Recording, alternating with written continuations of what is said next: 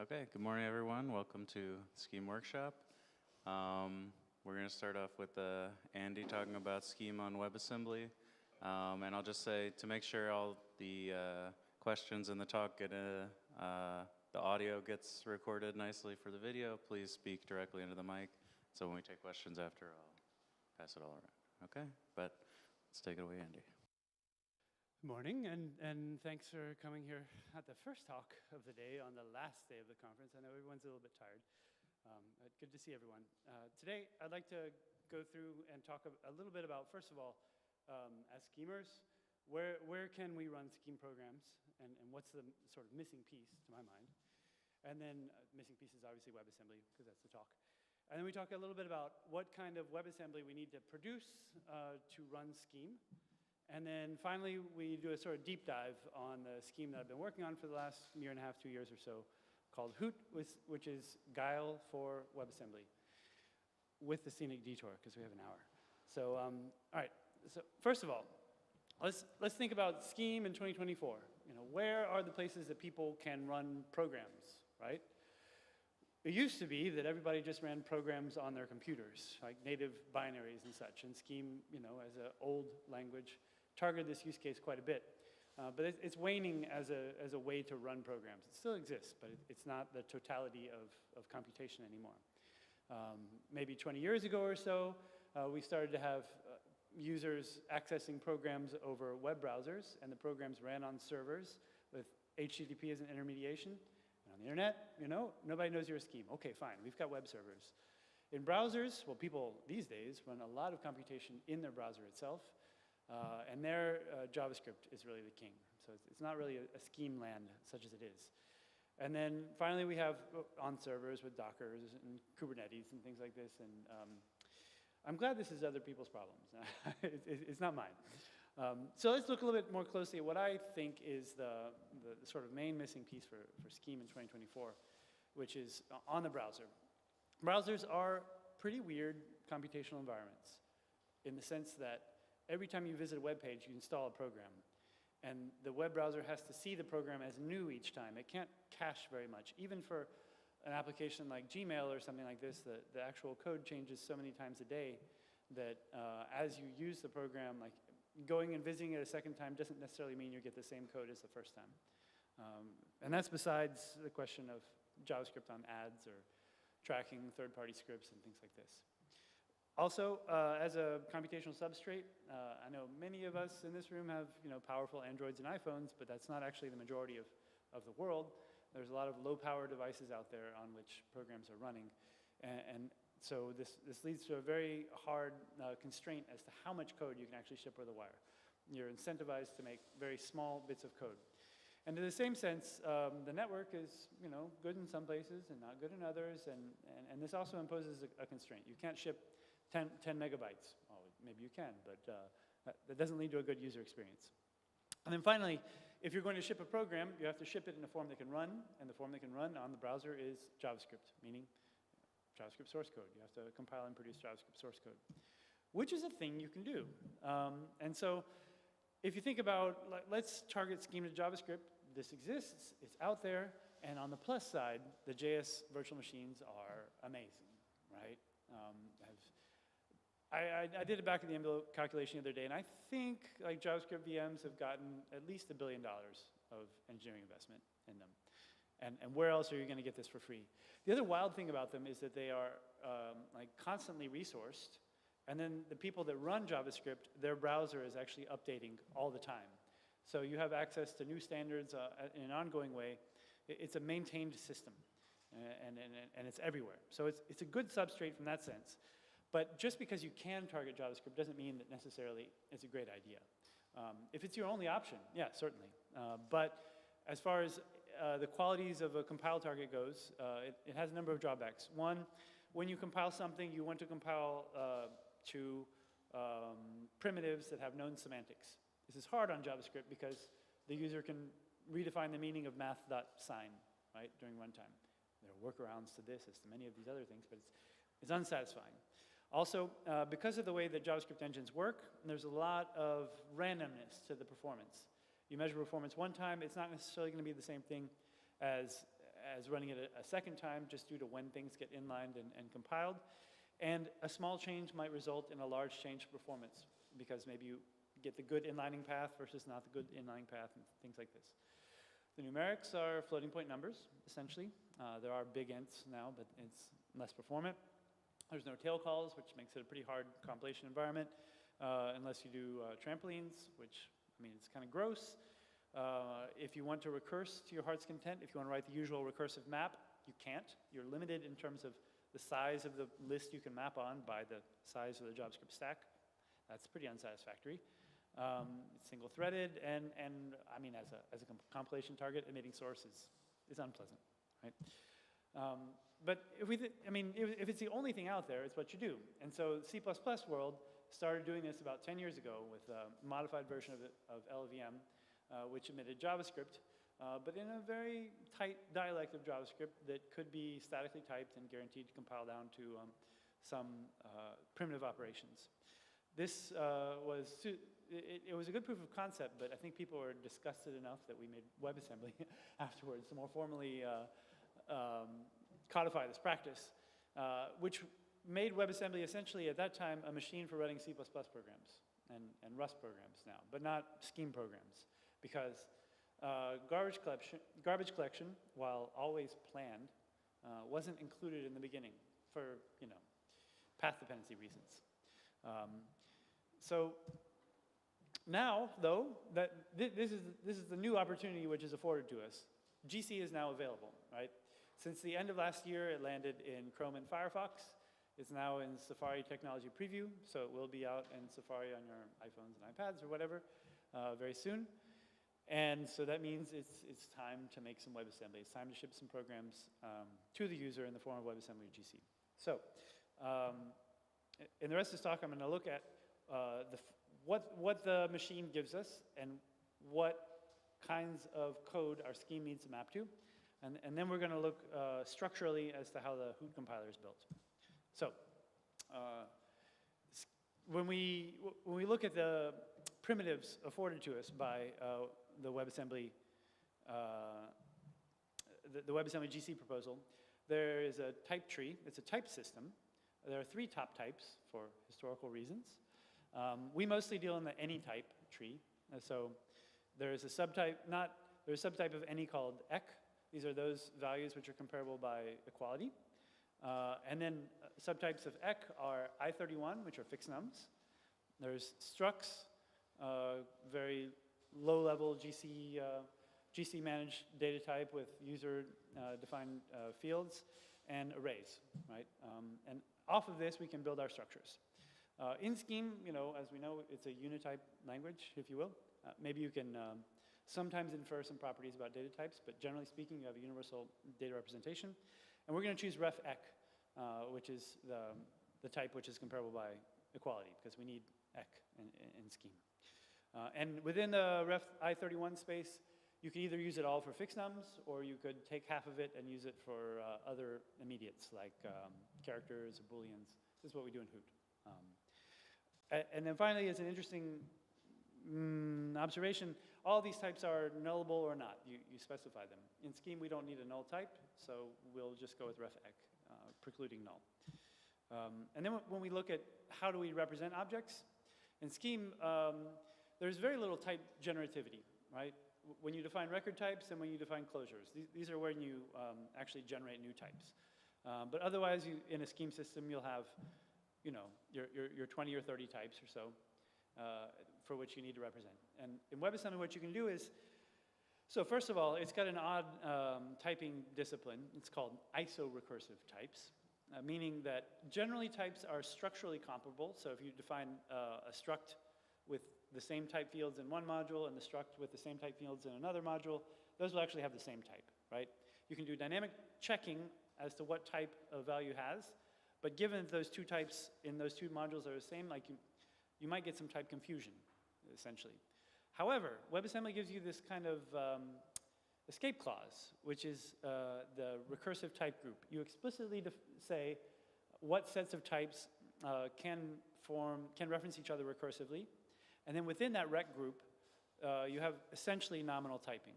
If you have the identical rec group in another module, then you can have type confusion. But it's pretty unlikely to be the case. So this is the general strategy. So for example, we might define a supertype for heap objects. We don't have hash codes, right? So if you need the hash values, if you need to actually get a hash code from a value, then you need to have it on your objects. So we actually define a supertype for this precise reason, to be able to attach a hash equality value to all objects. And every subtype then has to mention that hash field as its first field. It's an I32 in this case. And then we have our pair type, which has a car and a cooter. Right? It's pretty straightforward here. Then how do we work with these types? So first start would be to define a const function. Now, in WebAssembly, all the functions are typed, meaning in terms of arity and types of parameters and types of results. So let's say we have a const which has two parameters, the car and the cooter. The labels are optional in WebAssembly. And what I'm showing you is the S expression or textual representation of WebAssembly code. The textual representation has a direct, unique correspondence with the binary encoding. One binary encoding can have a number of textual representations, but what is this, like injective or one of these words, right? So, and the names go away. They turn into indices. So we have two parameters, the car and the cooter, and to pack them up into a pair, we do struct.new, referencing the car and the cooter. And then I put a 0 for the hash field, because in Hoot, we lazily initialize these whenever we actually ask for a hash code. And then to get the car out, then if you have your pair as a parameter, then you directly get struct.get pair car, and this is all requires no type checks at runtime. Everything is wonderful, and then you return your result. However, in Scheme, you generally don't have like a pair type coming in. You generally have the unit type coming in. You might not, but you know, in the general case, this is what you have. So you have to do a type check. So what the WebAssembly has a number of primitives for doing type checking. This one is probably the best. It's you try to cast this value from a ref ec, from the unit type, to the specific type, the ref pair, and if it fails to cast, then we're going to jump to this other label with the value with its original type, with ref ec. Right? So that means that this block here, in WebAssembly, it has structured control flow, and the only targets of branches can be blocks and the various kinds of blocks, block, loop, try, and if, right? And when you branch to a block, you actually branch to the end of the block. And so that value flows in on the stack, and then flows in. It can be a parameter to type error, for which we don't specify the type here. And then the control flow does not continue, so we don't have to actually provide a ref ec to return to the function, right? But what this means is that we end up doing a tail call, return call, to car, our specific function, with the specific type. So this is our dynamic type check. However, Scheme is special in so many ways, right? And one of them is that we don't have type checking on functions. We don't know how many arguments they accept in general, nor their types. So if you go to code up a function like list or something like this, what is your type signature here? Well, WebAssembly does not give you a primitive for this. Really, you would like this to be supported directly in WebAssembly, to have some sort of varargs facility, but that's not what we have. And so what are we going to do? Well, it's gross, but we have to virtualize the calling convention, right? In the case of Hoot, in any case, we have to pass somehow the number of arguments to the callee, which many Scheme systems do. And then let's pass the first few arguments in fixed locations, which probably get register allocated. Okay, great. And then if we have any more, right, because we can't have any number, let's put them somewhere. Hoot puts them somewhere else, but here for simplicity, and this might even be a better idea, we'll put them in an array, a heap allocated array, which might be null. So if you pass up to 3 arguments, no allocation, more than 3 arguments, some allocation. It's kind of gross, but that's where we are. At least we have the ability to do varargs. Okay. So the code might look like this. Like you might have to actually insert a check for varargs and check that the number of arguments is 2 because you have not only the pair, but you have the closure being passed in. And if it's not 2, then you jump to your bad arity, which will call wrong number of arguments and perform an exception somehow. We're assuming the existence of some sort of stack and exception handling somehow here, right? And otherwise, we return call to car, which will then do the type checking on the value you see, and eventually returning the result. However, in Scheme, we also have multiple return values, right? And so we don't have any static ability to know that a continuation accepts 1 value or 0 values or n values or any number of values. So what do we need to do here? Well, one idea would be to just, for the unit type of functions, maybe we would give the same treatment to the results as we do to the arguments, because WebAssembly can have multiple results. So maybe you return an n-args and an arg0 and an arg1, as results. And this is getting a little bit silly, and it goes to illustrate that if you have a dynamic language and you're implementing it on top of a static system, you have some necessary overhead.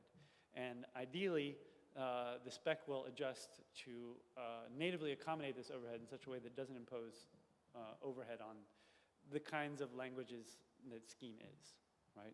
So have varargs, for example. That would be a nice thing to have. But we can get back to it a little bit later. Another question would be prompts, delimited continuations. Guile has these. They're pretty important to us. They're the basis for Guile's native implementation of exceptions and fibers, lightweight threading.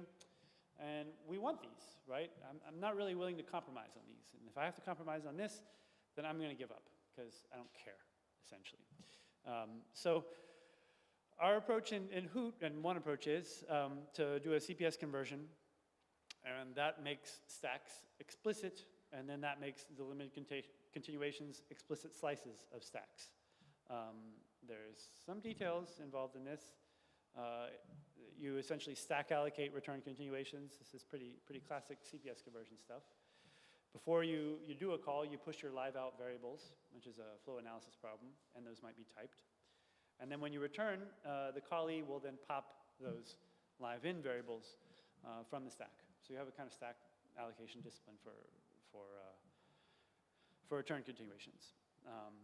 And then prompts almost fall out of this naturally. I mean, there's some, needly little details, but it's no essential cost beyond the cost of CPS converting your program, which is a cost. But the good thing is that there is a proposal in the works to add native effect handlers, which is delimited continuations, to WebAssembly. I would love to use this. My only reservation is that I don't want a limited stack, right? I want to be able to write recursive map, essentially. I don't want to have to accumulate in reverse or something like this. And JavaScript implementations have historically had a pretty limited stack for JavaScript code execution. Those are the ones I'm targeting. Probably they're going to impose a limit on WASM stacks. But maybe with effect handlers, browsers are going to be obliged to implement expandable stacks, and maybe they'll give a big stack limit, like they won't limit it so much. I'm not so hopeful. But then I thought, and this is a side thought, that maybe I can use effect handlers to implement expandable stacks. That Stack Overflow could itself be an effect. I could capture a continuation, bounce back to the beginning, and then start again. It wouldn't be optimal, but it would, for a large stack, but it would probably improve performance for anything that doesn't blow the stack. Just a thought. Happy to talk about that later. Okay, so that's the code we need to emit. Now we need to get there, right? Like what kind of compiler do we need to write to actually produce this code that we would like to see? So I co-maintain Guile and have for the last, 12 years or something, 15, I don't know. Time flies. And Hoot is essentially Guile the language, compiled to WebAssembly. And we want it to be exactly and precisely Guile compiled to WebAssembly, because who wants to make a new dialect of Scheme? I mean, for research, sure, but like you want to bring your programs and bring your programming community, which is probably the more important thing to make sure that something survives over time. However, there are some deployment differences, whereas Guile is essentially a dynamically linked scheme with separate compilation of a bunch of modules with some cross-module inlining. For the browser context, we need to ship one binary, and we need that binary to be very small. We need to only include the functionality that is in the user's program. We need to do maximal tree shaking on that binary. So it involves a kind of different construction for the compiler itself. We reuse the front end and the middle end of Guile, and then we have a new back end, essentially, is our strategy. And all this work is supported by Sprightly Institute. We'll get to see it in just a minute. And our goal is to get the Sprightly's Goblins project, which is a distributed OCAP system, onto the web. Now I have a demo. Hey, let's look at this.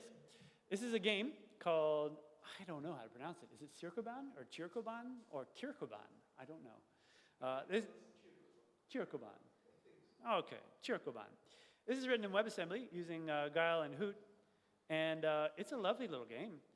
I don't actually play very many games, so I don't know very much about it. It has an embedded like wire world environment, so you have to sort of build circuits as levels get higher and higher. It's really fun. It works in Firefox and Chrome, obviously, because those are the ones with WasmGC and tail calls. And it will work at some point in Safari, so we're getting there. But don't load it up on your iPhones right now. You might be able to load it on your Androids. So I mean to say, this is a real thing. It exists and produces code. This is a single binary. It embeds all the sprites in the binary itself as usual. It's this whole program compiler, right? And as you can see, WasmGC has access to host primitives. You can define essentially an FFI to import things from the browser. I'm sure that folks that have been compiling Scheme to JS for a long time will recognize all of this. Canvas demo is the classic Scheme to browser demo. Have fun. It's real good fun. But let's talk about the compiler, because I used to play games, but now I write compilers, because compilers are the game, right? So the basic structure is on the front end, we have a library group implementation. This is Andy Keep's work from 10 or 12 years ago, that essentially takes your set of modules and packs them into a big letrec star. And then we let the front end chew on this a bit. The partial evaluator will include only the things that are needed on the high level, and also do some inlining and code folding and things like this, which is also the WADL dibbig online partial evaluator. And then, let's see. And the fixed letrec actually breaks that big letrec star into a bunch of nested fixes, fix point for functions, and then let and set. I have a little article about this. Now, library group is a funny thing. And whole program compilation of Scheme is a funny thing. It's unlike any other language I've ever really worked on. This is a graph of the modules that this is part of the runtime library of Hoot. We've had to import and adapt some modules and then write a lot of modules fresh, because Guile, as an implementation, has a big standard library, and a lot of it is written in C or lies on C somehow. We need to bootstrap in a different way, so we've had to write a bunch of other things. Now, this graph has levels in which each level uses modules from the level below, right? Or at least from the level below. And in Scheme, and you're probably all aware of this, like each module defines like syntax, which other modules that import it can use. This is a phasing problem. Guile has historically not done phasing very well. But what it means is that a module at the lower level needs to, and these are all expanded on the host in Guile, needs to have those macros present on the host in Guile so that the next level can actually use them, right? So there's a kind of liveness. The modules are live on the host so that they can be used to expand other modules that are being compiled for the target. But what's more is those syntax, the syntax transformers can use first-order bindings also from imported modules. And so it's not just the macros that you need to have, which you would only need the macros if you just had like syntax rules. But with procedural macros, you need to also have the first order bindings. And so it means that sometimes when you're implementing a primitive that needs to run one way on the target and another way on the host, you have to do some cond expand work to provide a definition of it that works on the host, and also another definition of it that will work on the target. Even if this facility isn't used by macros necessarily. And for example, the record type system works this way. It has some procedural aspects, and those procedural aspects need to be defined in such a way that they can run on the host and on the target. There are some details here, and I'm happy to talk about it. But I want to get to a scenic detour. When I saw that I had an hour here, then I realized, I want to push some ideas in the world. So I want to talk about the middle end a little bit. So we've gotten to the front end, and we've talked about the kind of code we want to produce. So we have the middle end and the back end still to talk about. The middle end is mostly still Guile, but I've never given a presentation on this before. So I wanted to push this thing out. So compiler middle ends. Forget what you know about Scheme. Think about like you're in like a compiler class, or the first time you learn about, intermediate representations. The goal is to bridge the gap between your front end that has an AST and the back end, which is machine code and GoTo and things like this. Like that is the purpose of the middle end of a compiler. And you need a language which is fit for purpose, which allows you to make this link from front end to back end. So if you have a program that's like adding 1 to either 42 or 69, then you're going to get maybe a comparison of x to false, and if it's false, you take one branch, and if it's true, you take the other branch. And what kind of language can help us bridge this gap between the algebraic and the imperative? And the classic answer, of course, is a control flow graph, right? You have basic blocks, you have GoTo, essentially. Your program is represented as a graph. Your graph is an array of blocks, and each block has predecessors, successors, and instructions in it. And in the 70s, the instructions were control instructions like GoTo, but also assignments, not variable definitions, assignments to locations. And so in our example, we could have basic block 0, in which we branch on the value of x to either BB1 or BB2. And then in BB1, we would assign 42 into the location denoted by T, and then go to BB3 at the very end. But the other branch would be to assign 69 to the same location denoted by T. You have one location and 2 assignments in your program. And then finally, you add 1 to the value of that location and then return it. Assignment, not definition. Hard to work with, as we all know. I don't know if you've followed the history here. In the 80s, people rediscovered that functional programming was a great idea, that we shouldn't be mutating locations when we're trying to understand programs. And if the whole job of the middle end is to understand your programs, you should define rather than assign. And that's what static single assignment is. A location is only assigned once in a program, and that is a property that you can know statically. So your program is still a graph. Your graph is an array of blocks. Your blocks have predecessors, successors, and then these phis and instructions.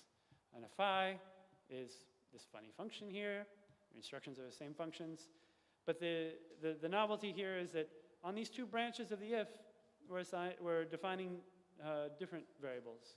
And then when we come to the control flow join, we say v2 is going to be either v0 or v1, right? And phi, as most people know, it's kind of a backronym in a way. When they originally published this, like, this is a phony function, but I'm not going to get my paper accepted if I label it phony function, so I'm going to call it phi. And I think, as far as I understand, that is the actual truth there. So SSA, standard, everybody uses it now. But there are some refinements, especially in the functional world. Milton did, I think, a very interesting thing. Phi variables are, in a way, an awkward way to reason about definitions. And then it makes more sense to actually treat phi variables as formal parameters, essentially, formal parameters of basic blocks. So your x coming into this program is passed as a parameter to the basic block. Then you branch on that. And then here, when you do this merge between basic block 1 and 2, your phi is actually the parameter. So you're either calling the block with one value as an argument or with the other value. It's exactly the same semantics, but the notation is much nicer, I think, and I think for functional programmers it makes more sense. And then one question arises is, in a graph like this, and if we think about functional programming, we're all about, scope, right? It's one of our fundamental things. What values are actually in scope in a SSA program? So at BB3, for example, we have 4 values in the program, A0, V0, V1, and V3. So which ones are actually in scope there? Well, not V0, because not every path from the beginning to the program actually defines V0 at BB3, because you could go through just BB2. So scope is a flow property, essentially. The values that are in scope are the values which are defined on all paths from the beginning of the program to wherever to your scope point, essentially. And this define on all paths property is called dominates. Your definitions dominate uses, and this is the fundamental invariant of variable use and definition in SSA. So to compute scope, you have to compute a kind of lightweight flow analysis. Another refinement that you can make on SSA is to notice that control instructions have to end a block, right? So you might as well just store them in a different slot on your blocks. So now your block is predecessors, successors, the arguments to the block, which are the 5 functions, the instructions, which define values or produce side effects, and then a control instruction, which ends your block, right? And these are the same ones that we had before. But then if you think about it like that, then you're actually repeating yourself. Like, what are the successors of the block? You look directly at the control instruction and you know, right? That's the only way to get out of the block. And so you don't need to specify the successors on the block itself. And to the same extent, you don't actually need to specify the predecessors either. You can if you want to, but it is repeating yourself. You don't need to maintain this predecessor graph, because you could just invert the successor graph. And then you think about, can I actually simplify this a little bit further? Well, yes, I can.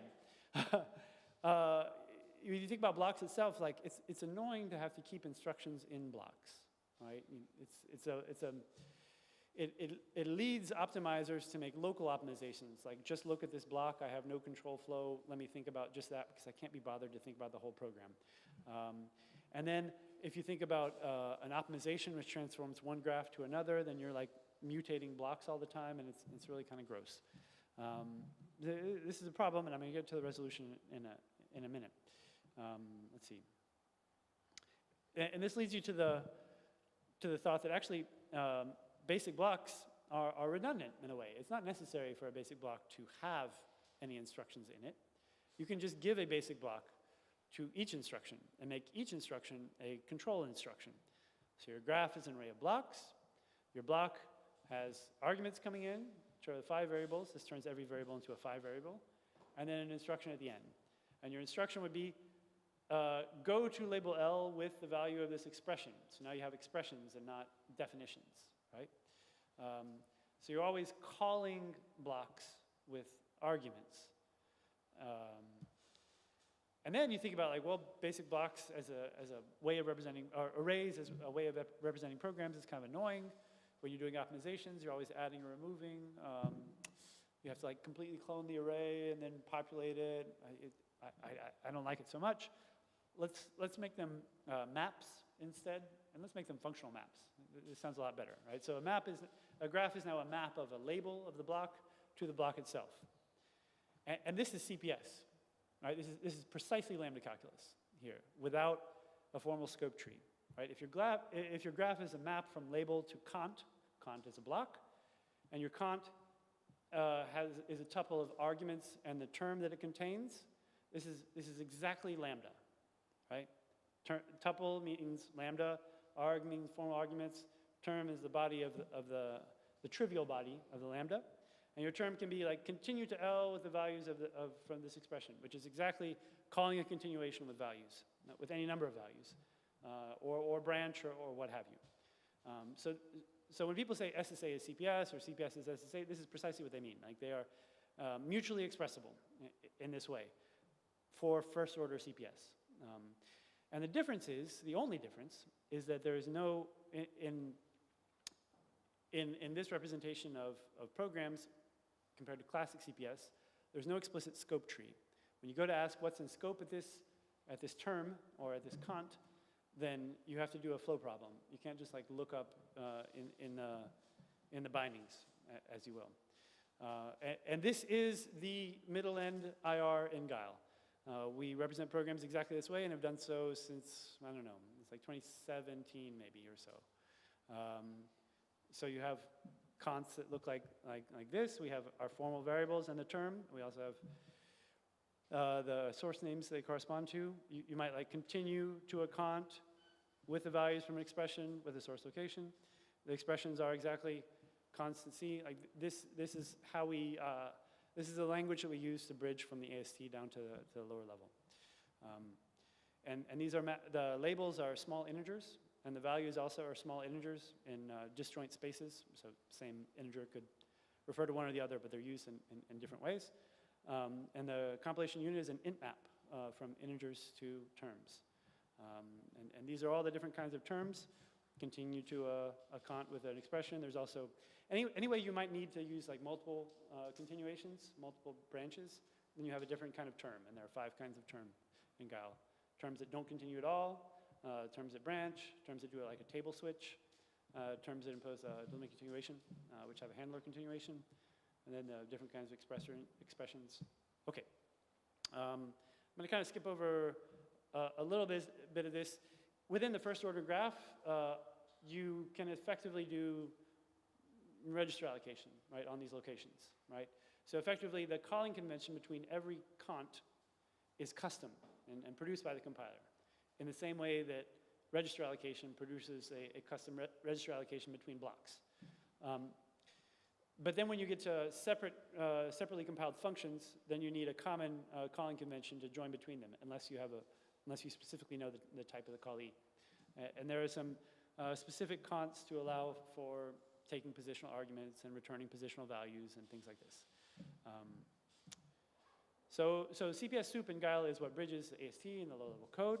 And it itself has 2 levels. When you first lower into CPS soup, which is essentially the very same CPS conversion, first-order CPS conversion as many people have done, then the scope, spans functions. The set of addressable values is the set of values that are in scope when the function appears in the source code, in addition to the set of variables that flow within that first order flow graph. And then there's a dividing line in the middle of the compiler that does the optimizing closures in O0 time paper that specifies closure representation. And at that point, free variables are referenced through the closure, right? So we get to do high-level optimizations that don't have to worry about where values are, and then low-level optimizations that are just within a function.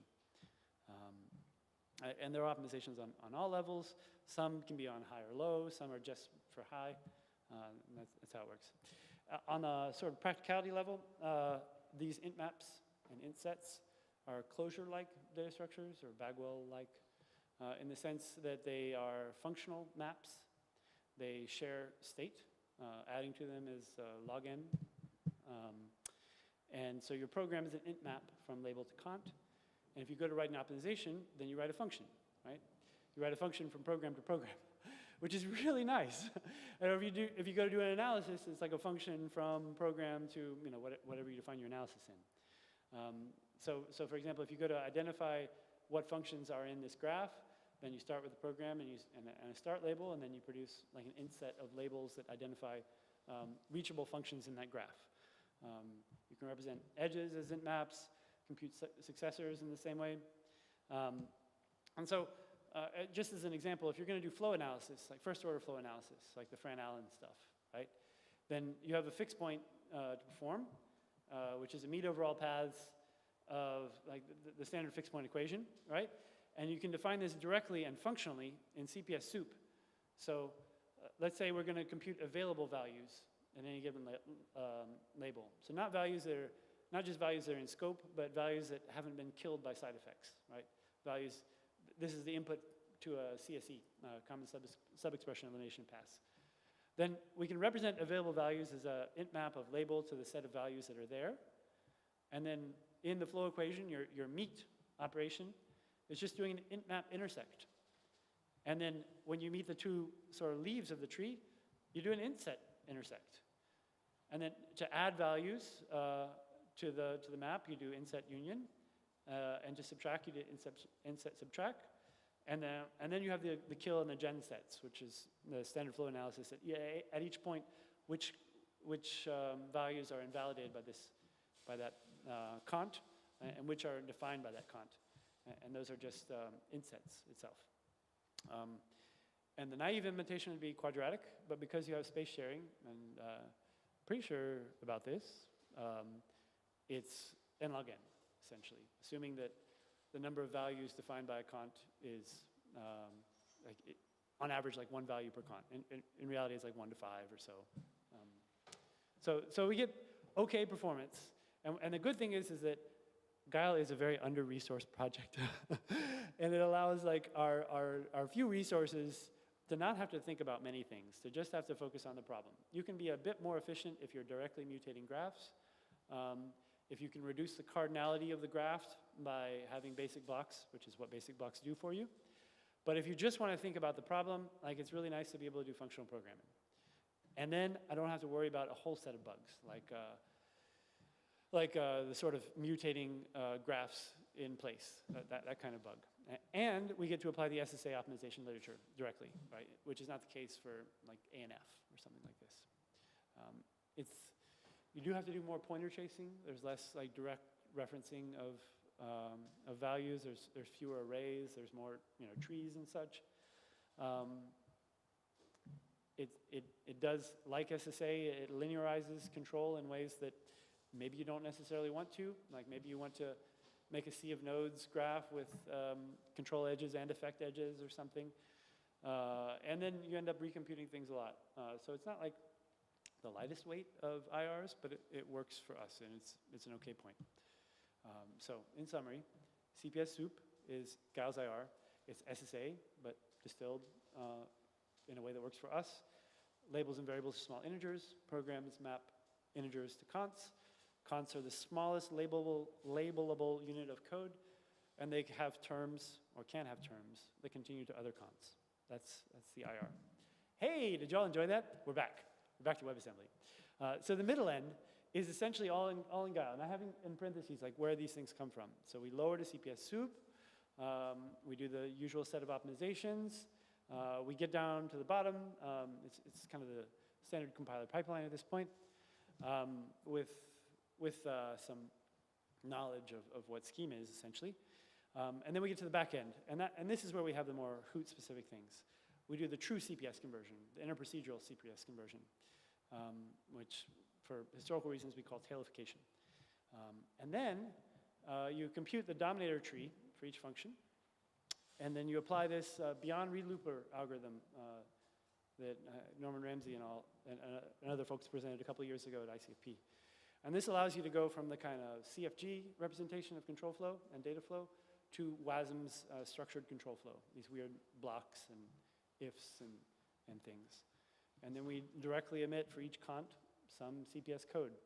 We have a suboptimality in the sense that CPS soup is all about names, right? All the operands are names and all the definitions are names.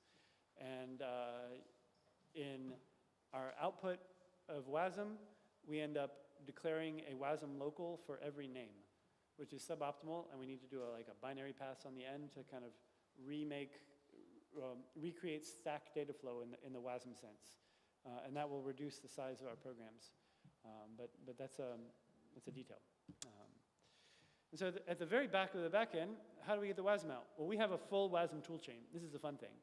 Like we have a parser and a serializer for text format, and parser and a serializer for the binary format, and a linker that will pull in definitions from a standard library, and a standard library written in WAT, which compiles down to WASM, so you can link together two modules.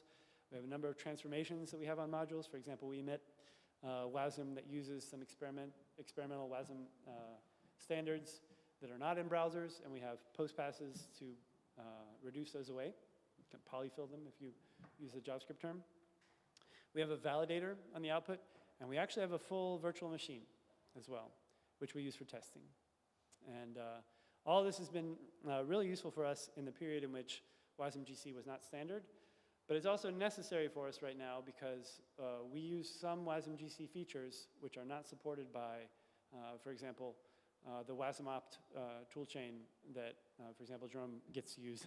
Like the WasmOF ML toolchain gets to use a lot of upstream optimizations that's in this Binarian project, and we can't do that right now because Binarian does not accept our programs because we use multiple values in some ways that are completely in the standard and supported by the browsers but not by the toolchain.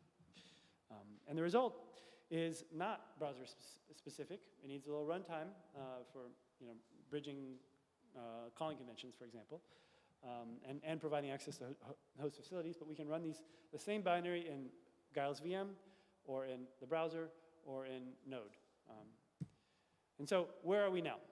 We have full R7RS, with the exception that we can't dynamically look up, dynamically create environments on the target side because of this tree shaking discipline. We will be able to at some point, optionally. We want to focus on being able to deliver small binaries, and small in our case is on the order of 100 kilobytes or so, or maybe a megabyte if you include a lot of stuff, on that size. We have partial support for R6RS. We also don't have a working macro expander on the target yet. So all the macros are expanded on the host, and we don't have a macro expander compiled that works on the target, which is essentially the same consideration as not being able to have the interactive environment procedure on the target. We have partial support for R6RS. We have the module syntax and some of the modules, and probably will define all the rest. Partial support for Guile at this point. We have the module syntax, some module shims, some programs work directly, but it's still early days, right? We're still building this out. So in summary, it's a work in progress, but it's pretty good. There was a great release note. Yesterday there was a release of 0.50. Oh, we have one more cool thing, which is we have a fibers port, which lets you run green threads on the browser that integrates well with promises, which can stream results from HTTP fetch, and suspending the fiber when the fetch has no more data, and then resuming it when it gets more data, that sort of thing. Async iteration. So yeah, go check out the release page if you want to see a bit more details. And with that, I managed to nail it within the hour. The summary is that with the GC proposal and tail calls, which are almost ubiquitous, right, and going to be, then WASM is a suitable substrate for us. It's not perfect. It can get better over time, and we should help it get better over time, but it's enough. And Hoot is a proof of concept here. There are other strategies you can take to compiling Scheme, even including these same features. I'm happy to talk about some of them. But for the Hoot context, like what we are aiming for in the next, I don't know, 3-4 months or so is supporting all of Guile, all the Guile language, so that users can have the same program that runs in a normal Guile environment or on the web browser, and possibly merging into Guile upstream at some point, so that given a Guile installation, you can produce WebAssembly directly. And then as a call to action, schemers, y'all should steal the WebAssembly parsing backend, right? If you go to do WebAssembly experiments with Scheme, then you should consider stealing the code that deals with all the binary mangling, right? It'll get you somewhere pretty fast. And let us give Scheme to all the places, not just the servers, not just the users and computers, but like in the browsers as well. Thank you very much. Now I'll take questions.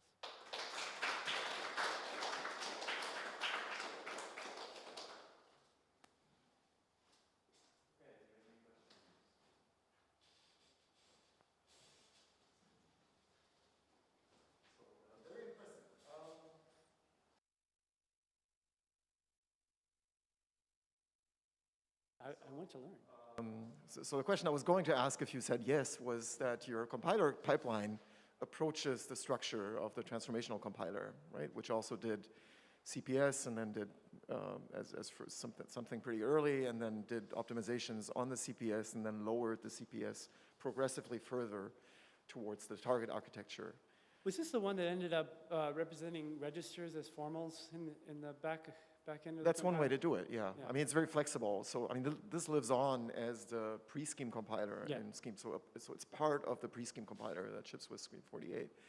And this observation that it's a pretty good idea to lower the CPS was also made ICFP 2007, something like that, where, I mean, there was kind of a phase where ANF was like the big thing, and then kind of CPS was rediscovered in a couple works. And so, I mean, it's only a handful of data points, but they all seem to be converging. So I'm afraid my question now turned into a comment.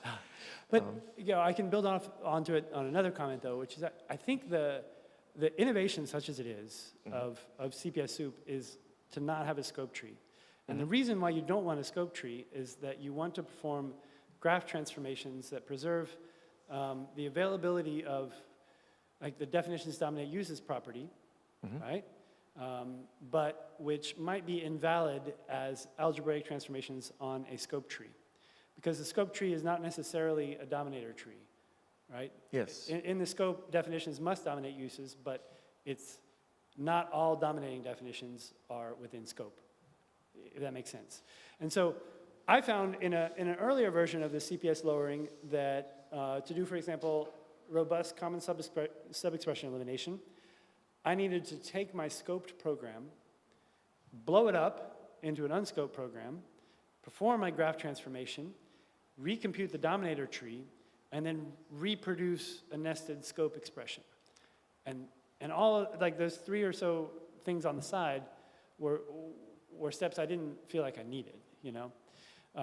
So I felt like the lack of a scope tree gave me some freedom in performing graph transformations. So it's been a while since I worked on that compiler, but I believe that exact thing is in there also. Oh, good. So it's probably, the solution probably looks a little bit different. I don't think it gives up on the scope tree, but it certainly allows you to do that sort of blowing up and reassembly and recomputing the dominator.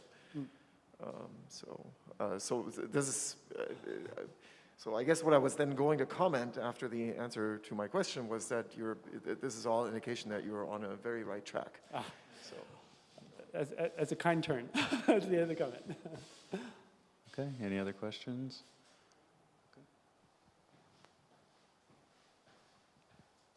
So I'm just curious if you have any benchmarks? So we do have the R7RS benchmarks, right? And there are some places where the resulting code beats Guile, and there are many more places where it does not. And I don't have the benchmarks in front of me, and it's mostly related to the implementation of the runtime and strings.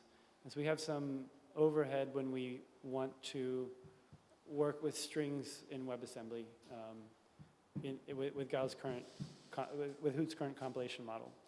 So I would say overall slower than native Guile, but occasionally faster if like a loop happens to end up, you know, in the right place with unboxed variables and everything like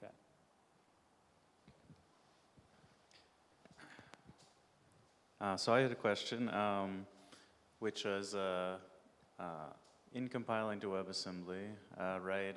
It wasn't really designed to be a target for dynamic languages like Scheme, and so both, yeah, for performance maybe, what kind of features would you like to see in WebAssembly that would have made it a lot easier? Well, I think I would like to see effect handlers, which is coming. I would like to see varargs. I would like to see, well, I mean, if I'm asking, I would like to have a native string data type, right? That would be obvious. A native big num data type, that would be great. But at the least, the ability to add I32 values and branch on overflow, right? So the sort of like standard tricks you would get when implementing arithmetic. There's a lot more optimization work that I need to do on the emitted code. So it's not like all of the problem is in WebAssembly's WebAssembly's camp, but I think with those I would go quite a long way. Yeah. Any last questions? Yeah. So I was interested to hear that WebAssembly has this algebraic effects proposal. Have you looked into it? Do you think it will be sufficient to just get you everything you need for delimited continuations as you use them in Guile? That's something that I'm, yeah. I've looked into it a little bit. It is essentially delimited continuations, single shot, but nobody uses multi-shot delimited continuations. So I'm actually okay with like nerfing that feature, you know? It doesn't give anything to any user. My problem with it is that it uses the stack directly, and so I need to get a Stack Overflow solution that allows me to expand the stack. And if I get that and effect handlers, then that would be great. You know, that would be great. Okay, and I have a very schemish question. Yeah. Which is, I read this paper one time. It was called Lambda the Ultimate Go-To. Yeah. And I see now that WebAssembly does have tail calls built in. Yeah. So why do you need to do relooper still at the end? Why can't you compile over jumps to tail calls? Ooh, that's a very good question. I mean, you don't, right? The implementations, it used to be that the model was, we're going to be super predictable. We're going to compile each function on its own, and that's just how it is. But now, V8 and other implementations are starting to do speculative inlining or inlining of functions they consider to be small, because the optimization is really give a small binary to the user, which kind of often goes against inlining in some ways. And so tool chains will ship binaries that don't inline things that they should for performance, and so the VMs start inline, which makes that sort of thing more possible. However, all of the implementations in browsers, at least, are really optimized for not spending too much time on things. And so what they would want to do is they would want to take like this set of minimal lambdas that you've got and actually understand their control flow graph and turn things into loops, right? Think about loops, and they don't have time for that. And nobody else is emitting code like that. So you should be emitting code that's a bit more conventional somehow to take advantage of the performance. Okay, let's thank Andy.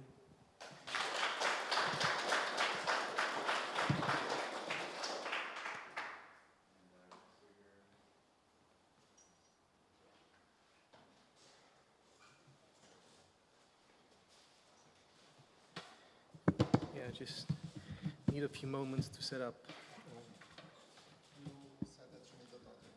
Pardon? You said that you were going to play on the device. Yeah, but I don't think that's gonna be very important. I think we can do without it.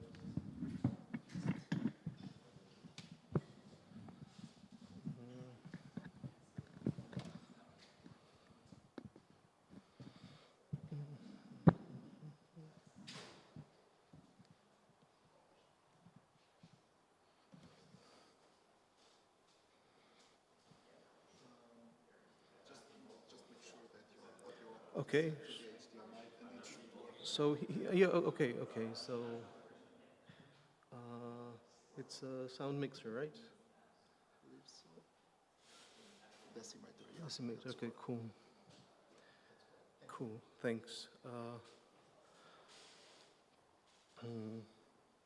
So I gave a demo of Grasp back in 2021 at the Scheme Workshop, the online edition. And a lot has happened in those 3 years, so I owe you an update.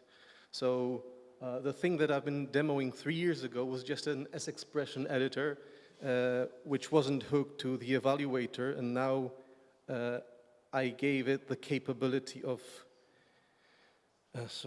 evaluating expressions. Yeah, we can see that we can, I don't know, compute powers of 2 and things like this. We can also define functions. So here comes the famous factorial definition. I've gotten quite good at this over time, so I think it will go smoothly. I think also that that it might be speedrunning factorial definition in Grasp has the potential of being a good party game, if nothing else. Yeah, so if n is less than or equal to, to 1. We return 1. Otherwise, we return, oh, shit. Yeah, it used to be better. I used to be better at this. Otherwise, we return the product of n and the factorial of, not of n, but of n minus 1. Okay, we see that it doesn't look very good, but we can grab the left parentheses and shake the phone. I think I lost the connection. Yeah, I need to replug it and see if it works. It doesn't. I'm sorry.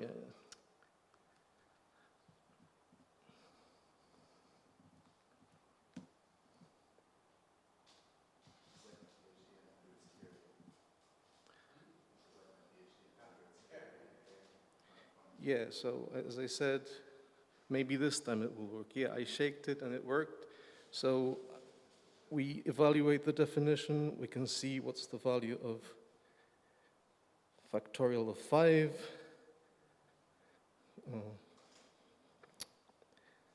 Oh, I see. No, I just made this wrong definition. Yeah, we see that it's 120. We can also get a factorial of 120, which is a more interesting result. So yeah, so I made this around 3 years ago after the scheme workshop. I hooked the evaluator and then I sort of hit the wall. So originally Grasp was written in Java and I had to rewrite it completely from scratch. But Grasp was at that point powerful enough to express the list of its own problems. So the first problem was that it was written in Java, and this version that I'm showing you here is as well, and that it only ran on Android. I now have a new version of Grasp, which can also open the same slide. Sorry. Download Grasp. Problems with Grasp. I made this new cool feature that if I grab the parentheses, the right parentheses in a certain place, it adds spaces from that place on, which I think is neat. So Grasp is now entirely written in Java scheme. It doesn't only run on Android. It had a problem that it had bugs but no tests, and I fixed that, and it has bugs and tests as well. It had no keyboard support and no undo, and now, yeah, maybe I can show you, because it used to only run on Android, but now I can run it from on Java desktop. Build Grasp desktop. Yeah, and it supports all the same things. I also have a version that runs in the terminal. Yeah, but I will now switch to the one that runs on desktop, or maybe the one on the phone. It's cooler probably. But yeah, so when I updated Grasp so that when it opens, it shows some help, some intro. Oh, sorry, okay, so I see that the phone disconnected again, so I will be using the desktop version.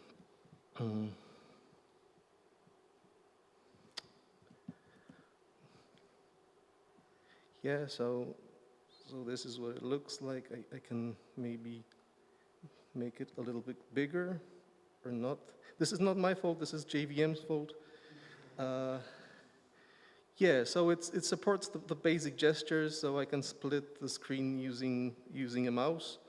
It also supports copying by double-clicking and so on and so forth. It has some the option for undo, and it sometimes works. So if I type Control Z, it sometimes undoes the previous operation.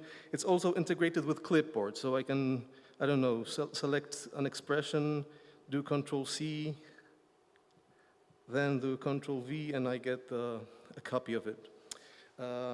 But yeah, and as you can see on this in this window, because the original client written in Java only supported atoms and lists, and now it also supports comments and strings. So I might show you what the document that is displayed in Grasp looks in the textual representation.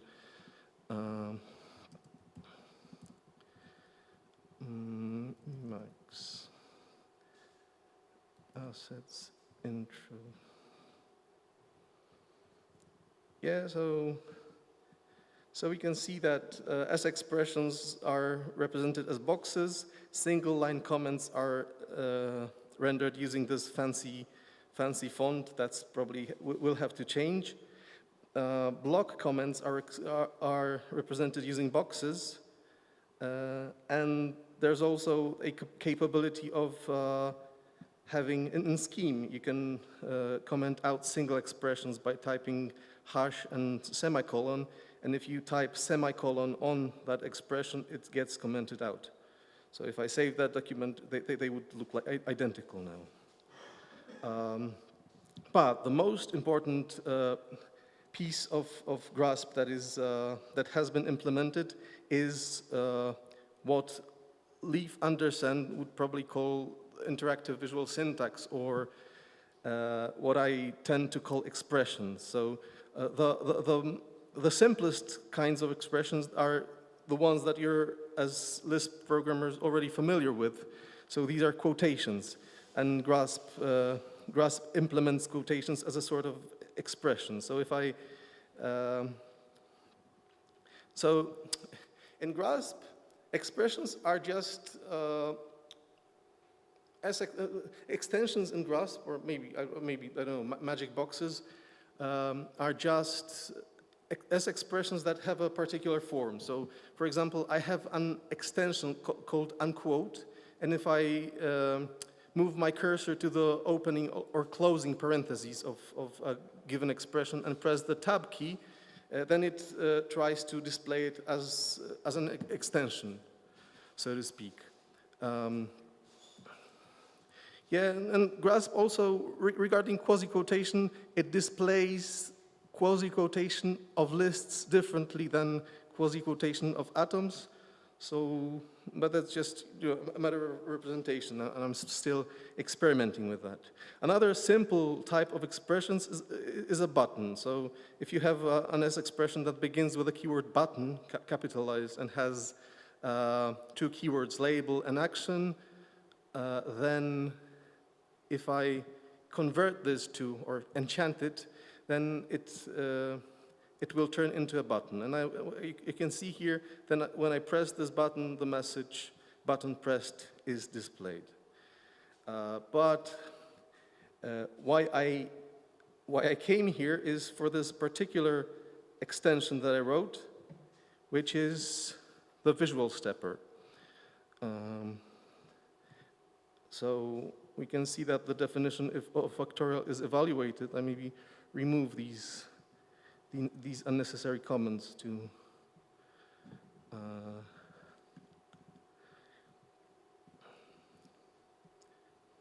okay, so I have this expression that begins with the capital stepper symbol and contains an expression in it.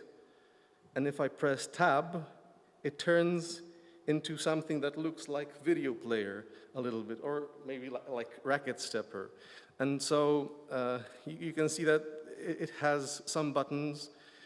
You can sort of guess what is their purpose.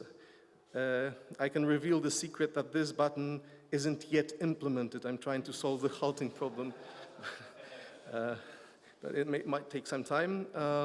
So now, the stepper only implements the sort of substitutional subset of scheme, and that's probably not even a proper subset. But if I press this button, then this exclamation mark will expand to the body of this definition, and the argument will triple itself to the places of the occurrences of n in that body. So, and the sort of parentheses will fade away. So this is what it looks like. Now, yeah, we can go back. So now, as you can guess, we have this expression, and it will evaluate this sub-expression, the test of the if expression. And it is obviously going to be false. So in the next step, this expression will be moved to the top left corner, and everything else will fade away. So this is what it looks like. I'll just play it to see the result, because we're all excited to learn it.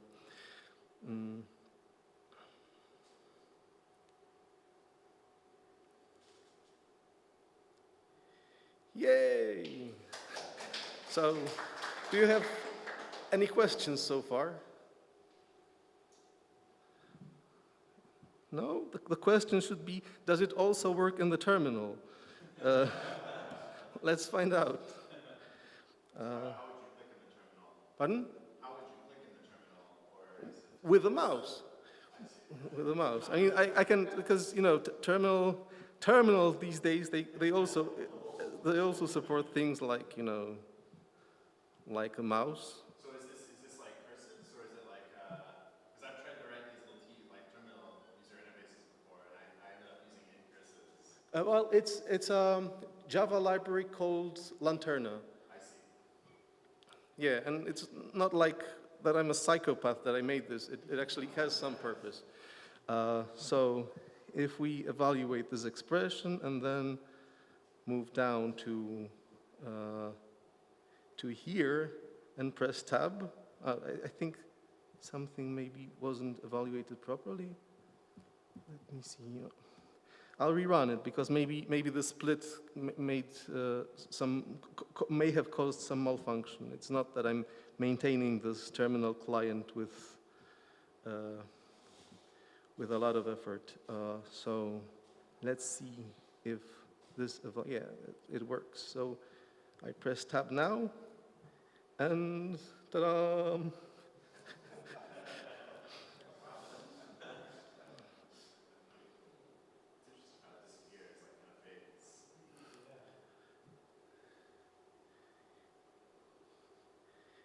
Yeah, and we see that the result is the same, so no surprise here. Okay, so when it comes to the demo, I think this is everything that I have to show, but since we are at ICFP, a lot of you probably are wondering what exactly does it have to do with family planning. And I don't have a direct answer, but I can give you some hints. But I will need to rerun this phone connection. Oh, it broke again. I mean, the USB seems to be somewhat broken. Okay, so Andy was showing us a game written in Hoot, and it was a game written for the Spring Lisp Game Jam. And this year, since I have a 5-year-old daughter, I decided to make a game for her in the same game jam. And I can tell you that my game ranked literally last in the contest. And this is a game for teaching alphabet. So I decided it's an Android-only game, because Android provides text-to-speech and speech-to-text services. So the idea here is that I need to assemble a word. The current word is Paula, which is the name of my daughter. I can maybe, I think it might need a while to run, for the text-to-speech service to run. Maybe, or maybe something's hijacking my audio. So maybe the thing is, when I assemble, when I drag or pick up a tile, the phone pronounces the letter, so it says P-O-L-L-A.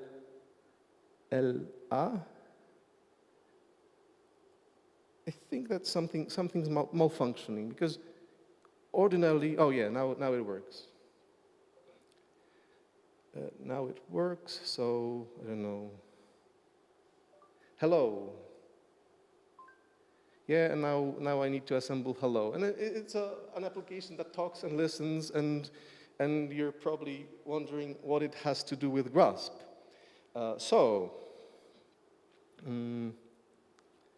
It actually is a special type of extension. So it's called letter tile board. This has to be capital B. And here we have, I don't know, maybe ICFP. And here I need to provide the function say and ask. Yeah, and if I press tap on it, we can see the small version of it. And now, if I double tap on it, it maximizes to the game itself. So the idea here is that, I mean, this approach to application development, that I should be able to build sort of small or big extensions and assemble them to applications. So the source code at this moment, it sort of tries to transcend the textuality, but it also tries to make the boundary between source code and the running application more sort of fuzzy. And this is I think, the big idea. Oh yeah. So this is Android keyboard. It is called Hacker's keyboard. Yeah, it's not my fault. Okay, so I guess I don't know. Do you have any questions, maybe? So I teach Scheme sometimes. Mm-hmm. So I teach Scheme.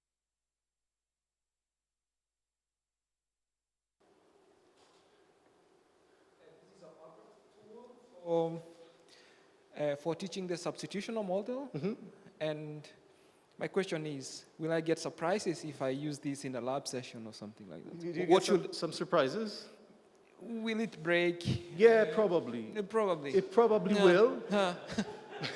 But this is a call to action, because I'm still working on it. I hope to have first sort of version that's okay to be published by the end of the year. Okay. So this is what I'm working on essentially in my spare time, but I cannot promise anything. So, yeah, but I'm like doing an effort to deliver this. So it, as you have seen, it might look impressive, but it's, well, there's still a ton of work to do. Yeah, but yeah. I mean, of course, all help is welcome. Okay, thank you.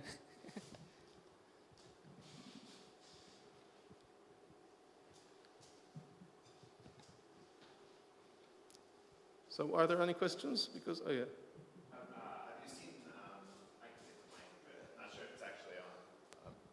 Have you seen Cyrus Omar's work and Andrew Blynn's and that sure. kind of stuff? I mean, I follow them closely, and also Leif Anderson's interactive visual syntax. Right. What would you say, not that you need any specific answer, I guess, but what would you say is kind of your inspiration, maybe versus the traditional work in structured editors, that kind of drives your motivation on this project? Well, so my key motivations are twofold. So first, I broke my laptop, so I had to figure out a way to program on my phone. Mm-hmm. And second, yeah, I also often have to wait for my beloved one, for example, in a car, and I have nothing to do, so I can do programming. But other than this, I strongly feel that we are currently limited by, or I don't know, constrained by text. actually, I'm currently working on an implementation of an A-star search algorithm that would utilize these visual extensions to sort of make it more understandable. And I figure that it's probably, at least at this point, much harder to develop non-textual code than it is to develop textual code. But I also believe that making your programs look more like comics, or I don't know, like IKEA furniture assembly manual, has a potential of making them much more easily readable. Thank you. I had a question, though it's a red screen right now. Okay. Yeah, so sorry, basic question about how it works. But so you can resize things in the interface, right, and move them around. Does that persist across different sessions? I mean, you can save and load files. So actually, the architectural inspiration for the whole thing is Emacs. So I'm trying to make it sort of like Emacs, but that runs on Scheme rather than on Emacs Lisp, and which also has a proper graphic support. Yeah. So how is it represented? Do you have separate from the textual file, or is it in the textual file? There's information about the layout? So it's represented literally as textual scheme files. Everything is persisted as textual scheme files, which sort of means that not everything is persistable, unfortunately. Yeah, and this is something that I'm thinking about how to tackle. Any other questions from the audience?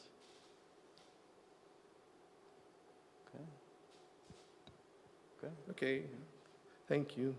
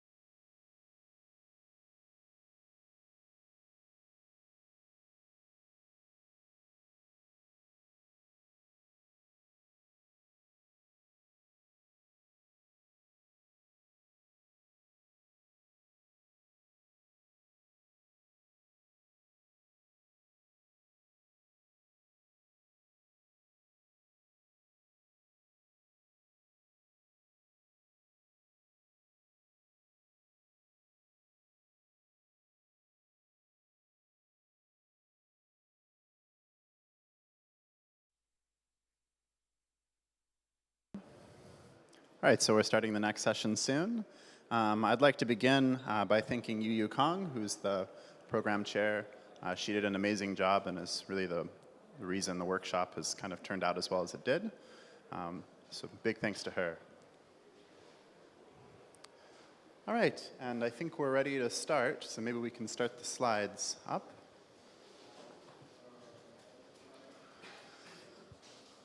All right, everyone. So thanks so much for showing up to the second session.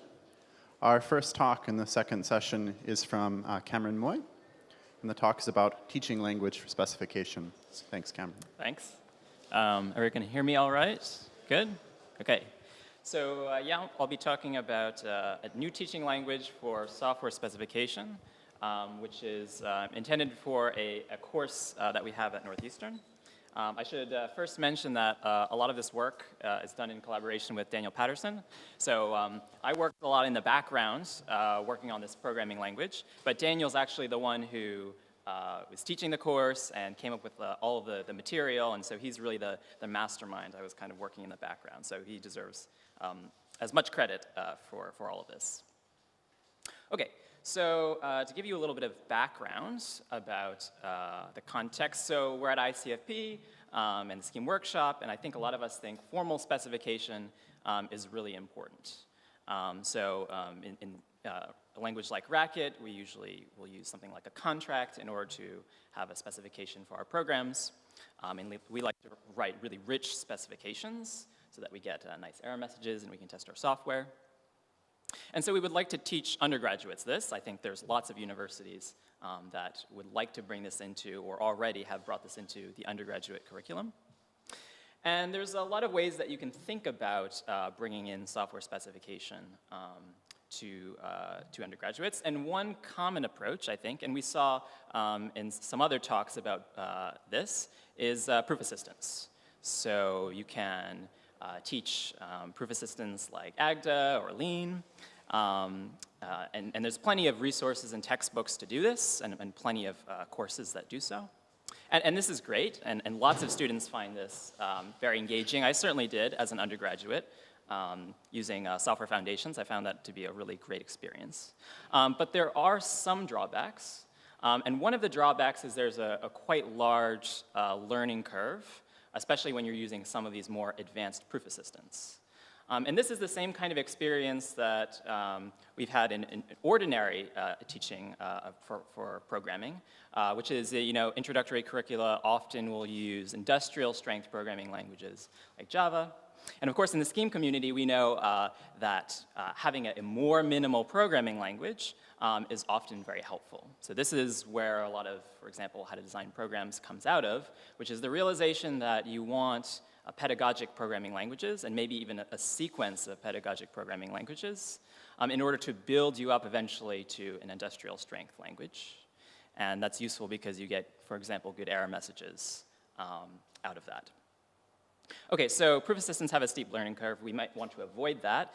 Another problem, which is if you're teaching in an undergraduate setting, and especially to maybe like freshmen who have just, for example, learned functional programming, there's potentially insufficient time to actually specify properties of interest. If you've just come out of your first programming course, and then you're now trying to learn a new proof assistant, and you have to learn all of this new syntax, and it's quite a heavy burden.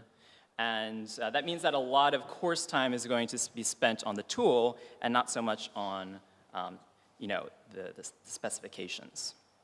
Okay, so you may end up at the end of the course only getting to a couple of very simple properties. And so we would like to be able to specify something that's a little bit more complex.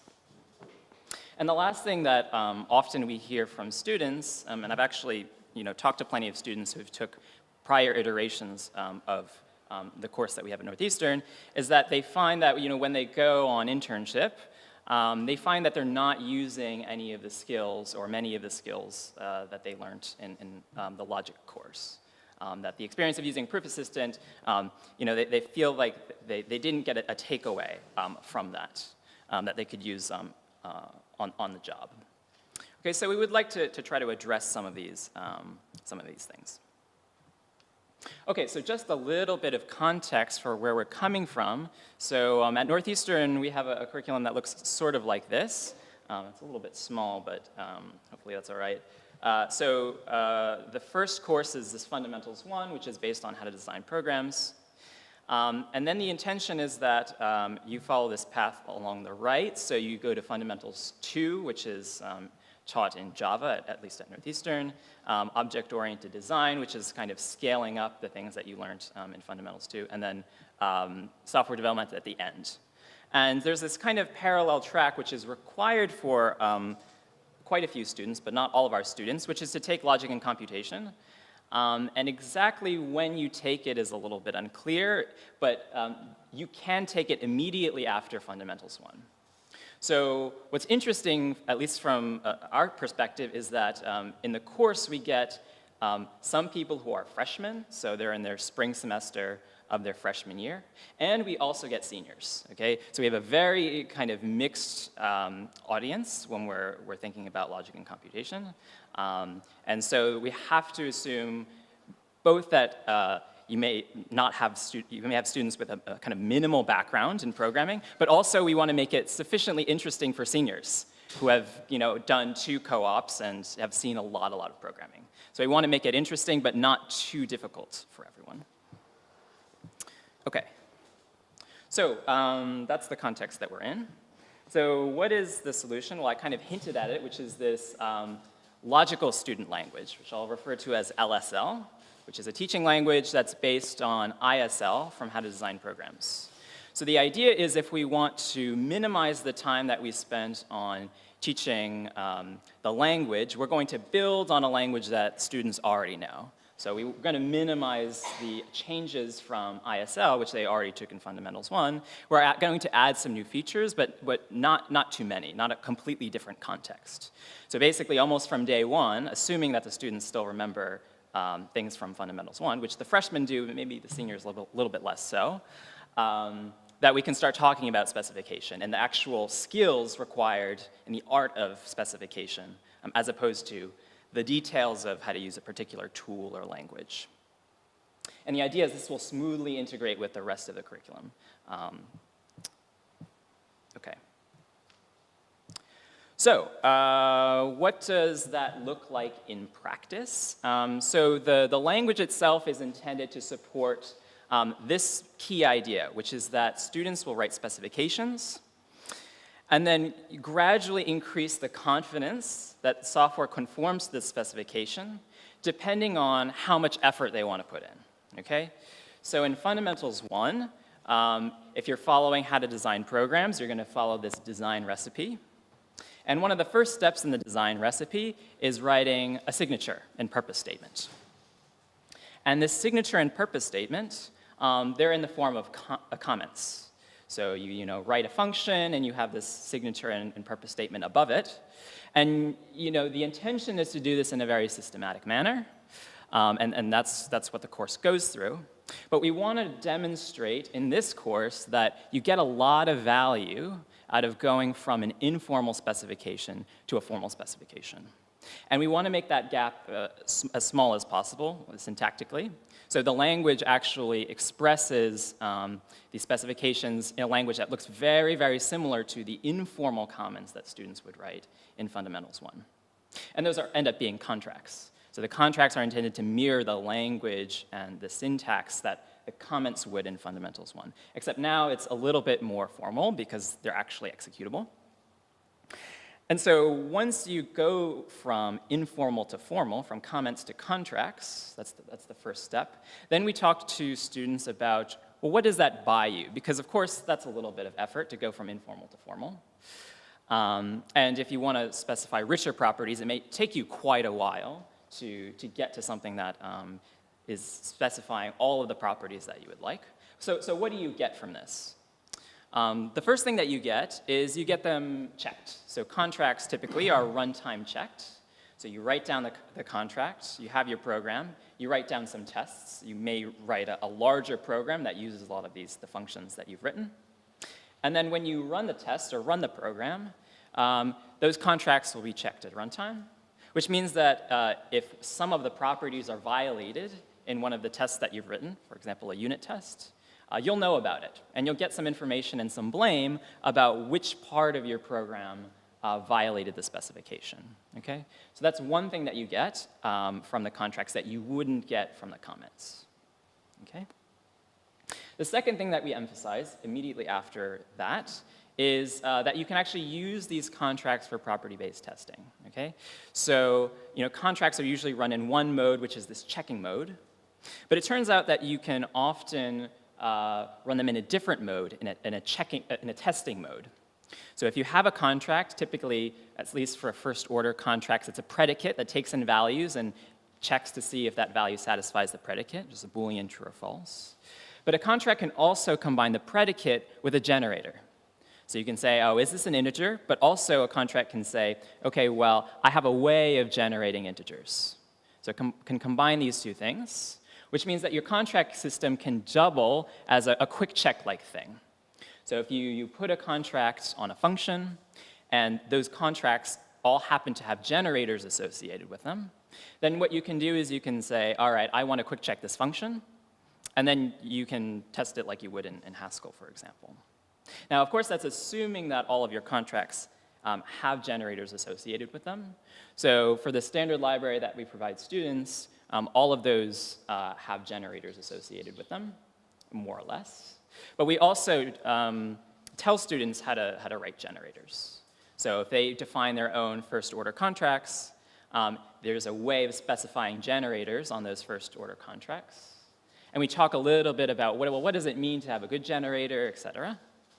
And then they can use that to test their programs as well. So it's a very nice way to go from just runtime checked contracts to also being able to do property-based testing with very, very little additional work. Okay, and then there's another step that we like to do at the end, if possible, which is doing verification. Now, I put verification in quotes because it's maybe not as solid as doing something in a proof assistant, but we have some very lightweight kind of verification via symbolic execution, which we can do for certain limited circumstances. So for example, we tell students how to finitize some of their contracts, say, for example, having lists up to length 3, for example, and we can verify that certain functions work, say, on lists of length 3. So that gives you some confidence that for at least some inputs, some smaller inputs, you actually can verify that your code actually satisfies the contracts. And in some cases, you get full verification if you don't have, for example, operations over lists, just integers. So this is done via a rosette. So rosette is a symbolic executor for Racket, and so we can use that to do some simple contract verification. Okay, so there's another little step at the very, very end of the course, which we give students a taste of, which is actual verification. So at the very end, there's a 1 or 2 weeks where we switch to Lean to show what it looks like to actually have a little bit more heavier weight verification, so that students can actually transition into subsequent courses which actually go into the details of how to use a proof assistant and actually prove properties about programs, okay? So the general idea, I like to think of it as this kind of gradient, which is on the left-hand side, you have checking, which you get automatically, basically for free. And on the right-hand side, you're getting more and more kind of effort put into it, but you get more out of it. And at the very, very end, on the right-hand side, you get fully verified software. But we don't insist that you are at the right end of the spectrum all the time. We're kind of showing you all of the parts along this spectrum. So you can choose, depending on how confident you want to be in your software or what your time constraints are, where you want to sit along that spectrum. And we think this is a pretty practical way of teaching software specification. And hopefully, this kind of do as much specification, as much verification as you want, ends up being useful for students on their co-op and in practice. Okay? Okay, so some of the advantages, I think I've mentioned a few of them, but little to no time talking about language features. That's a big one. We jump basically straight into talking about specification. an explicit connection with practical skills. So one of the things that we do, of course, if you have a teaching language, oftentimes students are saying, well, this is silly. I'm not using, the most important industrial strength programming language, and they're a little bit unhappy about that. So what we try to do to mitigate that is to connect the concepts and things that we teach in the course with languages and tools in practice. So one thing that we do a few times during the semester is say, okay, you've learned how to do property-based testing in this teaching language. Pick whichever language that you want to use, one that you've used on co-op or one that you're interested in. A lot of people pick Java and Python and things like that. Find a property-based testing library in that language, and then do some of the exercises, do some of the homeworks that we've given you in the course in that language and in that library, and reflect also on what your experience was doing that.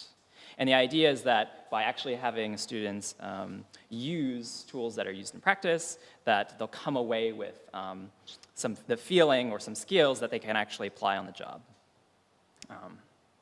The final thing to mention is that our goal is to be able to write interesting properties, and so we were able to do that. So we have some homeworks, for example, having students write a simple memory allocator. And a distributed snapshot algorithm. So in the simple memory allocator, you can specify things like, you're not going to have a use after free, or in the distributed snapshot algorithm, you ensure that when you take a distributed snapshot, it's actually a consistent snapshot of the system. Okay? So just remember that these are programs that we're having freshmen write sometimes, and we're actually able to talk about properties of those systems, and that's really the goal. Of using a language like this, is to be able to get to some really interesting properties. Okay, so let me talk a bit about the structure of the course. So probably a lot of you are familiar with the design recipe, which goes something like this. So on the left-hand side, you have steps of the design recipe. And along the top, along these columns, you have different kinds of data. So you start with atomic data, like numbers. And you go to more structured data, mutually recursive data, et cetera, et cetera. So in the course, in Fundamentals 1, you kind of go along these columns. You start with the atomic data, and you go through all the steps of the design recipe. Then you move on to more sophisticated kinds of data. And then by the end of the course, you're operating over pretty sophisticated kinds of data. And so we kind of would like to try to follow this recipe as much as we could in Logic and Comp. So kind of the first half of the semester, we do a very similar structure, but with a modified design recipe. So we're talking about atomic data, unions, compound data, recursive data, functions as first-class values. And then we talk about all of the kinds of specifications that you can write over that kind of data, what you can do with it, property-based testing, et cetera. And then in the second half of the course, after the spring break, then we talk about more sophisticated kinds of properties that you would write in general. So talking about, for example, data abstraction, temporal properties, properties about effectful programs, properties about concurrent systems, about resources, which include performance constraints, and then at the very end, some theorem proving. So that's kind of the topics on the left, and then on the right, we're having the kinds of language features and tools that we use in order to specify the things on the left. So a lot of contracts, for example, ordinary predicates, unions, struct contracts, recursive contracts, dependent function contracts, which is really important. You're specifying rich properties to be able to do that. Data abstraction, there's parametric contracts, both for existentials and universals. So we get to talk about modules and things like that. Difference between that and OO. Temporal specifications, so this is kind of interesting. Earlier in ICFP, I gave a talk about trace contracts. So we actually have a very simplified implementation of trace contracts in the language. So we're actually able to get kind of cutting-edge research into these teaching languages, and students are actually able to very easily use these things. And then we also teach them about concurrency. So in the first course, they don't know anything about concurrency, and we teach them a little bit about the actor model, and then how to specify properties about concurrent systems. We also talk a little bit about empirical evaluation. So one of the things that we think is really important is to actually check in practice that your programs are satisfying the properties. And one of the things that you can do is if you think that a function has a particular complexity class, you can actually look at it. So we have tools for graphing performance numbers and things like that. And that's a kind of property as well. It's not just contracts, it's also other kinds of kind of intentional properties that you might care about. And then, of course, at the very end, we do some lean. Okay, so I want to give you a little bit of a demo of some of these things. So I have Dr. Rackett here. I'm just going to go through a couple of the sort of exercises and code snippets that we show students in the course and show you what they do. So this is what the language looks like. It looks like ISL, if you've ever seen ISL, or looks like Scheme. The difference here is that we have this colon form, which allows you to attach a contract to any of the functions inside of your buffer. And so here we have an example of a dependent function contract. So what you're saying is here we have a list of arguments. The first argument is a natural number. And this is a function that computes subsets. So you give it a number between 1 and n, and it will compute subsets of n, all the possible subsets of n. So we want to guarantee that the number of subsets that you get back is 2 to the n. And we do that with this results contract here. So it's going to depend on the argument. And we want to make sure, well, you get a list of lists back of natural numbers. And we have this extra constraint that we want to enforce, which is, well, what the length of that list is going to be 2 to the n. Okay? So that is good. I can just show an example. So subsets 3. You can see all the subsets there. And what we can do, I mentioned earlier that you can do property-based testing if you write this contract, and that includes dependent function contracts. So this check contract form, you provided a function which has a contract on it. And what it does is it will look at all of the contravariant positions of the contract, and it will generate for those positions. And then for all the covariant positions, it will be in checking mode. It will check that the thing works. So this is going to, for some amount, I don't remember how many it is, like 100 random inputs, random natural numbers, it will check this output contract. And we can see that it was successful. So if, for example, you made a mistake and you said, 3 to the n, then you would get an error. And it gives you a contract violation that says, oh, well, here was the example, the counterexample. If you did subsets of 1, you would get the following contract violation. It tells you what the output was. Okay?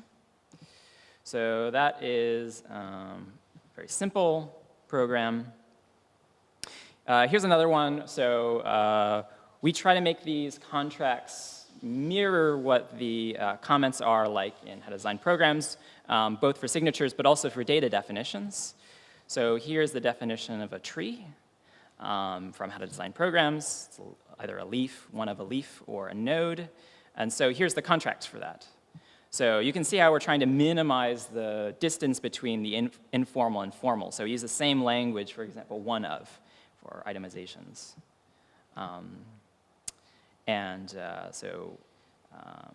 So we can see you write some predicate over, it's int trees. You can write a generator, so we have students write these generators. And then you can combine those two things into a contract. And then this check contract for the int tree contract will actually use this generator to generate things. So we can see that. We can see that here. So we have some unit tests and also some property-based test.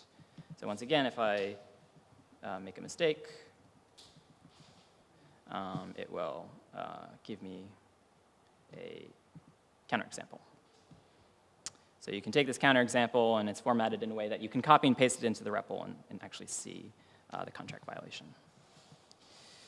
Okay, let me run through a few more of these. So I want to show you the symbolic execution bit. So here is a function which is supposed to multiply numbers together, but for a very weird input, it's going to give you 0. Okay. Now, ordinarily, if you just try to do property-based testing on an input like this, you're never going to find this bug because, well, it's very unlikely that you're going to get that as the input. But if we run a symbolic executor, of course, it will find that, okay? So we can see that Rosette, in this case, gave us a counterexample, explicit counterexample, because it's able to symbolically execute that function. Okay, so that's a taste of what this is like. Let me conclude. So there's plenty of more work that we want to do. So this programming language, this was the first, last spring semester was the first time we used it. And we have plenty of things that we want to add to it. So ideally, we would like to perhaps integrate theorem proving into this teaching language so that we don't have to jump to Lean, for example. We would like to have contracts that enforce some of these performance properties. So I said, you know, we have tools for graphing performance, but we'd actually like to have contracts for that as well. We would like to be able to do symbolic execution without always having to finitize the inputs. So that would require something a little bit more general than what Rosette gives us. We would like to have fewer gaps between ISL and LSL. So I didn't mention this, but LSL actually kind of recreates all of ISL because it's kind of hard to build on the teaching languages. So we'd like to make that a little bit of a smoother transition as well. And we're interested in going into a little bit more detail about property-based testing and talk about the subtleties with writing generators, of which there are many subtleties with writing generators. So if you're interested, all of the course materials online at that link, and the language itself is on the package server, the Racket package server, and you can find it. It's completely open source there as well. So there's tons of lecture notes and homeworks, and all of those things are publicly available. So you can, if you're interested in a course like this, you can use that, and certainly get in touch if you're interested as well. Okay, thank you.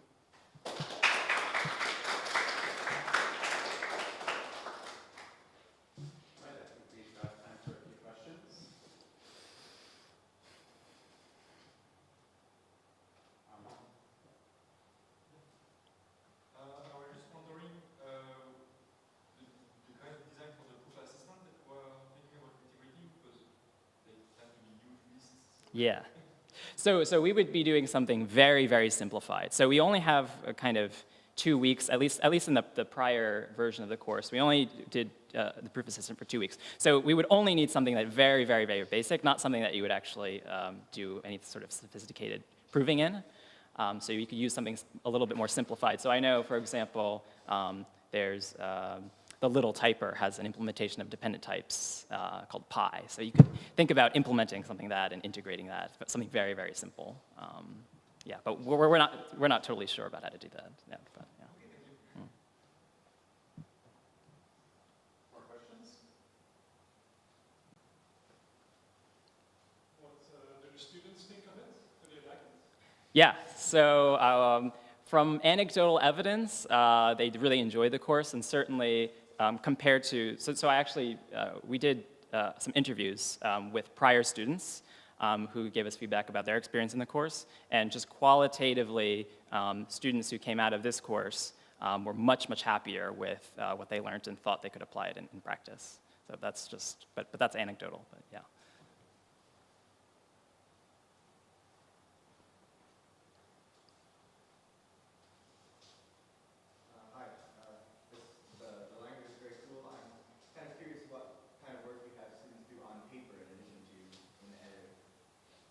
Yeah, so almost everything is inside of the language. Actually, we did all of the exams in the language in Dr. Racket. So there's almost nothing on paper and pencil other than there's a few things that we did trying to connect some of the ideas with paper and pencil proofs at the beginning. So like propositional logic, doing truth tables and things like that as a refresher from discrete math. And also connections with doing ordinary proofs and inductive proofs. And that connection between writing recursive functions and inductive proofs. So we did a little bit of that connection on paper, but almost everything is done inside the editor. Yeah. Yeah.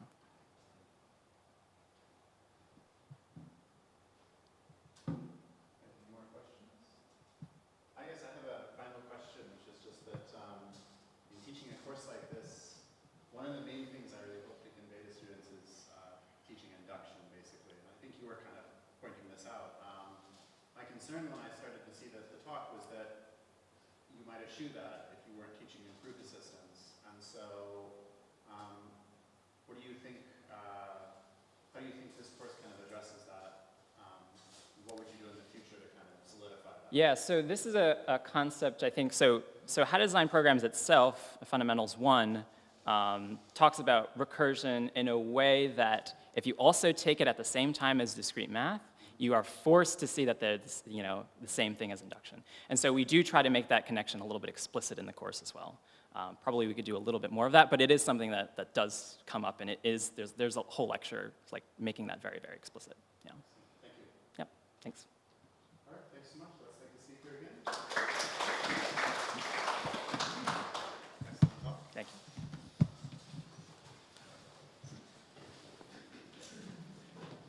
Just give me a moment. How do I pronounce your first name? My name's Kirill. Kirill. Yeah. Great. Okay. Sorry.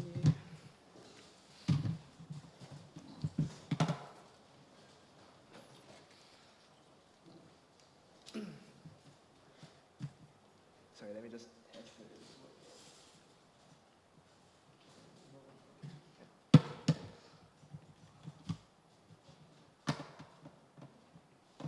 Yep. Good. Give me another moment. So next up, we've got Kirill. His talk on Beyond SIGP. I'll let him take it away. Yeah. So hi everyone. My name is Kirill. I'm currently a year 3 undergraduate at NUS. And today I'll be presenting some joint work with Professor Martin Hens on a notional machine that we have designed for Scheme. So for some background, the two of us work on a platform called Source Academy. And this is an educational platform designed to support CS111S, which is NUS's CS1 course based on SIGP JavaScript edition. So in order to aid the teaching of CS111S, we have several tools in Source Academy. Namely, we have an interactive version of the SIGP book. So students can go onto the website and read the book on our platform. And if they want to see any examples and actually execute them, they can execute them in the browser itself. We also have this tool called a stepper, which we have previously presented in Splashy 2021. Essentially what this is a substitution, is a program evaluator based on the SIGP substitution model.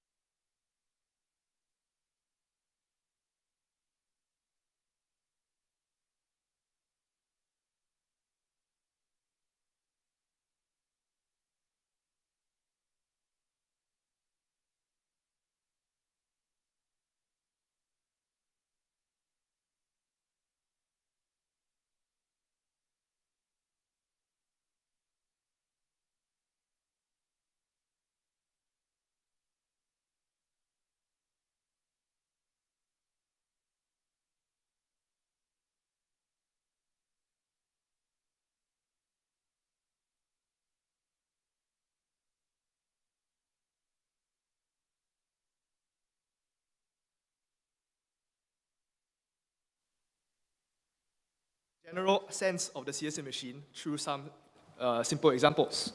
So on that note, let's start with our first example. So in this first example, we are just going to evaluate the value or the result of multiplying 2 by 3.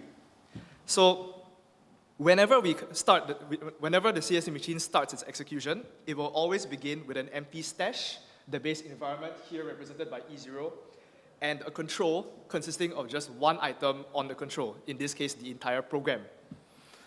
So the CSC machine operates by evaluating the topmost component of the control, either by decomposing whatever expression is there into simpler sub-expressions, or by executing what we call instructions. So in this case, we have a procedure call here, and it is decomposed into sub-expressions, namely the operator, the multiplication, the operands 2 and 3, as well as what we call a call instruction. So evaluating this, the next step is to evaluate what the variable asterisk. So what happens now is we will look into the base environment to see what value this variable is bound to. In the base environment, we assume that all primitive operators, such as multiplication, division, and whatnot, are already all bound to their specific variables. And so we just look up the variable and we see the times operator and we put it on the stash. Okay? And next up, we evaluate 2 primitive values, namely 2 and 3. So what happens is they are directly evaluated and placed on the stash. So we do this twice for 2 and 3.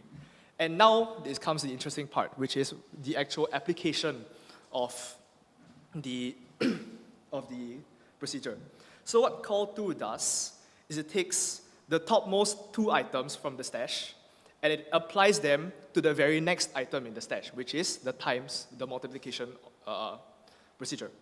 So what happens now is we just evaluate 2 times 3, right, and we'll get 6. And the resulting value is placed on the stash. Now, what do we do? So again, we look at the control, and hey, it's empty. And since it's empty, there's no more things to evaluate, and hence, the program terminates here. Yeah. So I hope that all of us here, we get a sense that if we continue to explain the CSC machine using this notation of triples and transitions, it's going to become a nightmare, especially because in this case, we already, just for a simple multiplication, we've already had to describe 6 different states. Now imagine what happens if we try to describe a more complex program, like a meta-circular evaluator. It's going to be a nightmare. There are going to be hundreds of states. And so,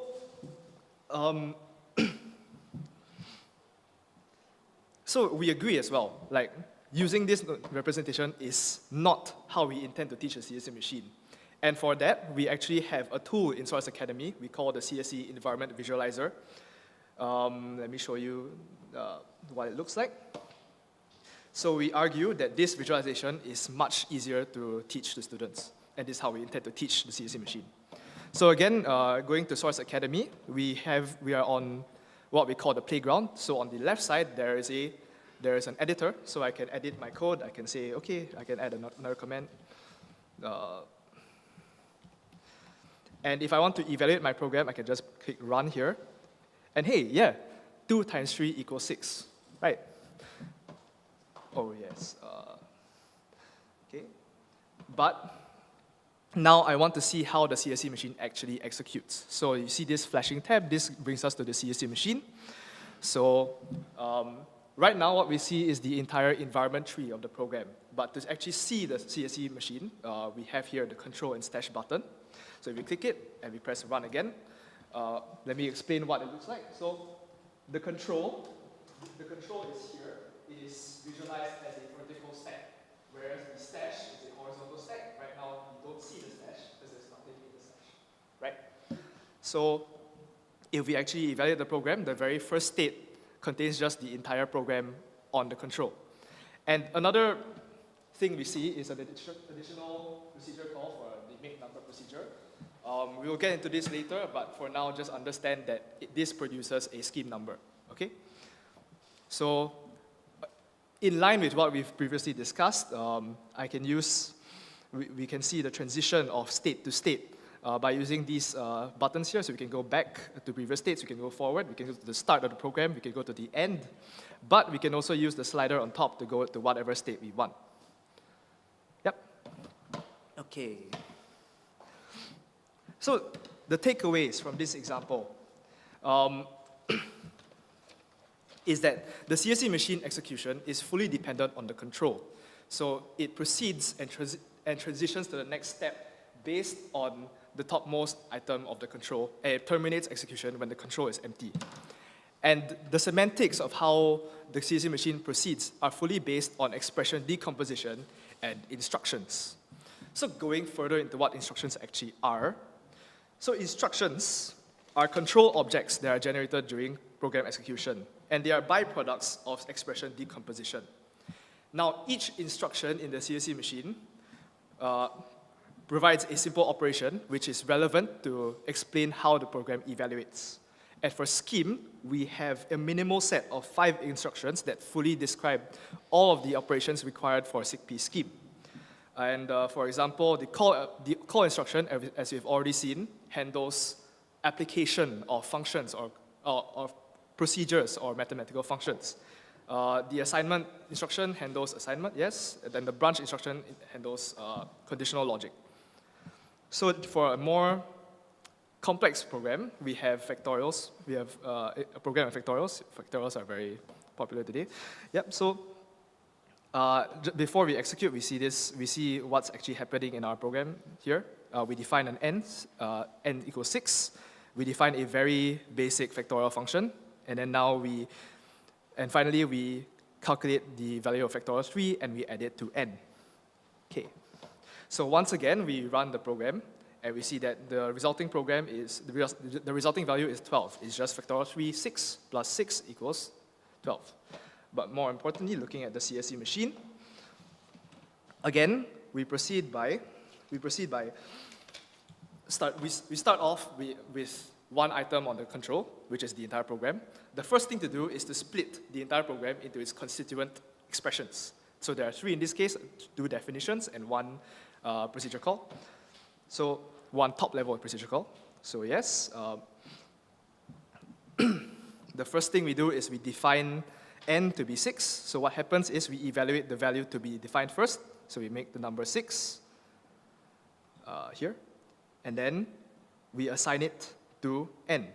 And now we see that our current program, our current environment, which is highlighted, has now been updated to the value 6 bound to n. Okay? So now the value 6 is no longer required on the stash, so we pop it, we remove it, and we do the same for a factorial. We evaluate the lambda function first, the lambda expression, yep, and we assign it to factorial. Okay? Now we actually do the fun stuff, which is the actual application of the value.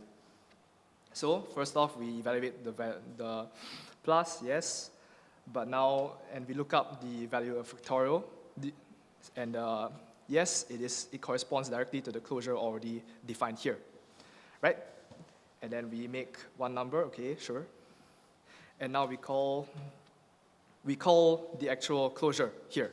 So what happens for the call instruction when calling a closure is that the body of the closure will be placed on the stash, on the control. So now we evaluate what this means. The body of the factorial is just an if expression, conditional expression. So in evaluating a conditional expression, we first need to evaluate the value of the predicate. So how the conditional expression is decomposed is that the value of the predicate is evaluated first. And in this case, we evaluate whether n is less than 2. So we compare n and it's 3. 3 is definitely not less than 2, so it's false. Okay, so now that we've evaluated the predicate, we actually need to decide which branch to take. So the branch instruction handles conditionals, as I mentioned earlier. And so now we want to understand whether we want to take the consequent or the alternate branch. But seeing this branch instruction alone, I want to see exactly where in the program it corresponds to. So if I hover over the branch will highlight the part of the area in the program it corresponds to. And now I can easily see that, oh, okay, my consequent is 1, my alternate is a recursive call to factorial. So because the predicate is, yes, sorry? Without doing that hovering over, can I see what the branches you're choosing between are? Because I don't see them over on the right side. Sorry? Without doing that hovering over, is there a way of seeing which two branches are being chosen between? Because I don't see it on the right side. I don't see it in the CSE. In the branch. It's in the branch? Currently, there is no way. We are looking for better representations for the branch instruction, but this is what we have for now. Yeah. I see these very nice box and pointer diagrams which we use to represent environment models. Yep. And I wonder if I can get the whole environment model for example, factorial, because sometimes when I'm teaching, I really don't want to draw it myself on paper and by hand. And I thought this would be excellent tool for box and pointer diagrams. Is it possible to get a box and pointer diagram from your solution here? Box and pointer diagram. Yeah, it's essentially showing how the environment model works in Scheme. Yeah, so this representation is fully based on ICFP's environment model. So if I were to, I'll just skip to the end of this evaluation. By the end of this expression, you will see the entire environment diagram displayed on the screen. Yeah.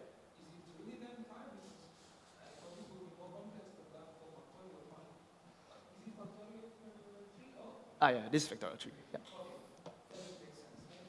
Okay, so let me go back. Sorry. Yeah, so this entire execution handles the evaluation of factorial. And by the end of it, we see that, okay, if for the recursive call to factorial, over here, right? Currently, the current environment is this environment here, where we have a binding of n to 3. And so if I evaluate the value of factorial, what happens is I want to look up in the environment where factorial is defined. So the current environment is here, but I want to look up factorial. So, we have a binding in the enclosing environment. So we can just use this binding, and from here we can handle recursive calls. Yep. So we continue evaluating the program. We continue doing more recursive calls to the factorial until we have the value 6, right?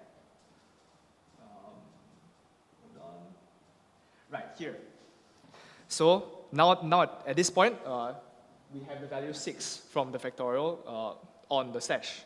But now I want to evaluate the value of factorial 3 plus n. And we know that this n does not correspond to the n bindings in the factorial environments. So we have this instruction here, the environment instruction, which returns the environment back to the enclosing environment, right? So it returns to the original environment here, where we have the proper value for n, which is 6. So we load that value up, and we add the two values together, and we get 12. Yep. Okay. So, yes? Sure. Yeah. So if you were to make the factorial tail recursive, will I still get the box diagrams? Sorry, what do you mean, tail recursive? So instead of using, as in at the end of the recursion, you want to return the result. So you keep accumulating, and at the end of the recursion, you just return the results instead of unfolding the whole stack. Will I still be able to visualize the box and pointer diagram? Yes, even for this box and pointer diagram environment model also works for tail recursive functions. Yep. Sorry. I want to correct myself. Tail recursion optimization is not something we have in the environment model yet. So we just want to teach the basics, which include the creation environment frames and whatnot. Yeah. So originally, this was the whole scope of the CSE machine, which was to handle conditionals, recursion, definitions, and the like. And this was and this alone allowed the CSC machine to explain everything required for a SIGP scheme. But it was at this point that we realized that we could go further beyond and go beyond SIGP scheme and tackle the idea of continuations as well, because all of the building blocks were in front of us. All we needed was a way to represent continuations. And so how do we represent continuations specifically? We just go through, we just get the idea that a continuation is nothing but a program state. Why? A program state includes the control, stash, and environment. The control tells us what we need to do. The stash tells us what we still need, the values we still need in order to do what we need to do, and the environment tells us in what context we do it. Given a single program state, we can give it to the CSC machine and it will compute the rest of the program for us. So a state is the rest of the computation, which is what we understand for computations, for continuations as well. So we can use the same representation for continuations, for program states, to describe continuations as well. So how do we actually enable first-class continuations in the CSC machine? The first thing we need to do is to reify continuations, i.e. we allow these program states themselves to be values that can be stored in the stash or bound to variables, right? And in this case, we use a different constructor, the cont constructors, to increase the legibility, to improve readability, right? And now we actually need to have a way to activate the continuation. And in Scheme, how we activate continuations is to apply them. So this requires an extension of the call instruction in order to handle continuations as well. So what happens when I actually apply a continuation? The very next step after this, after I apply the continuation with the call instruction, is that the values of the control, stash, environment in the continuation will override the current program, their corresponding program values. And so the very next state after this would be this. Everything has been replaced, and we have effectively returned the program to the point at which the continuation was captured. But on that note, we also need a mechanism to capture continuations. And in Scheme, this is handled mostly by call CC. So call CC is the main mechanism to generate continuations, and it does double work. Namely, it generates a continuation, but it must also set up the call of the procedure given the call CC with the continuation. And so our rule in the CSC machine may seem a bit confusing, but I'll try to break it down step by step. So first, we evaluate the call to call CC here. And so at this state, I'm sure that it may seem, it looks obvious that this is the continuation we want to capture, right? So if we break down the call CC procedure call, we just call this, and now we have this state. After this, after we call CC with F, the first thing to do is generate the continuation, right? So we generate this continuation. But now we also need to prepare the procedure call for F with the continuation. And so what happens now is we put F back on the stash, and we add call 1 back onto the control. And so effectively what this does is that we call F with the continuation as its single parameter, right? And so we have an example of continuations in play in Source Academy here. So what I'm doing here is I'm using a continuation that we have bound to the variable ret as an early return mechanism, right? So this will never execute. And if we actually try to run this, we can see that, yeah, it works. Late is never evaluated, and we get the value early instead. Now let's look at the actual CSC machine. So let's run this again. Again, we do the definition of F. Yes, we can skip past that. And then we do the actual call CC evaluation. So we evaluate call CC. Yes, and now when we call CC, what happens is we produce the continuation here, and now we call F with the continuation. So now the ret variable is bound to the continuation, and now we evaluate ret early. We call ret with early. So what happens is we load up the continuation, we load up the value of early, and now we call this immediately. And what happens is, as you can see, the continuation overwrites the program state in the next step immediately. So we just get the value early, and there are no more things to evaluate. Yep. So moving on to how the CSC machine is actually benefits learners. So actually, the CSC machine has already been in play for about a year now. It's been integrated into the course, and is introduced after students learn the environment model. So actually, there are two different Notion machines already in ICFP, and they are introduced in Chapter 5, where the interpreter and compiler in Chapter 5 could be seen as Notion machines. But we chose not to use these two Notion machines because they are based on registers, which we felt were too low level for introductory CS students. And we felt that the idea of registers could be better introduced in a more advanced course after our course. And going on to how the CSC machine is inspired from other SCC machine variants. So many variants have avoided the dump component of the SCC machine in different ways. For example, the modern SCC machine uses a global operand stack, while the closure machine combines the dump and control. So we take these ideas, we use the same thing, use a global operand stack, but we also use the environment instruction to add the environment restoration instructions on the control. And doing so, we avoid the dump component, and hence we simplify the semantics of the CSC machine to a level we argue is understandable for year 1 students. Yeah. So other machines also use the idea of de Broglie integers, which simplify the concept of environments, because now environments are nothing but a list of bindings to variables that I can just look up immediately. But this requires a pre-compilation of the program that we thought would be confusing to year 1 students. So we avoid the use of these integers, but in doing so, we have made the idea of environments much more complex. But we felt that this was not an issue because we could just piggyback on ICFP's environment model to explain to students how environments work. Yep. So in implementing the CSC machine, actually we lied a bit because the CSC machine that we use is a common CSC machine between Scheme and JavaScript. So Scheme is actually, in Source Academy, Scheme is designed as a transpiled language. It transpiles down into JavaScript, and the CSC machine operates on the JavaScript code. And this may seem confusing, but it was chosen because in order to allow Scheme to use all of the tools that were already designed for JavaScript in Source Academy.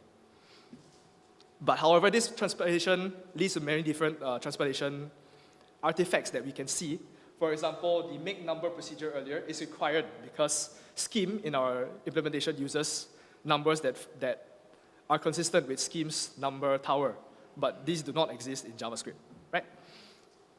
So this implementation approach leads to the hope that we can transpile different other languages down into Scheme. And we choose Scheme because Scheme has macros and continuations, which you can use to represent many different control mechanisms that are more complex in other languages. So by using Scheme as a baseline, we could transpile languages down into Scheme and in doing so use the CSC model, the CSC machine, as a common framework to understand how other programs in other programming languages execute. So future work for this CSC machine. Currently, I mentioned macros, but they haven't been implemented yet. They are the goal of this semester. We also want to work on hiding transpilation effects from users so that it will be a more seamless experience. And we do not have a diagrammatic representation of continuations yet. We would like to work on that as well. So in summary, we have this Notion machine. It operates on expressions and instructions, piggyback and extends the ICFP environment model. Hopefully, in the future, we can use this CSC machine to capture the mechanisms of other programming languages as well. Yeah, thank you.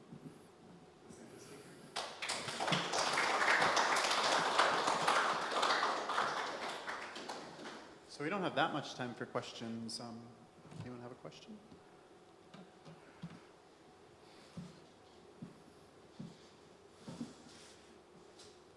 Thank you for your talk.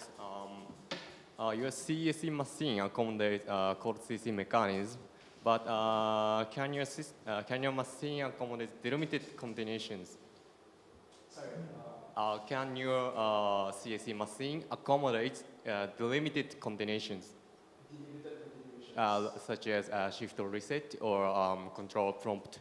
Currently, we do not have that. Yes. So we only work on unlimited configurations. Yes. Any insights to implement such mechanism? I was planning on using macros as well as configuration in order to provide the mechanisms for shift and reset, because I know that there has been previous work to represent both using whole CC and macro transitions alone. I think. But we also have the possibility of implementing other instructions into the CC machine in order to make these mechanisms more seamless, instead of representing them using the minimal subset of instructions required. Thank you. So I have a very naive question. So this machine looks a lot like the CEK machine. Why? What are the differences, I guess? Like when you look at the visualization, to me it looks exactly like a visualization of a CEK machine. So why this formulation versus the CEK machine, I guess? By the CEK machine, you mean? Like one of the Felicen machines that just includes continuations of an explicit component, for example. I think it's possible it's isomorphic. That might be, that's a question that I have, I guess. So actually, we chose not to use a CEK machine because we felt that continuations as a whole were a bit confusing for year 1 students. I know that this may sound a bit confusing considering that half my presentation has been on continuations. Right. But the point was that we wanted the basics of the CC machine to be simple. So we wanted to avoid the idea of continuations. But because we could represent continuations using these simple mechanics, we opted to go this way instead. Makes sense. Thank you. Appreciate it. All right, let's thank the speaker again.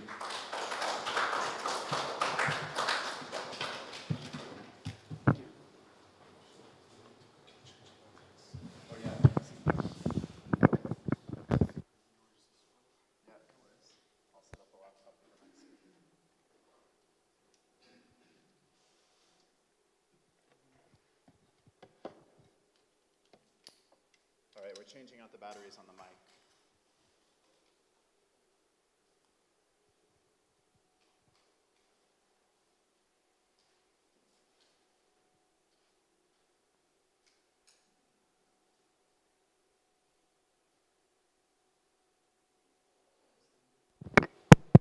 Okay. For this mic.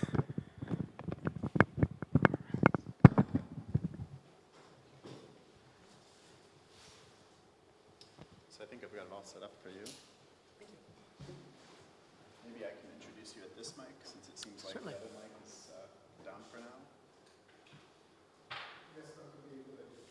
Yeah. So it's ready whenever, I suppose. All right, so our next talk is going to be by James. He's going to be speaking about Nakshi and Nako. Good afternoon, everyone. So my name is James Torrey, and my talk today is going to be on using Racket to investigate a combinator calculus, the NOC combinator calculus. And I'm going to try to get across how I used Scheme to deeply investigate the process of converting the informal specification for NOC into 2 implementations, and what that means for the use of the calculus in its actual applications, which are predominantly in industry. Now, I say in industry, but very small industry. So just going to jump right into it. This is what the NOC combinator calculus looks like. If you're familiar with the SK combinator calculus, or with the Y combinator, or with Curry's combinator, which is like four combinators to it, this is rather more featureful, shall we say, but it's more complicated. And it's meant to be an intermediary between minimalism and practical affordances, specifically to support functional systems-level programming. In addition to the academic interest, which I have in this, there are a couple of, again, uses in industry, Urbit and its descendants, which are network-centric operating systems, Zorp, which is a zero-knowledge virtual machine company. Some of the ideas in Nock have been used in other projects. Simplicity by Russell O'Connor, which is a functional blockchain language. Owlon Blue, which is a very interesting reactive demand programming model out of David Bombor, which I don't think exists outside of his WordPress account. And then there has been some previous work in doing deep academic analysis of Nock, refer specifically to Edward Amsden's subject knowledge analysis for optimized compilation, and Richard Hjort's Nock, which is a K-framework implementation out of University of Illinois Urbana-Champaign, I believe.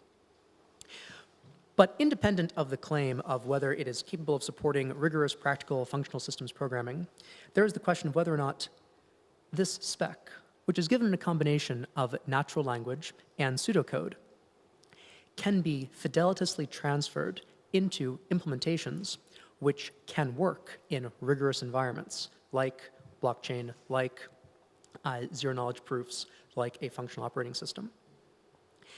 So my goal is not to give a tutorial on Nock, but to jump into what some of the choice points are in implementing this spec.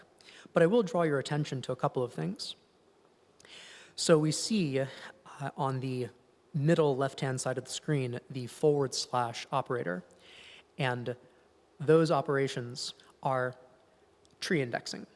They are a way of accessing portions of a binary tree. So if the combinatorial calculi are theories of binary trees, then in Nock, you have access to the indices of a binary tree directly. You note that there's no need to do any sort of church encoding for natural numbers. It's just assumed that that is an implicit available to you. And then on the right-hand side, there's a whole host of star reduction rules. And these are different evaluations of different structures of Nock expressions. Also up top, you see that it says Nock 4K, which stands for 4 Kelvin. One of the idiosyncrasies of the design of this system is that much like Donald Knuth's tech program, the versioning has a limit. It doesn't go on forever. As with Kelvin temperature, you go down to 0, and that's absolute 0. With tech, it limits to the value of pi. At some point, all bugs become features, and the specification is frozen. So it is indeed important that if you come across this 50 years from now, when it's a frozen specification, and you have no other extra systemic knowledge of what does it mean to implement the Nock calculus, can you do it from a spec? What does a compliant implementation look like? Where are your choice points? And so the first choice point is to ask, well, what is a valid Nock expression, a valid NEXP at all? There's a little bit of framing language at the top of the spec. A noun is an atom or a cell. An atom is a natural number. A cell is an ordered pair of nouns. Okay, this is just describing binary trees. And then it says to reduce. Okay, so we've got some reduction rules. By the first matching pattern, variables match any noun. Okay, so then you have a choice of how you're actually going to represent your binary trees of natural numbers. In Nockshi, which is the scheme implementation, okay, that's straightforward. In Nocco, which is the relational programming implementation, because it uses the native mini-Canron reverse binary numbering system, I introduce a tag for the natural numbers, so that way a string of zeros and ones doesn't look like a Nock expression, but is instead identifiable as a natural number inside of Nocco, and thus inside of mini-Canron. But yes, so a valid NEXP. So by a strict interpretation, this is all that you get. If you are writing Nock code, this is what you have to write. But there's a distinction we see between that external syntax of nested pairs of natural numbers and all this internal syntax, which nevertheless is used in the course of evaluating a Nock expression. And so you have and there's no indication that any of this is enclosed within the other, reduced by the first matching pattern. Perhaps we're able to simply write a question mark AB or a star expression. So if you want to expose the internal syntax as part of your interpreter, is the first choice point that you have to make. And for debugging purposes, it's much easier to expose the internal syntax, to be able to not have to thread through from your Nock entry point, the NOCK keyword, whatever else it is you want to do inside of your, whatever else it is you want to test inside of your interpreter. All right, well, the next question is, I said the Nock keyword, but is Nock a keyword? Is it a prefix operator like the /, the plus, the star, the equal sign? Or is it the indicator for what is it your main? Is it the, does it sit outside of any Nock expression? So this comes on the question of, are you going to have a runner function like eval, a neval, which will take a quoted Nock expression, or are you going to have your operators themselves be functions directly? And so at the top, we see here that defining neval, and in fact defining interpreters for Nock in general, when you have the affordances of scheme are quite straightforward because it's just pattern matching. And so you import match in Racket, and then you can construct the reduction rules using quasi-quote. And when you're inside of Minicanron has native pattern matching, so you can do a straightforward translation of your scheme implementation to a Minicanron translation. Notably, though, if you're going to have a runner function, an eval for Nock, then you have to wrap, you have to make explicit where execution continues, where there is another reduction to be performed. Which you can then, which is, you see in the first line here, that we essentially do a term rewriting from tar of A, B, C, D to neval of tar AD, which is the first star pattern. But you can eliminate the explicit calls to n eval if you then instead have tar, which is the shortened version of star, as a function directly. There are questions about the semantics of the specification, specifically strictness. So at the bottom of the star rules, we see that there is evaluation which is performed, which then doesn't seem to refer, where evaluation which is performed on the left-hand side, which doesn't seem to refer to values on the left-hand side. So your patterns, the patterns that you're matching, then produce something which ignores the B value. So do you need to care what B is? If B is non-terminating, does that mean that the expression as a whole needs to be non-terminating?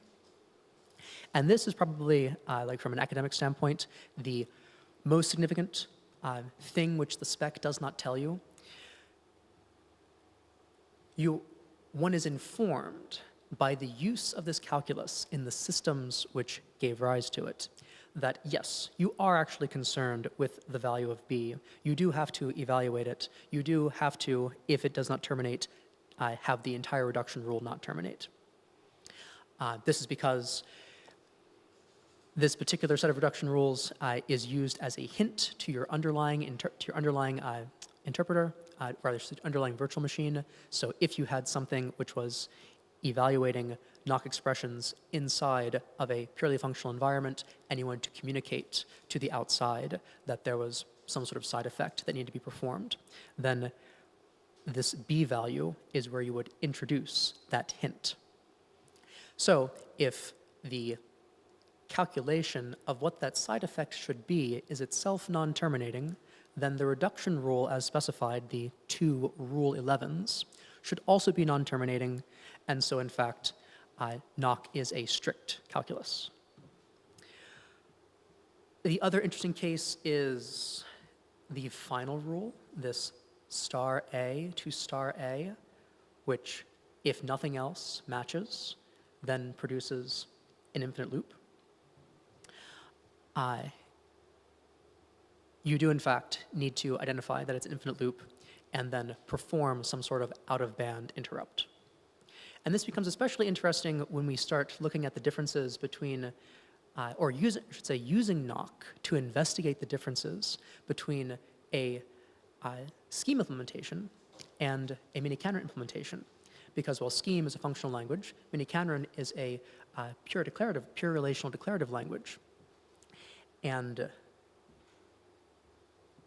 in a pure relational declarative language, the order with which clauses evaluate is non-deterministic. There must be a full partitioning of your possible pattern match space so as to produce the effect of match from the first pattern downwards.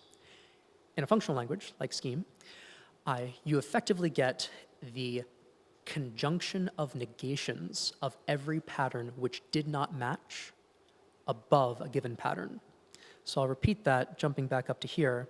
Reduced by the first matching pattern.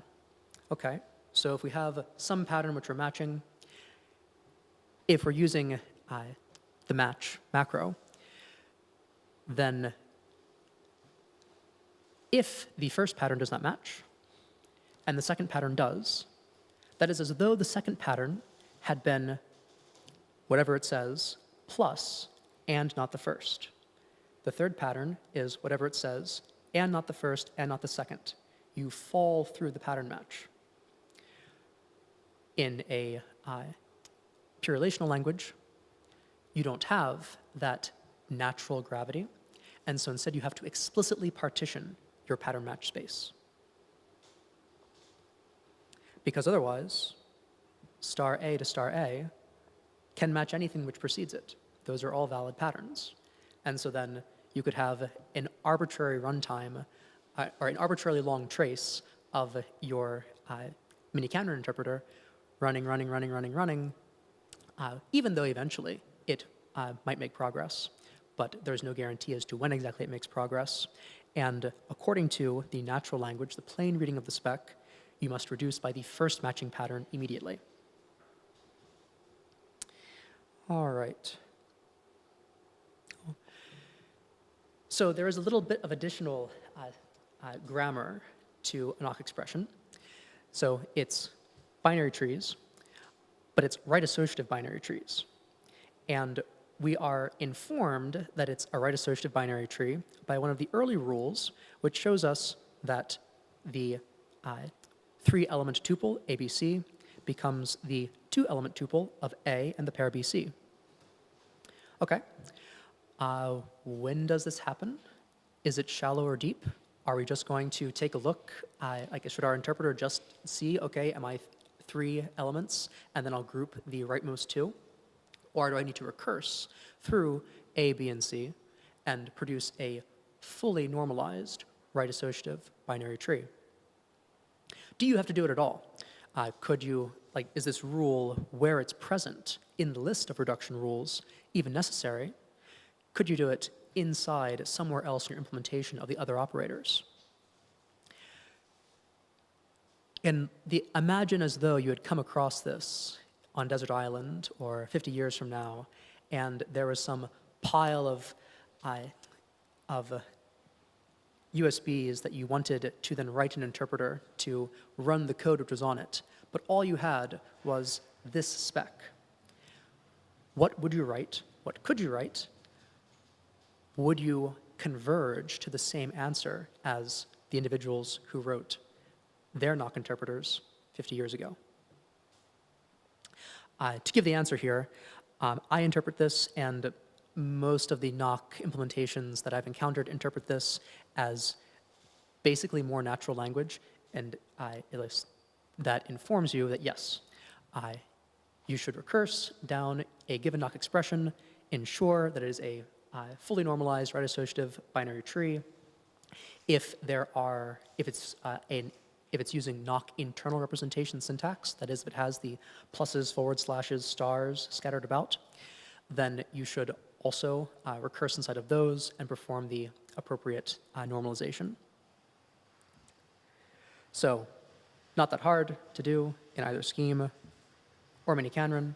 Nocshi and Nocco both have their appropriate functions or relations to perform this right associativity. Actually, and so show of hands, this is the scheme workshop, and so I'm going to focus on that implementation, but are folks familiar with minicanron? Okay, very good.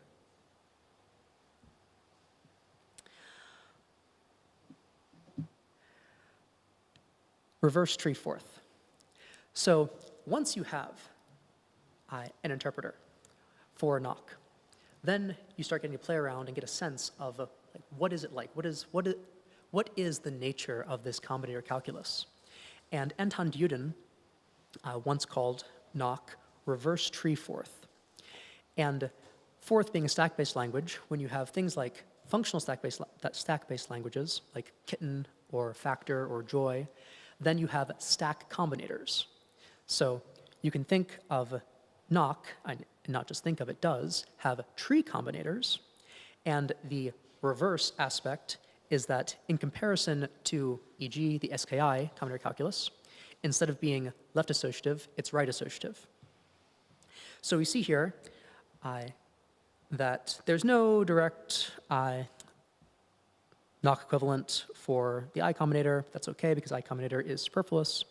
There are, through a simple syntactic transform, K combinator equivalents and S combinator equivalents.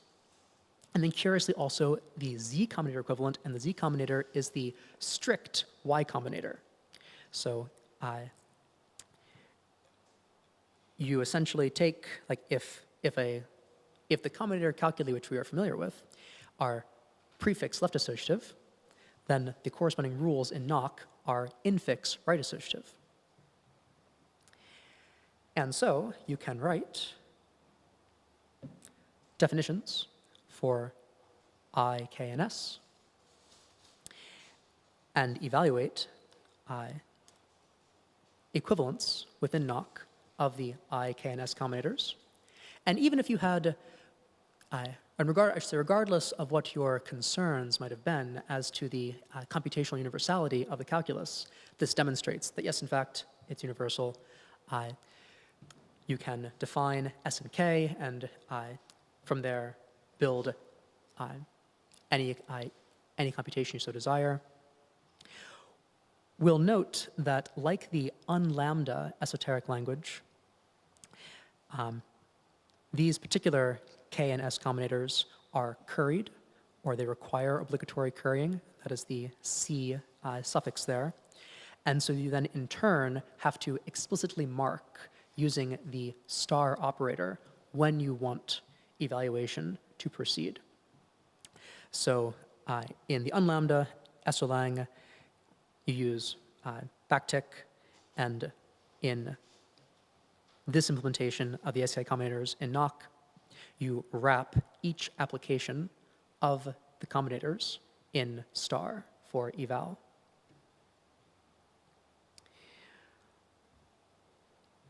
Okay.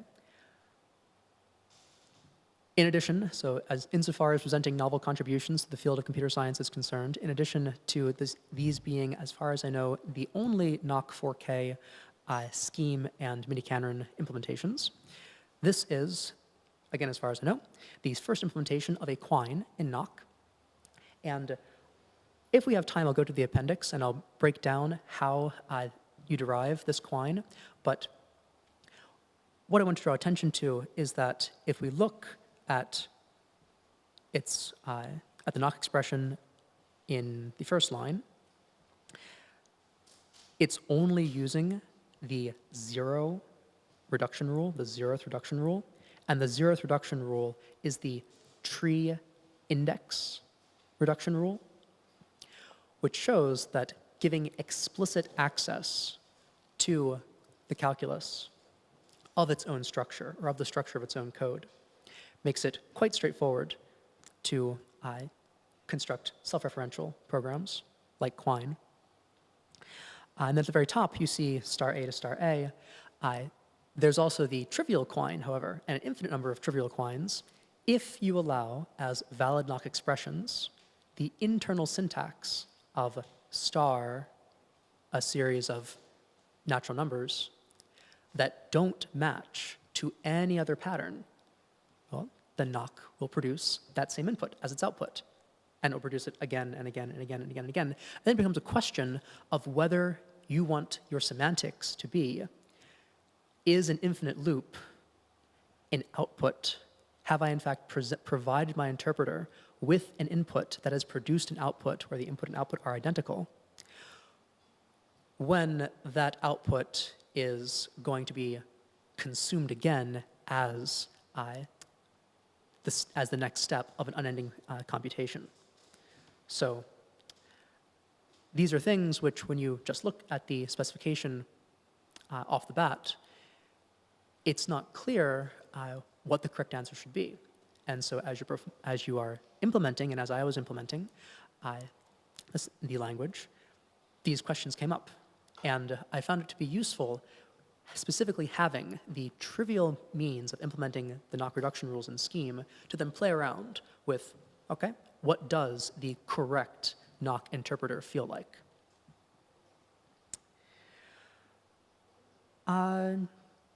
So at the GitHub link on the bottom left, you will find both these slides and also a link to all of the ramblings that produced these slides and their content. This is just an artifact extracted from them. But there's a couple of pieces of future work which I would find interesting to pursue. One is just the puzzle almost of generating more combinators, showing that the translation of, for example, Curry's BCKW combinator calculus into their knock equivalents. There is something in the official knock documentation which says that rules 6 through 11 are reducible to rules 0 through 5. So the last star reduction rules are reducible to the first star reduction rules. I've never seen that done explicitly. It would be cool to demonstrate that. Although the Quine here, the Quineo, does work in Nocco, it only works in the forward direction and to verify that input in fact does equal output. I have yet to be able to get it to do reverse synthesis. I think that using Clojure's core logic over the over finite domains would have better luck with that, because then you could essentially cap the size of the numbers that the reverse synthesis search has to search. Then, if you're going to have a universal computational model, you need to have the universal computational model implemented itself, so knock and knock would be cool. And additional formal verification would be very cool as well. There was a initial effort by this fellow in Coke, but the couple of talks on formal verification and visualization today, I'd be very curious to apply them to these investigations. References to various things in the talk are here, and this is the Quine derivation, which we can go over perhaps over lunch, but I'm free to take any questions. Thank you for your time.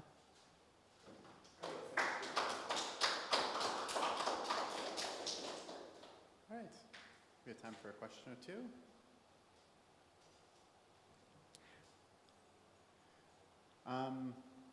How would you say so did you come up with the scheme or the mini Canron implementation first? And kind of what inspired the differences, I guess, when you were exploring these?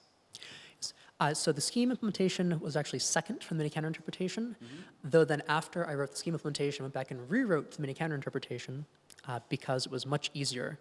I think I went the hard way around first, writing it in mini Canron, but then once you had the scheme, then the standard translation from functional to relational programming applied almost everywhere. Thank you. Okay, thank you so much for your talk. This is not my area of expertise, but I would like to to know how much effort does it take to do this kind of stuff, because it's impressive. So the specification of knock is intended to be straightforward to implement. And if you just write out the reduction rules, then yes, it is quite straightforward to implement. But because in the process of just writing out the reduction rules, there were these lingering questions about how to tighten up what the spec actually means, that is what makes it an ongoing project, in fact. There are plenty of very performant, or I should say more performant than my naive implementations as used in the Urbit, Plunder, et cetera projects. But I'm still kind of curious, like, if it's meant to be a frozen standard, are there edge cases which will come around to bite the projects further down the line due to the, again, as far as I know, lack of full formal specification? All right, let's thank the speaker again, and then we'll break for lunch.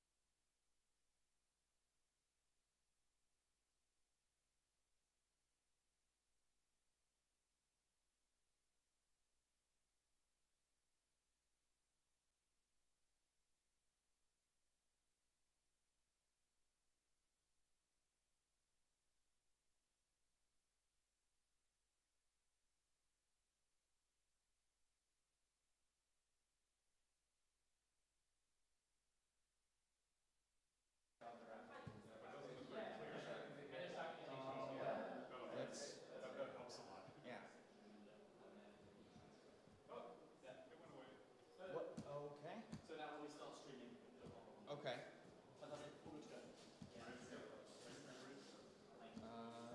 Let's see. Just a sec to grab. Oh.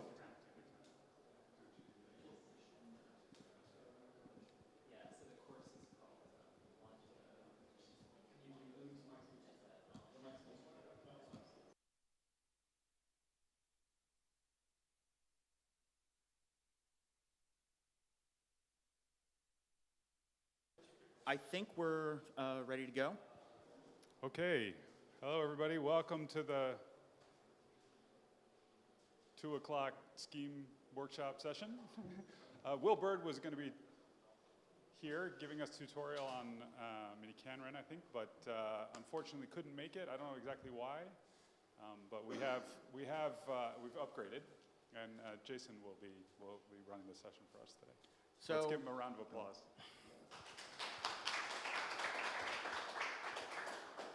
Well, howdy you all. Thanks so much.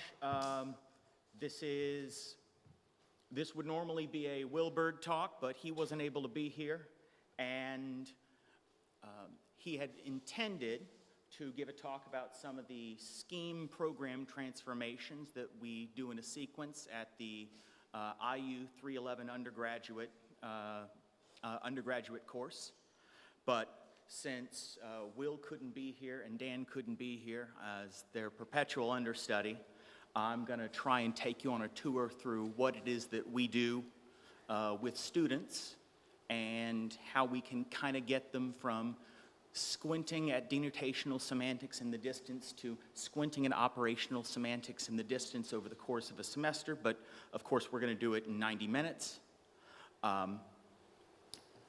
Normally, this would all be done on a big whiteboard or blackboard if the rooms are actually right and proper, but we're running a little low on that also. So if you want to try and follow along, two things. One, I think you'd have a lot more success looking on the Zoom stream. So if you want to jump on that and turn off your microphones in here, you might have a better chance of being able to see the screen, although I'll try and keep the font as friendly as I can. The other thing is these materials are, everything we need to start with is at that URL. You can download and all the goodies that you need will be there. But after this, I'll go ahead and put them up as, so even if you didn't get to follow all the way along, you'll have a step-by-step sequence through which hopefully you can kind of replay it later. Yes, finally, in the Dan and Will spirit, this is not going to be a slide talk. This is going to be an Emacs talk in which we will either succeed epically or fail epically. So I can't, if you enjoy watching NASCAR in case something goes wrong, then stay tuned. All righty, so the 311 course assumes that students have had a little bit of intro to Scheme, but this very well could be their second programming class in Scheme. They've transitioned to using Racket. Don't let that scare you there. Now it's Scheme. And so we're going to use an S expression-based syntax for the language of our interpreter. This is going to be following one of notion of Donvy's, the idea that we can make program transformations, like compiler transformations, the sort of things that we can implement in programs, on programs. And so we'll be, over the course of this, eventually taking a big, fully higher order interpreter, CPSing it, lifting lambdas up, defunctionalizing our environments, closures, continuations, and then changing it all to use entirely global variables, to use labels and go-tos. And once we've got it set up to conditional, basic block, go-to kind of format, then we're going to use little tool I've got left over in the back pocket to trivially kick it over to C. And if all goes well, then by the time we're finished, you'll have learned that factorial 5 computes to 120. So, define, eval, expr, env, and we'll use the racket match primitive. If you're into Scheme, then there was Oleg had a nice little matcher that you could implement in one line of code that we've been doing in Scheme, but I think most everybody's schemes nowadays will have some kind of pattern match primitive.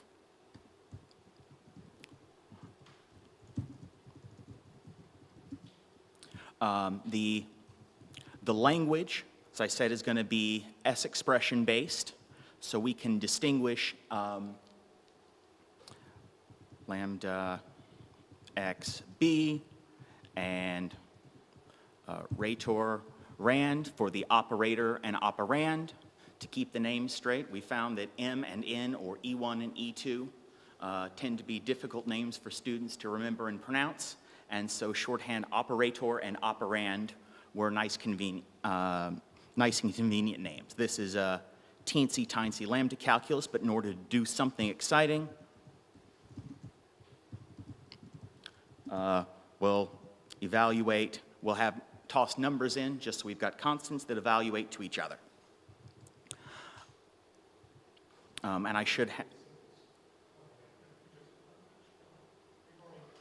No, don't ignore. This is, I'm counting on having a room full of you to help spot the bugs in order for this to go through in 90 minutes rather than a semester.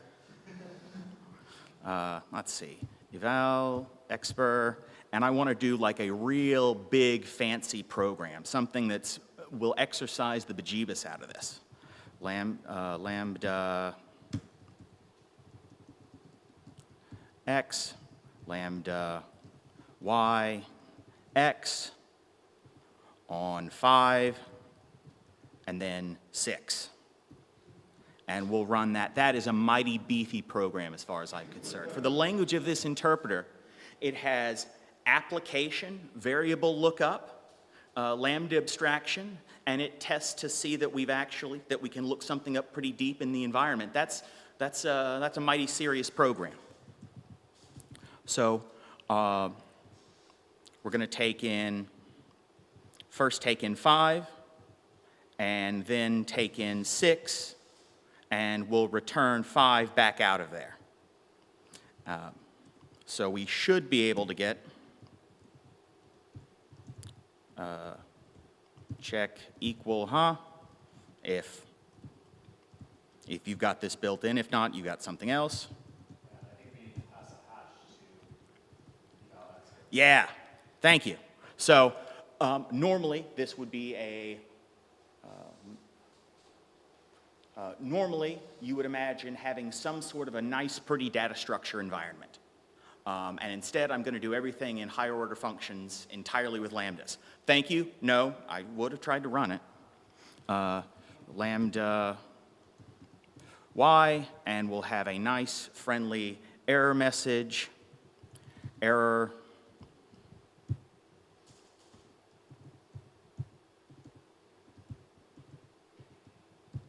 There we go.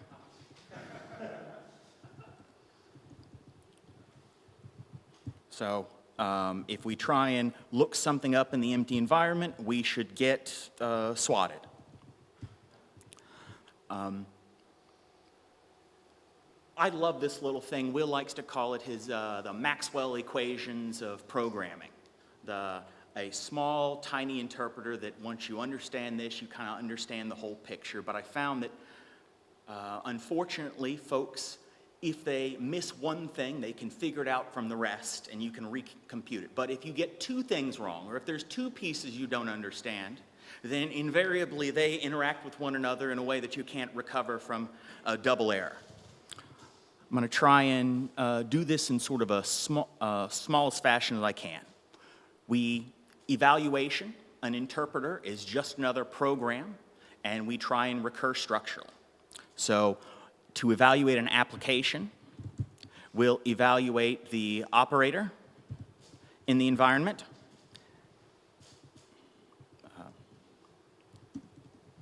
and we'll evaluate the operand.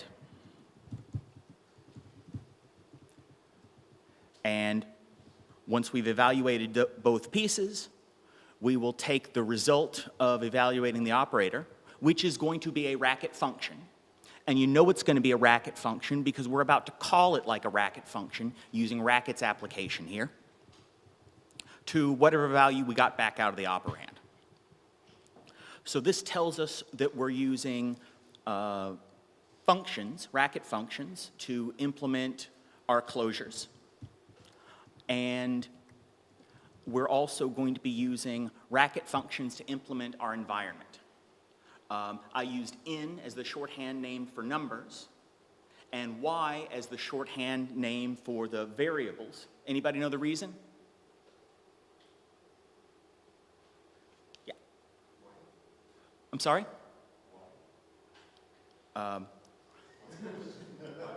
That's a good, who's on first? The reason is because in the lookup, it spells ENVY, and the imperative programmers are envious of our ability to pass functions as arguments and receive functions as values.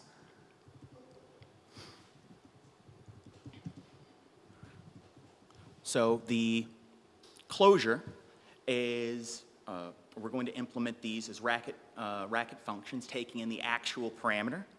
And once we receive the actual parameter, we'll evaluate the body in an extended environment. So the standard environment you're working with would be plain old ENV. And nothing up our sleeves here. That's a perfectly valid name for an environment.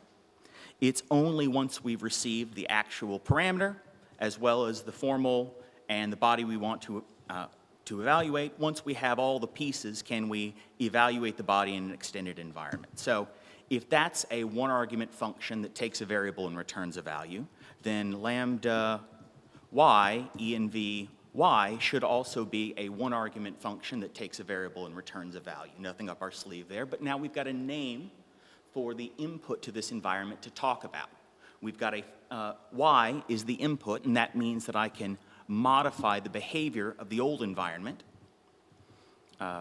If EQV xy, return A, otherwise we'll look it up in the environment. So this guy here is an environment. It's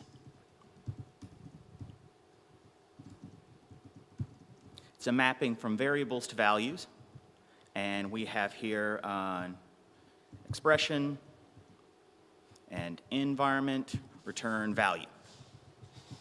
So my environment should take a variable, here represented as a symbol, and return a value. If the thing that we're looking up is exactly the formal parameter here, then we'll return the actual. Otherwise, we'll recur into the environment. So you can think of this as a rather annoying, highly functional way to extend a dictionary.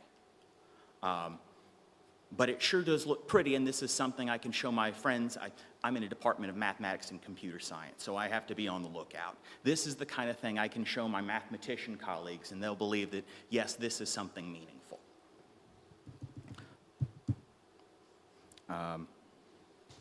Okay, cool. So that seemed to run, possibly.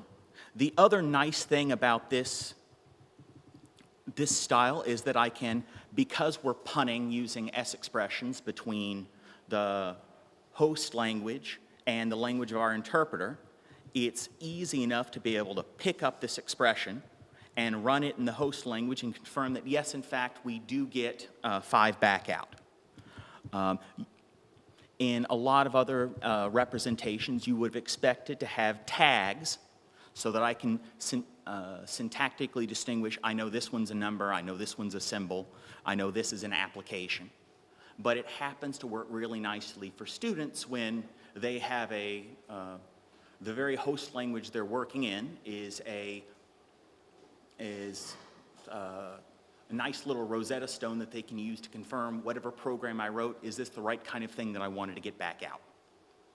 So we have the language of our interpreter, and it's nifty, and we think it's grand. And we could add a whole bunch of other primitive forms to this language. let's see, pick a couple just to be fun. Times. I've got a syntactic multiplication with two sub-expressions. We'll use Racket's multiplication and eval the first one in the environment, evaluate the second one in the environment, and when we get the values back, we're representing those as Racket values, so we can use Racket multiplication and deeply pun on the host language as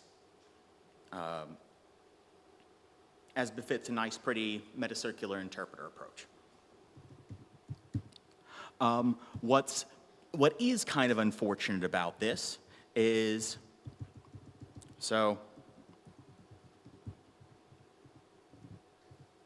let's see, I'd like to,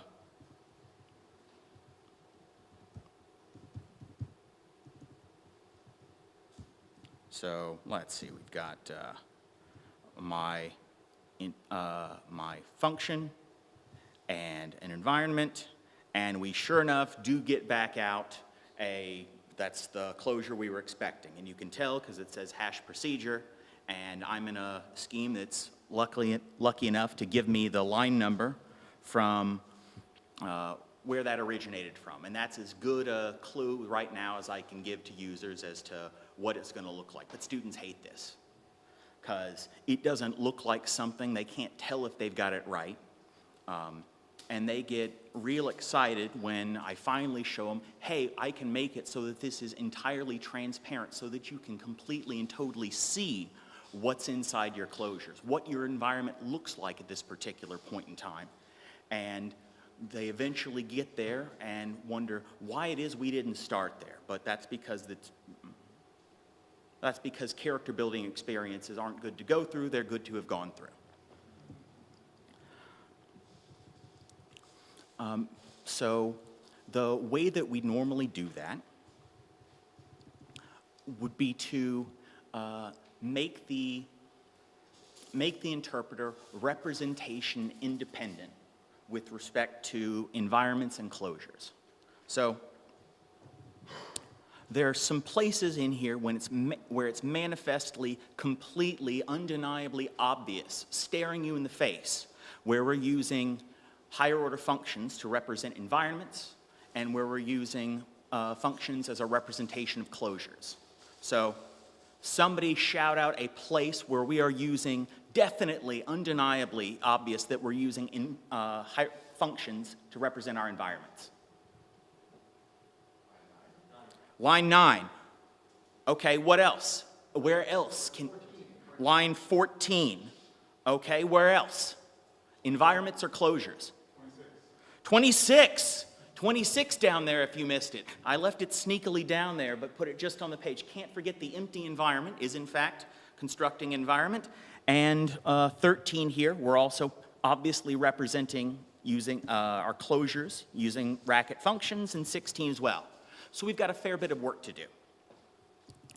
It just so happens to be nice that you can use regular expressions to any place you were calling your environment, like a function.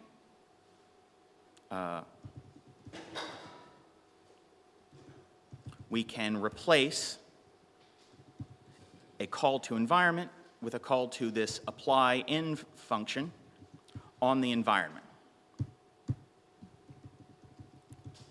And this is going to be a nice, pretty simple, shallow wrapper. Define apply env, env y, and all that's going to do is a very shallow wrapper over the direct application of the environment to the symbol. But now you can't tell from looking at it. You might suspect it, but you don't know it. We can do a similar thing for applying the closure. Define apply clause, CA, and call the closure on the application.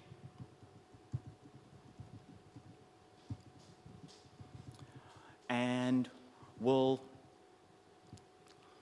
we've now got hanging out just a couple of a couple of lambdas that we've created inside the middle of this inside the middle of this interpreter and its call. So let's pull those out, lift them to lift them globally. Define extend env. And it's real nice about this that I don't have to,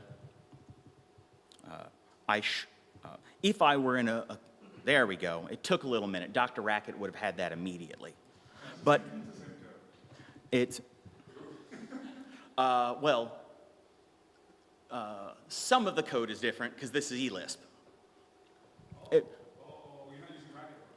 Oh, no, I am, but eventually, I mean, there's, okay, it's the same code.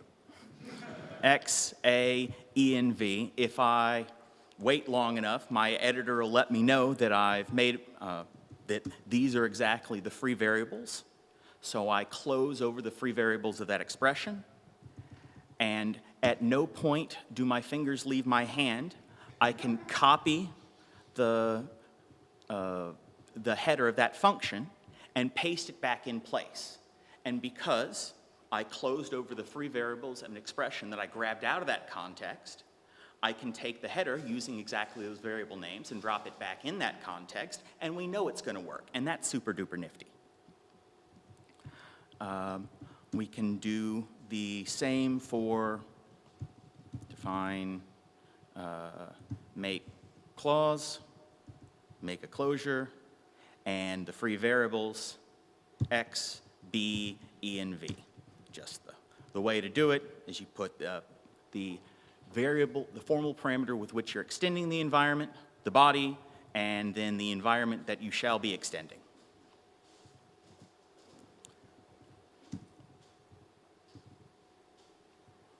And I think finally we've got one last little guy in here.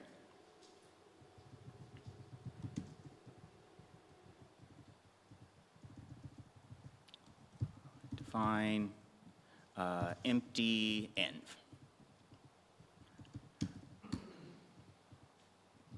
And I'm just kind of following the same pattern. So I was constructing an extended environment. I was constructing a closure. And so I'm constructing an empty environment. And my constructor happens to take no parameters, so grand.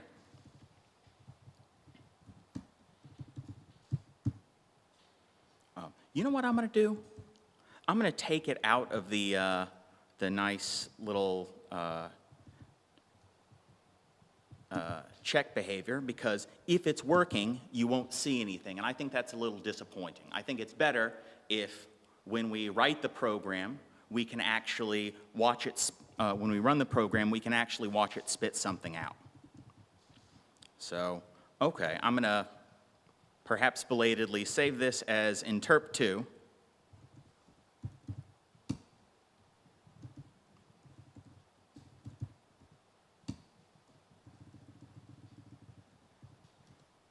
So that we've got a contemporaneous copy.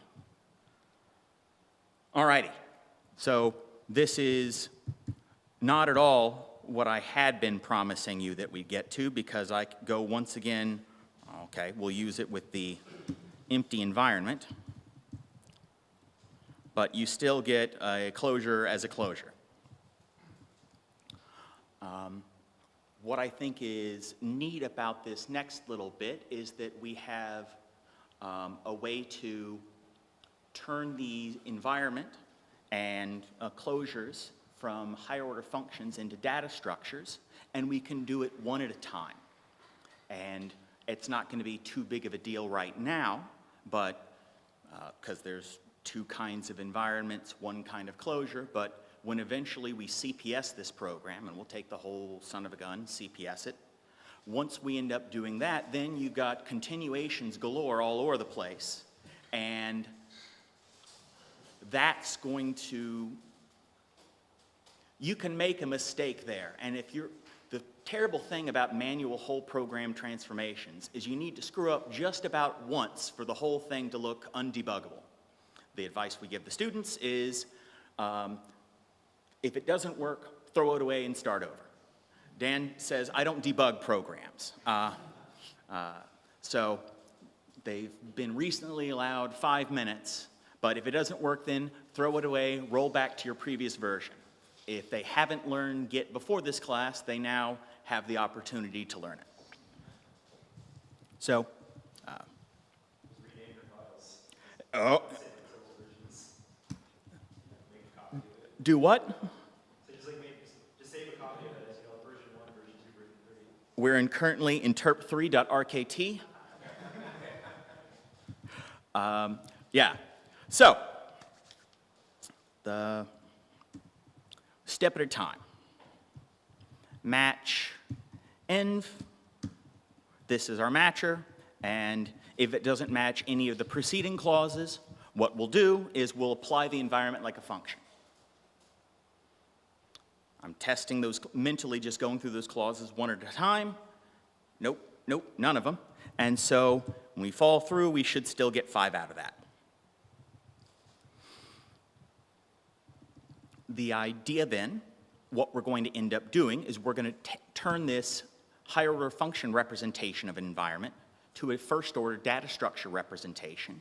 And I'd like to do it in a way that even I can't get it wrong. The only way that I make typos is if I type keys into my editor. So if I can do this with avoiding needing to type keys in my editor, I've got a pretty good shot at getting it right. So, see? Nope, see? I've got, my environment constructor is going to be just a list with a tag at the front of it. We're going to hold on to the formal parameter, the actual, and the environment, and that will be our extended environment.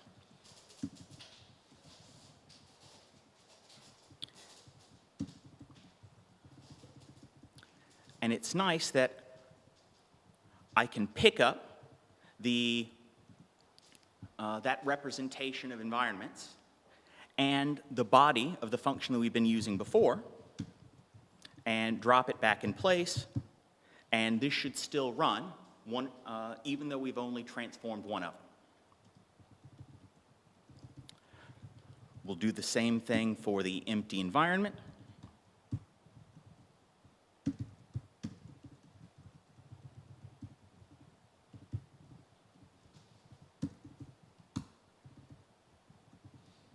And at some point, I should confirm that I need error, not error F, or a tilde somewhere, but that's a pretty good error message.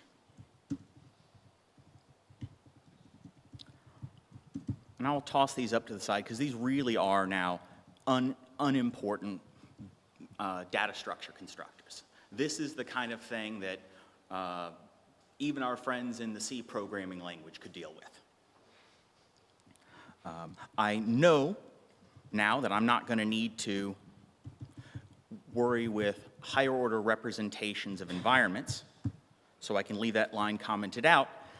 And I guess what's neat to see is while doing that process, at no point did we need to change the interpreter after we lifted those lambdas out.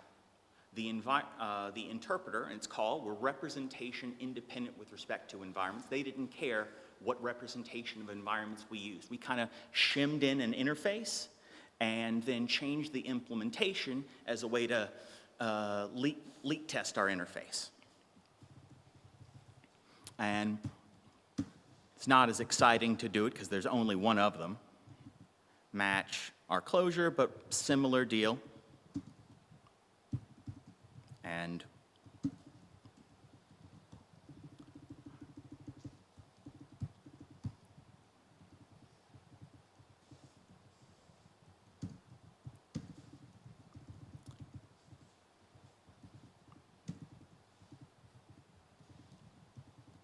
so I'm trying to do this in a uniform fashion. I know that Racket and Scheme have plenty of fancier features for doing this, but I want this to be the sort of thing where my students have been told to repeat a nearly automatic process and start wondering, well, shoot, this is annoying. Why don't we just have a program to do this? And then those are the ones I have come work with me when they come back, and or sell it to the next semester's worth of students. Either one I'm happy with. All right, so we have now an interpreter for which we don't use any higher order functions for environments and closures, and we took what had been a very higher order definition and have now turned it into an extremely first order definition. So we could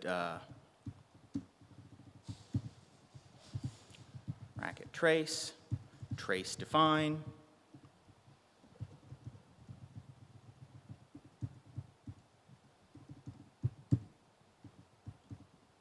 and so now we can go ahead and take a look at it actually doing its thing. You can now walk through a very mechanical level. You do see the waiting function calls here. But we'll eventually, you know the order of evaluation now if you weren't already Dr. Rackett. We'll build a closure, we'll figure out the value of 5, then we'll apply it, and then we'll have to evaluate we'll evaluate the body, we'll build a closure, evaluate 6, and work our way through.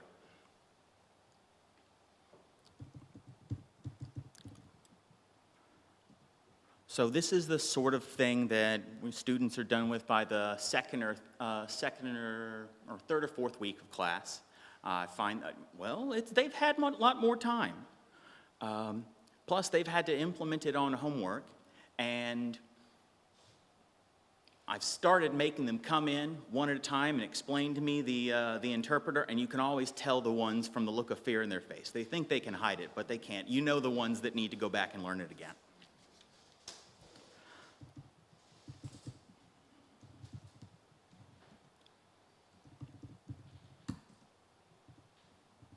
All right, so, shouldn't have done that. Should have saved that earlier. Okay, let's do it again. interp4.rkt #lang Racket, and we'll rewrite a similar interpreter entirely in higher order functions, and then I want to rewrite said interpreter in continuation passing style. Define eval expr env match expr, and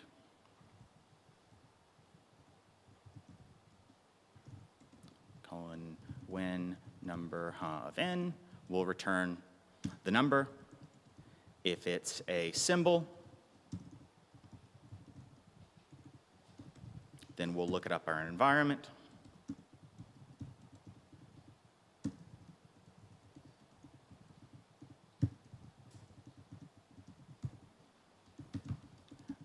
If it's a lambda, then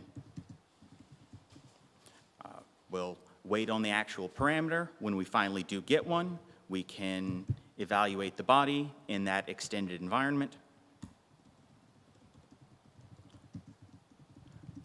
If EQV, XY, A, otherwise will recur. Cool. That'll look all right. Blah, blah, blah. And our application will just do the regular old recurring. Eval expr on the rater in the environment, and eval expr on the rand in the environment. Close, close, close, close, close. And once again, let's give it a good beefy test. Eval expr, let's see. Lambda x, lambda, ooh, here's another one. How about, let's do left, left, lambda y, and x, and we'll apply 5, and then we'll apply 6 to that. There's a nice juicy program. If you get this right, then adding the add one, sub one, concar coder seems much less exciting. Lambda y,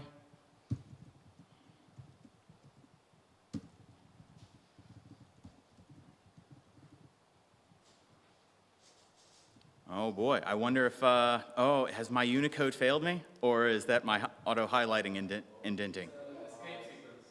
Okay. Double backslashes. You need double R. The left arm needs two backslash. All right. Okay, and we've changed, made important changes in our program so that we're now, even though we're extending the environment, we're extending it internally, we're still getting 6 back out. Grand. All right, 6 is the magic number.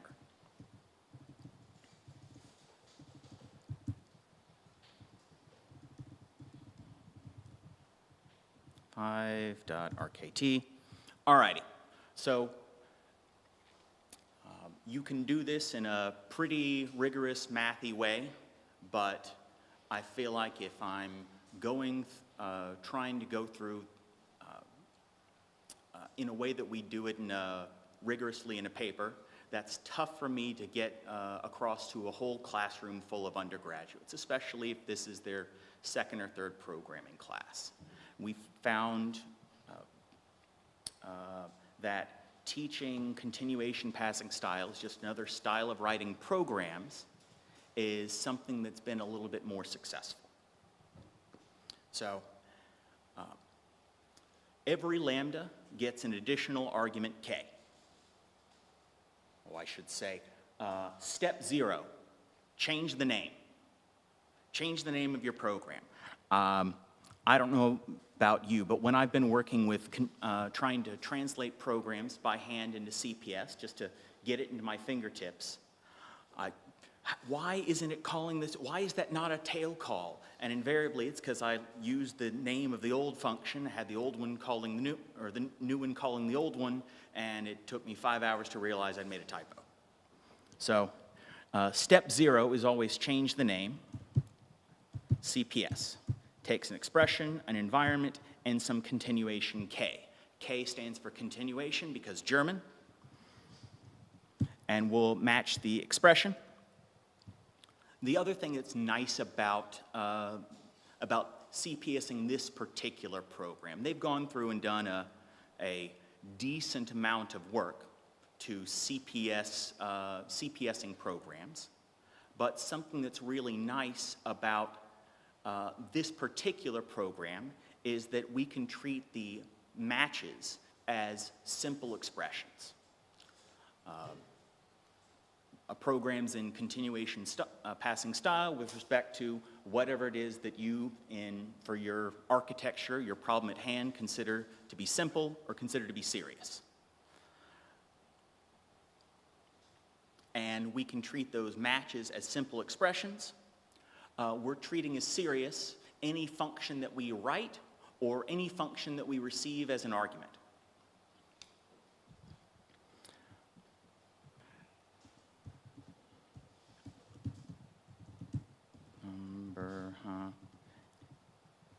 And for simple expressions in tail position, you apply K. If the continuation represents the rest of the work to be done, then when we finally finished our computation, discovered that whatever that big arithmetic operation was actually factually computed to the number n, now we can proceed with the rest of what it is that we wanted to do.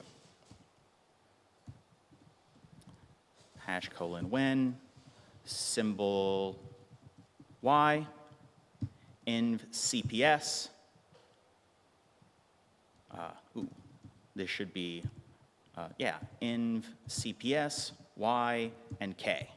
And env CPS. Every function that we take in is serious, including the environment. The environment is of a finite length,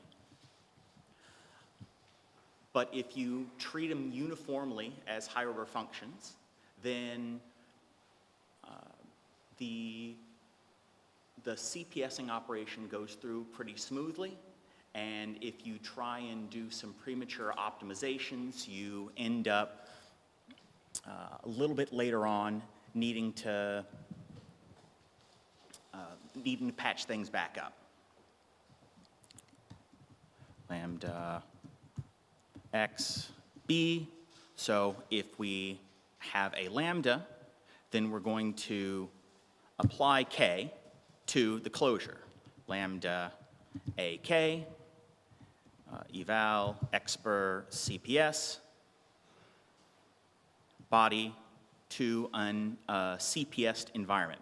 Lambda yk, if eqv xy, if the two are the same, then we'll apply k to the value we get. Otherwise, we'll pass it along like we did here.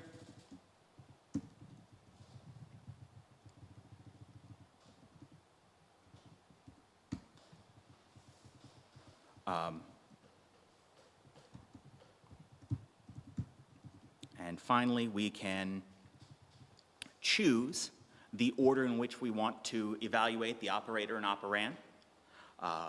I've been kind of bothered this whole time that I thought I was writing an interpreter for my programming language, but I wasn't getting to decide the order of evaluation. I was getting that was coming from my host language. I didn't have any choice in whether the operator or operand was evaluated first.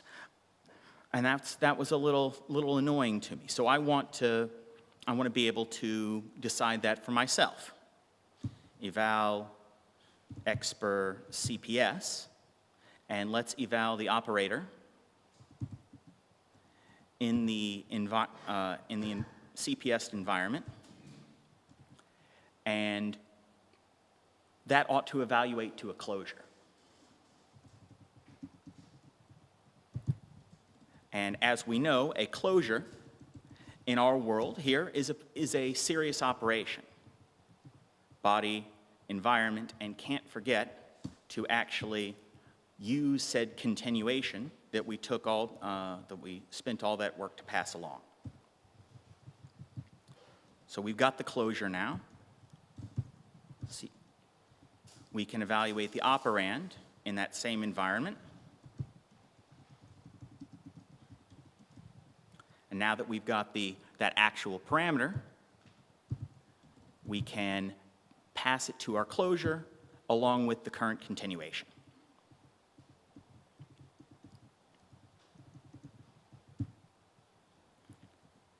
And sure, better call it with the, okay.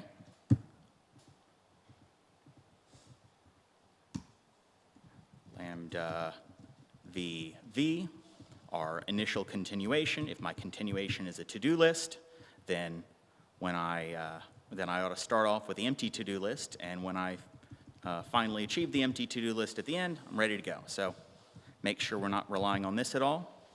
Grant. Cool, we can even perp6.rkt. Nifty. All right, so I've got a CPS interpreter here, and one of the neat things that you can do now that you've got an interpreter written in CPS is multiplication. Evaluate the sub-expressions and then use bracket multiplication on the result.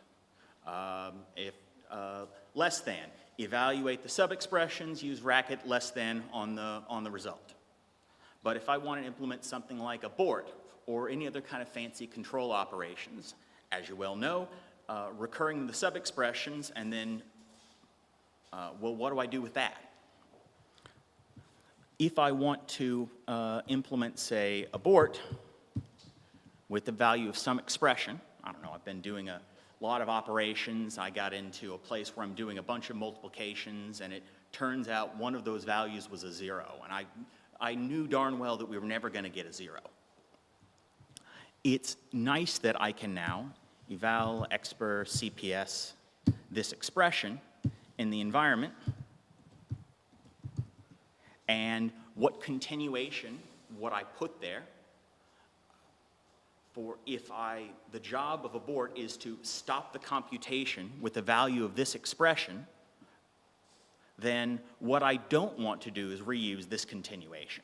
That's the worst one to use.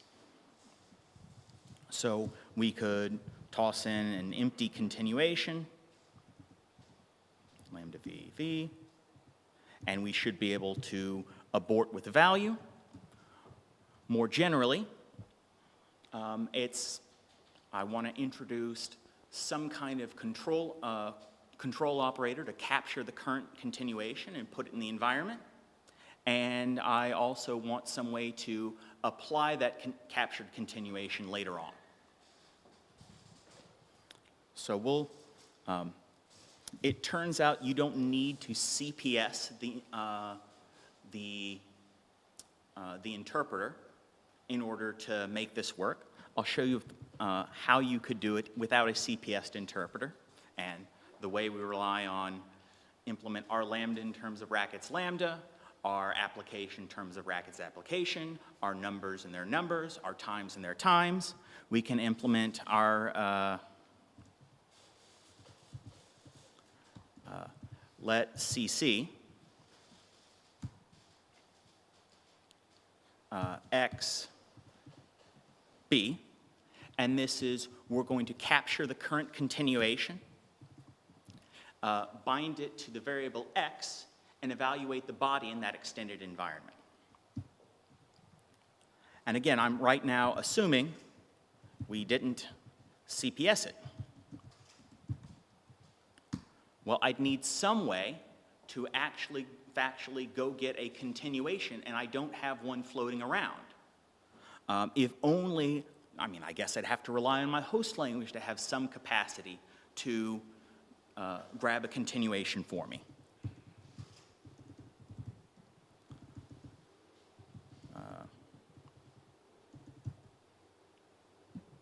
Let's see. So among the giant sea of control operators, and we'll find out if, oh! This isn't going to load. Anybody know why? The Wi-Fi blocks racketlang.org. I certainly do, but but there's a principle involved here. Presumably because it's not type safe.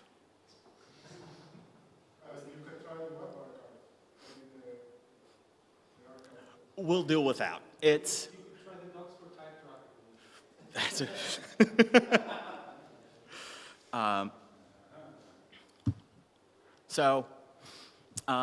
without that, I'm going to rely on your knowledge of call CC to. All right. So call CC, or call with current continuation, takes a receiver function whose job is to receive the current continuation, whatever is going to be done at this point from this point in the program, and this call CC is going to pass that value into this receiver, which is a one-argument function.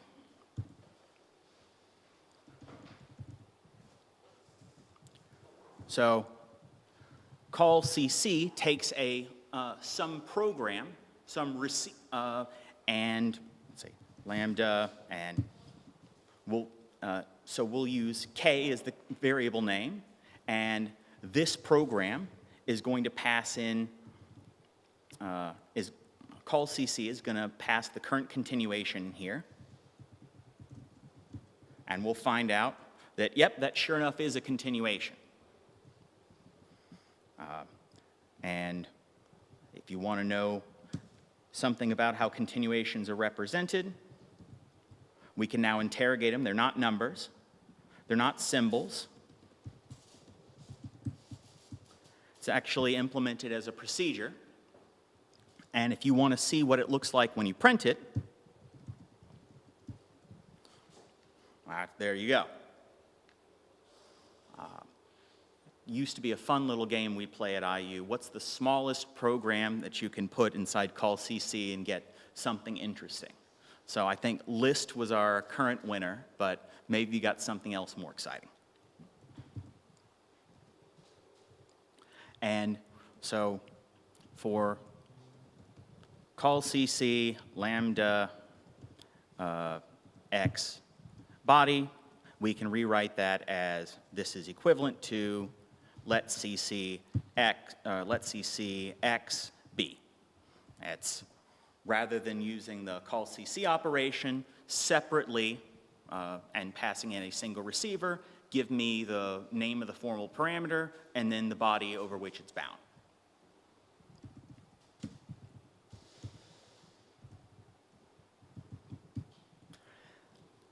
So we're going to use Racket to give us an actual factual continuation. And we can eval expr, because we hadn't CPS'd it, body in an extended environment, lambda y, if EQV xy, return k, otherwise env of y. So if you didn't happen to have, if you hadn't CPS'd your program, we weren't completely sunk, we could have gotten this to run. But once again, if I want to understand how these continuation things work, showing you that we can implement in terms of the similar form in Racket, I don't feel like I've learned a whole lot. So maybe we want to do this so we can rely on less behavior out of our host language. Let CC X B. If I actually have CPS'd my interpreter, then I really do have a continuation floating around here. So eval expr CPS, and we can evaluate the body in an extended environment, lambda y k hat. Hat is a good name for variables in computer science because when you render it in LaTeX, it gets you that nice little pretty hat over the variable names, and that always looks good in print. So if EQV xy, well, what I wanted to do, if the thing that I'm looking up is actually factually the formal parameter, then I want to return that saved continuation. Otherwise, I'd like to eval or env CPS with y and k hat. But I didn't just want to return it. I actually, whatever else it was I had waiting to do with that continuation, that's what I wanted to do with it. Yeah? I always wonder why it's okay to pass a continuation to another continuation. Can you explain that a little, if you don't mind? Give it a shot. So, there's the continuation that I've saved in the environment that I'm returning as a value that my program wants to do something with. This is the continuation that I've saved, the one I remembered way back yonder, put in the environment, stuck it in my back pocket so I can hold on to it fresh as it was when I got it. Then there's the continuation that's floating around when I need to go look it up in the environment. I'm in the middle of some computation and I decide, hey, tell me what it was that variable x stood for. Go look it up in the environment, and there was a lot of work being done in there, so I had a whole lot of other stuff to do. And we found out that variable wasn't 5 or 17, it was the continuation. So I found the value, and then I want to do whatever it was I was going to do once I found the value. Maybe it's use that saved continuation. Maybe it's just compute 120. But there's the continuation that as a value that I wanted to look at. And then there's the whatever else I wanted to do next, the behavior that wants to go on in my interpreter. Was that useful? Okay. Right now, we've added capturing continuations in the environment, and it's not been very useful for us. You can extend the environment, and if you like burning De Bruijn indices, or you just like beefing up your environment with continuations at every step, you can do that. But right now, it's not much use because we can't do anything with them. So, in addition to capturing the current continuation, I want to be able to throw. This is, yes, oh, did I? I just want to confirm I understand correctly. So the semantic let CC is to capture the current continuation, but is X, and put in environment. Yes, sir. Then you divide it E. That's how. Yep. So let's see, what can we do? Okay.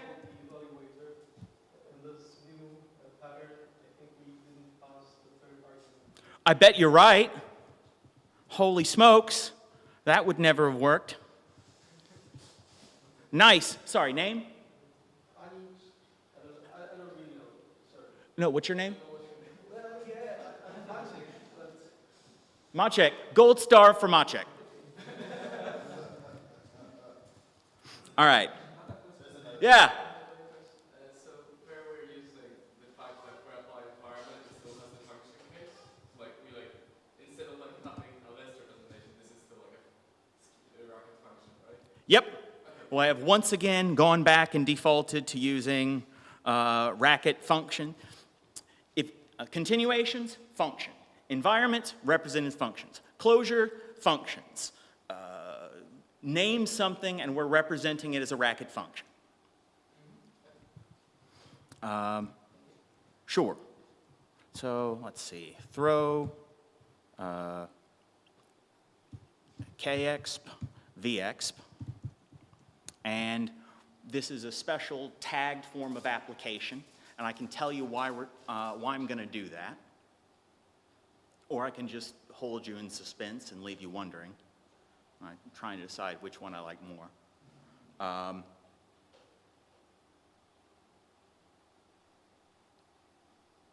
Well, now I'm stuck thinking about it, so I'm just going to leave you all in suspense then. All right, so we evaluate both subpieces and then figure out what to do with them. Eval expr CPS, vexp, and CPS, and we'll build a continuation to do the rest of the work, lambda, and we'll call that value v.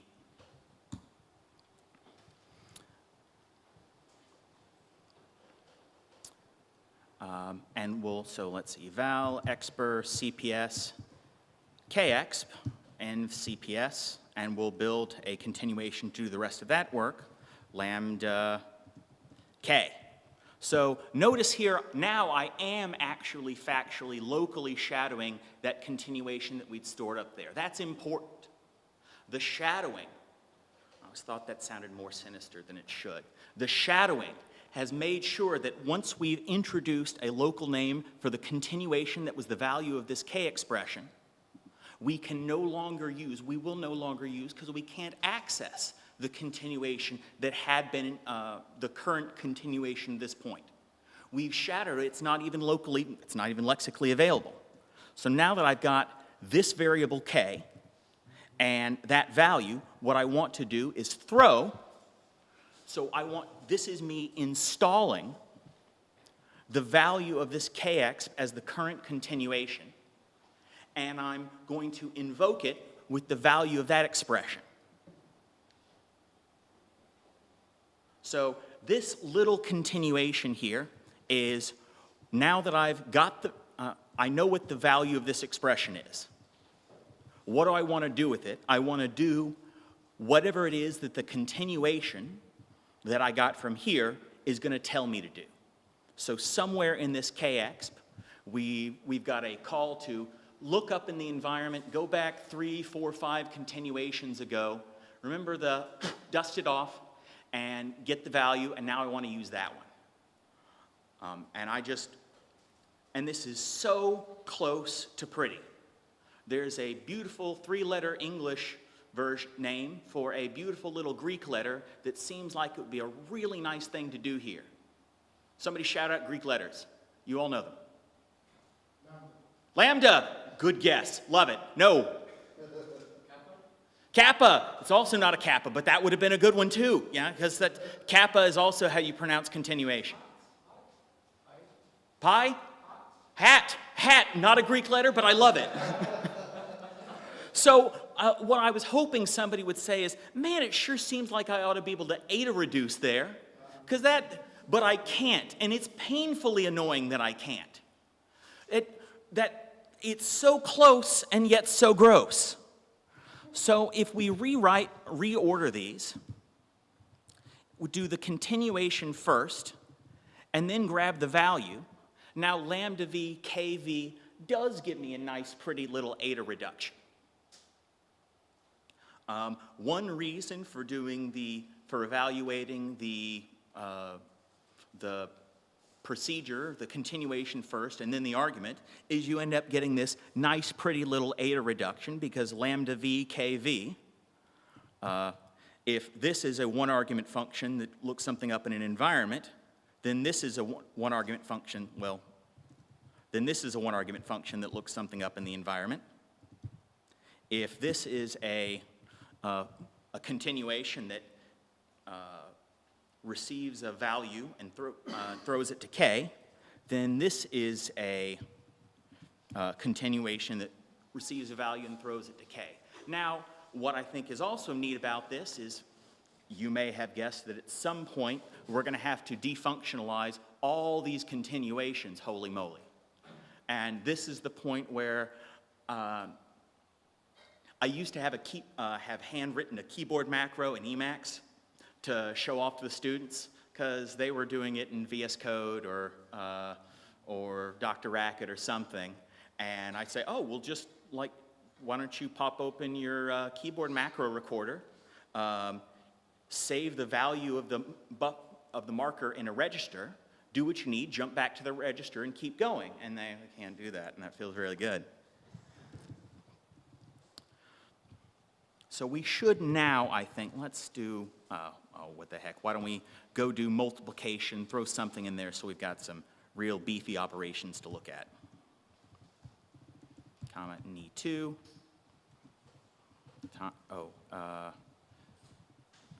Eval x per CPS, NE1 in the environment, and we'll build a continuation, lambda v. Eval x per CPS, NE2 in CPS, and call it lambda w. And then finally, we can apply the continuation to the product of v and w. Do one, do another, and that looks kind of, it's already starting, I think, to, at some point in half my class are imperative programmers, and they have been hating these gosh darn lambdas in parentheses the whole time, and this is where they are beginning to start to feel comfortable. Goodness, yes, all right, do it, give me a name. Do it, give me a name. This is the kind of programming that they seem to like. All right, so let's go try this out.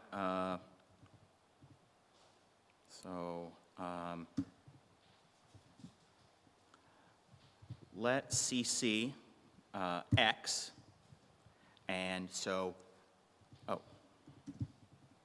let CC x, and what do we do? Okay, we'll do that, and we'll bind that to times 3 of, and I need a function that's lambda, times 3, throw x, lambda, lambda v, v2, I don't know, 7. So what I'm hoping will happen here is that we'll capture the continuation at this point, and then we'll, and just to be sure, let's do There we go. So that should possibly do something. Capture the continuation at this point, and we'll start doing a multiplication, but decide that in the middle of it, I actually don't want to do that multiplication. And I will pass the value of this function to that continuation. And what do we have waiting to do at this point in the program is we're going to apply it to 6 and get 7. And then after that, we'll apply that, or we'll multiply that by the 8 and get 54. Wait, no. 7 times 8 is 56? Yes, it is. That's how you know it was right, is because I guessed it. All right. So there's a lot of fancy pants stuff going on there, but this is almost more lambdas than the law allows. And I think I'm not going to take it all the way to C by the end of this, but I'm going to see if I can get it to I can't believe it's not C code, and leave it for you all to kick it over the rest of the way. So maybe we should save this as interp 7.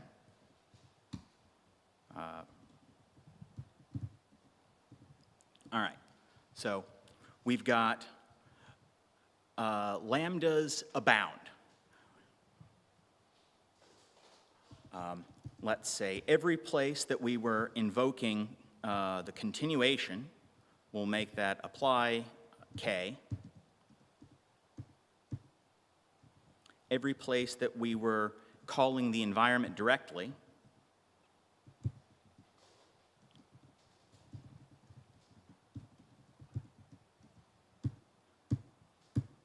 we'll call those, and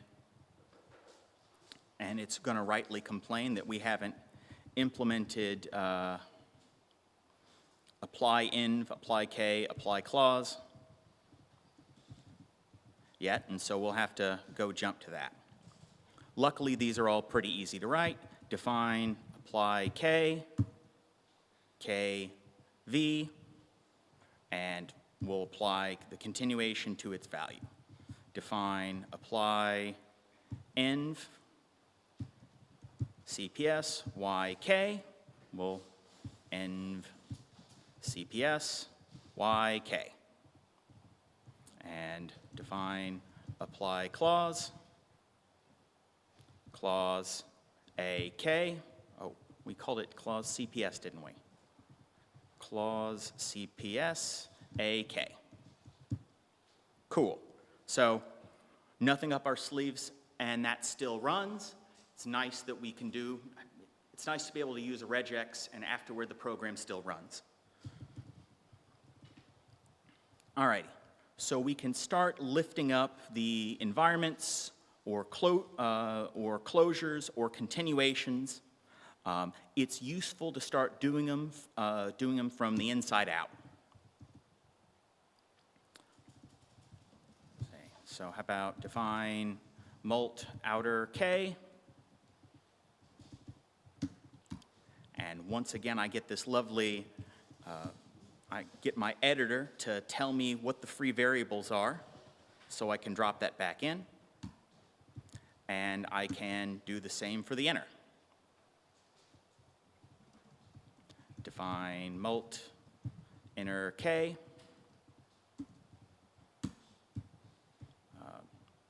Any 2, env CPS, and k.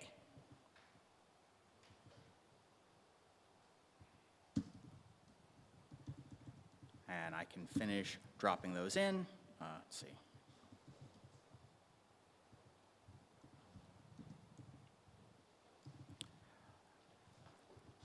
And there's a nice little one to do. So we've got a couple of continuations done.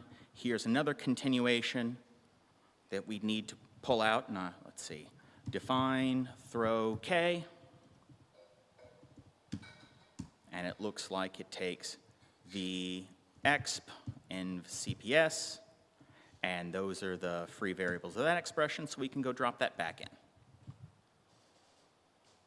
And we'll need to do the empty K, and we'll need to do a couple more of these things. Yeah, and we'll have to finish doing them all, but let's see if we can get through this. There's only a couple more to do, and I think we can do this. App, outer K, and that's going to take C, CPS, and K.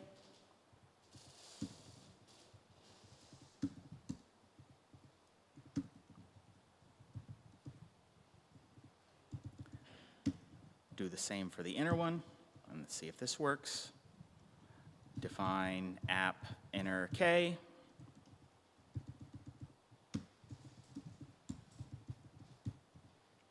Rand inv CPS and K.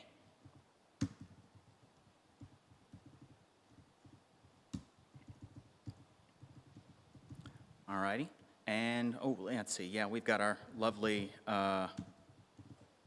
lovely little error continuation here.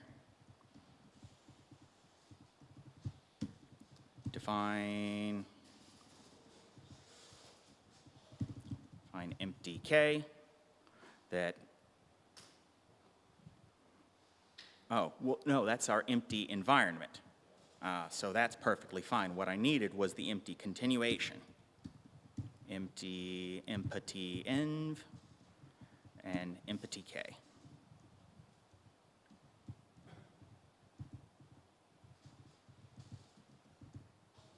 Define empty K. Cool. So do we now have all of our continuations? Let's see. Oh,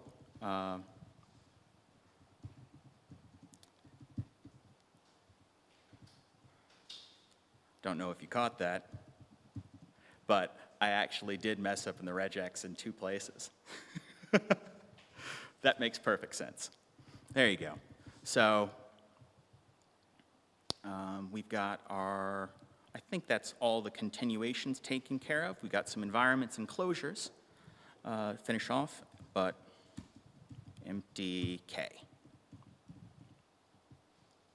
So this is the part where it starts to be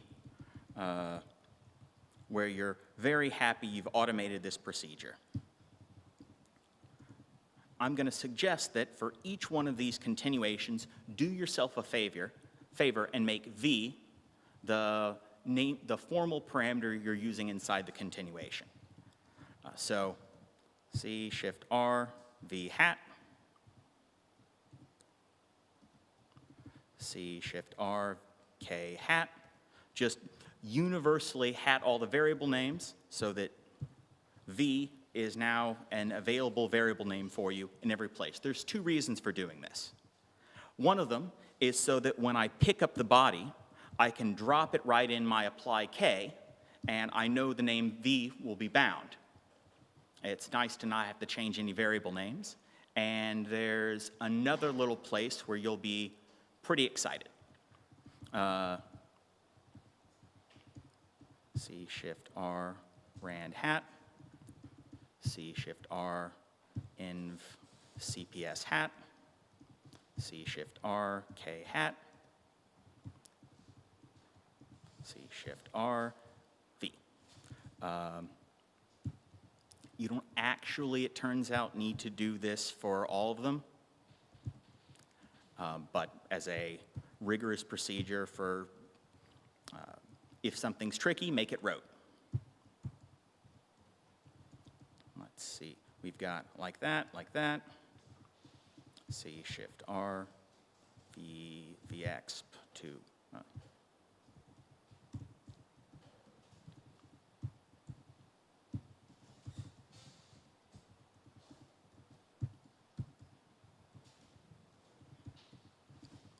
So let's see, we've got our environment, we've got, and we've converted one of those, we've got our closure, and well, these are already right, but I'm just gonna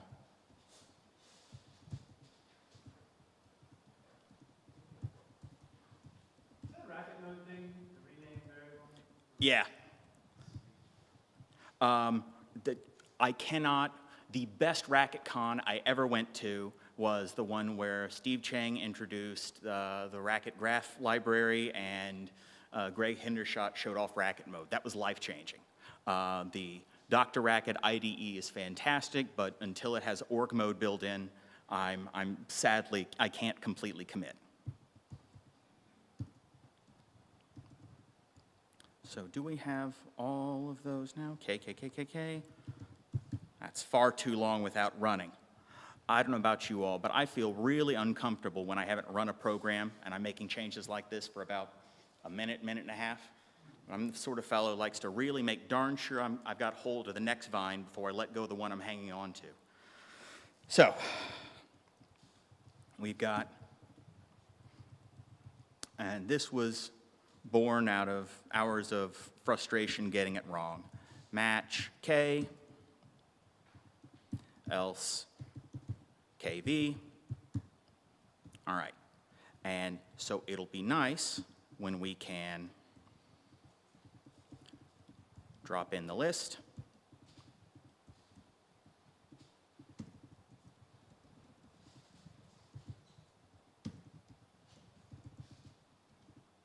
And turn that into a match clause, and it should still go.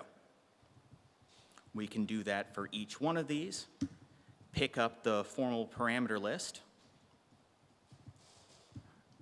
drop that in as an actual factual tagged list with those variables, use that same formal parameter list as the front of a match clause, and now go drop that back into our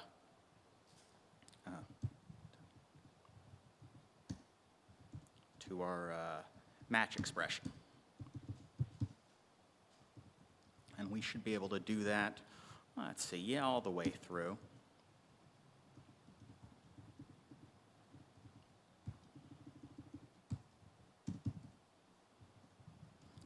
Let's see, and at some point,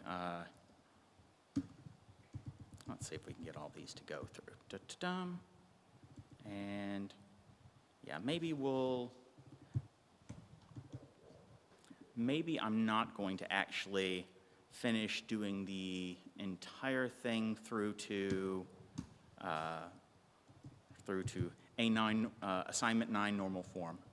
But I'll get you far enough that I think you can see the benefit of where this is going to go.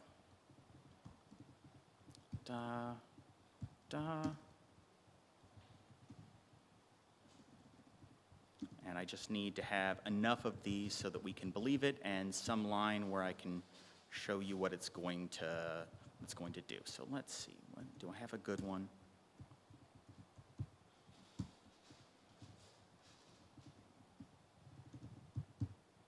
Cool.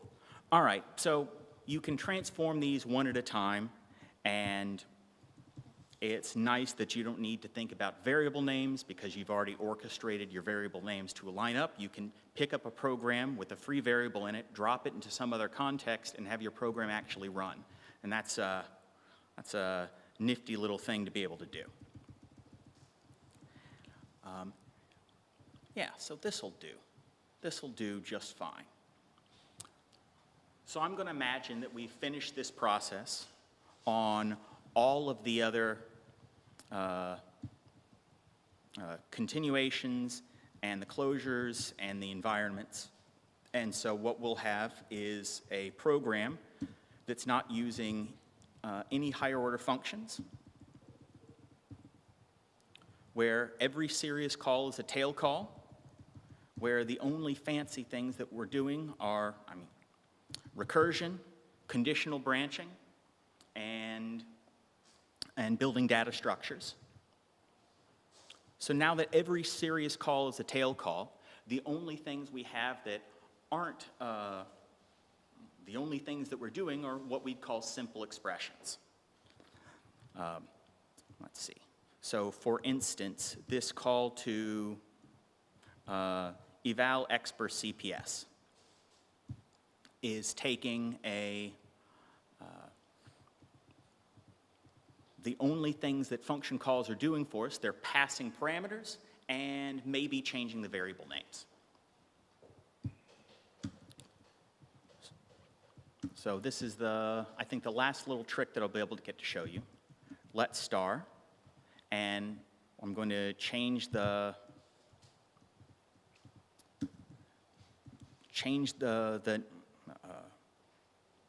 locally bind names for these simple expressions and change the name if I'm using a different name. So I'll call K the name for that. I'll let env-CPS be the name for that one, and expr be the name for this one. And so I can make my call expr env-CPS and K. I can make it so that all the calls to my series procedures are using exactly the same variable names that we've been using beforehand. We'll do the same and once again, you can, at every step of this, run it, and you can confirm that it will work. This is a local operation that you can do. And so let's do another one just for let star. And let's say, instead of K hat, we'll call this one K. Instead of, and we'll just call this guy V, and we can now do K and V. Yeah, is there anything, do I have enough to show you something exciting with this? I spoke, didn't nest it? Oh, thank you, yeah. Did that go in there? Nope. Cool. Thank you. And if I'd run it, we would have noticed that, huh? All right. So the reason for having you rename the variables was twofold. One of them is so that you can get that nice little thing about dropping the expressions in without needing to add local lets. The other is it makes it so that the formal parameters to your functions and the local variables that you introduce in pattern matches are completely disjoint. I also want to go to a place where we don't use any shadowing or, well, I'll show you. So imagine that we've done this procedure all the way through. I've made it so that every call to eval expr CPS uses the same formal parameters. Every call to apply K uses the same formal parameters. Then at that point, I really don't need the formal parameters at all. I should be able to, and this is now a whole program transformation.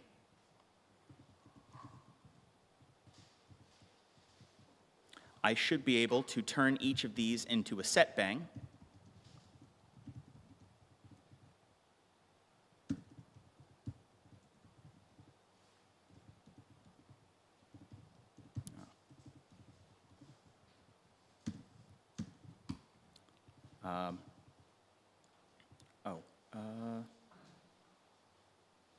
Yeah, so if I have defined global variables for each of those formal parameters, define K to who cares, define V to be who cares, and as long as I'm not set banging these variables into existence, you can check, once you've checked locally that your sequencing has been correct, you can turn each of these into a set bang, and you're now programming with global variables, set bang, and goto. And this is the kind of thing that I'd be terrified to program in a previous life, but because we can do it with correctness-preserving program transformations, we can end up doing it in a way that guarantees it'll be correct. And yet I'm labeling and gotoing. So let's see. Another way this was put was through one of the lovely Redditors. We don't have to pass parameters if they're all global. No, but really. And if we, okay, let's do do another one. Begin, set bang, set bang.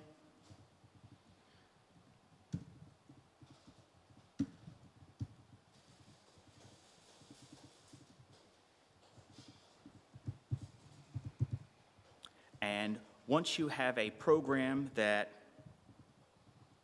looks like this,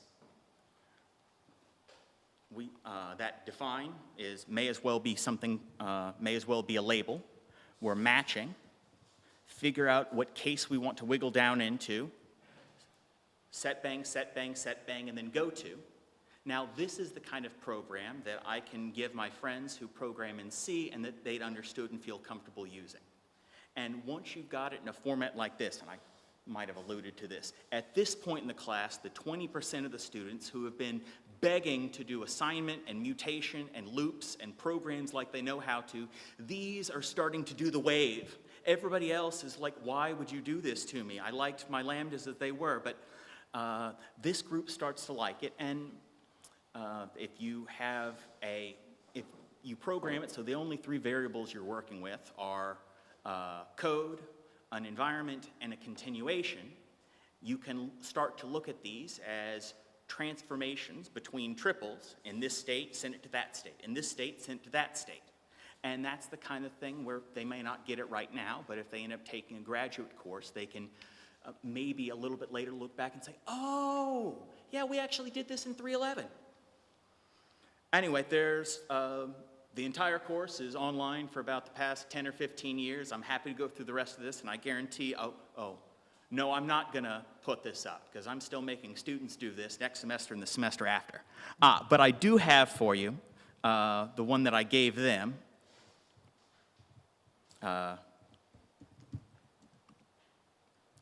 An example doing this for Fibonacci. So once you've got that kicked over, let's see. A9.9.rkt. A couple other steps. You add you really and truly do turn them into set bangs. Add a trampoline, so you're looping, going through, and then when the bell dings, you hop it out of the oven and jump back before you ever got into it. The little PC to C file, which I've luckily inherited from Will and Ron Garcia and Oleg and a whole bunch of people who've massaged and mangled it from possibly R4RS scheme, will let me transpile into my Fibonacci C and H, and let's see, GCC, fib.c, dash O, A dot out. And oh no, I did something wrong with it in a previous state, or my compiler changed. Drat. All right, so there's something trivial I need to go change. I'll make sure I give you that working. But the 14 warnings are perfect. That's correct. The one error is the problem. For which? Fib C. Oh, is that it? Yeah. Hash include time.h in. Oh, where in the deuce? Oh, no wonder. Yeah. Let's try that again. Cool. /a. Out. Oh. Well, Fibonacci of 5 is 5. That's good. All right, that's what I had for y'all.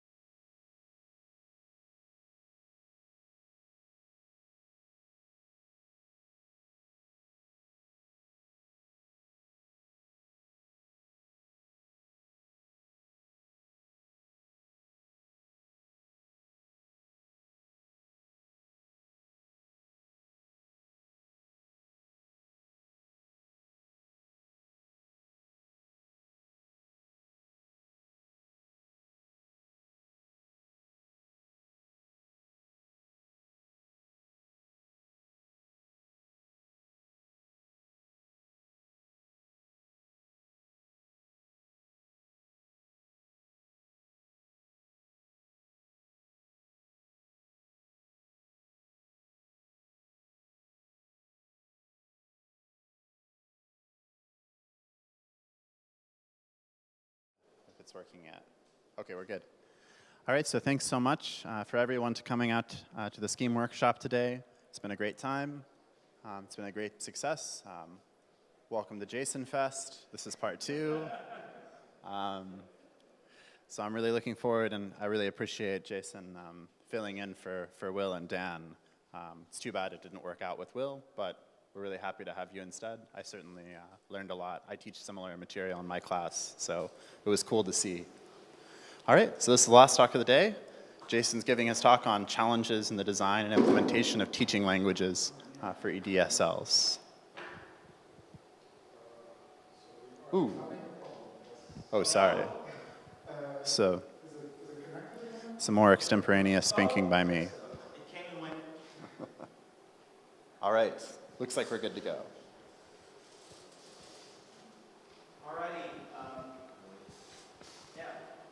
Thank you all for having me here once again. I want to talk about something that's been on my mind lately, challenges, hope, and I was hoping to, before the end, solicit from you all what it is that, you know, the point where you turn the corner from criticism to constructive move forward. I'll start with the first part, and I'm hoping you all can help me take the second.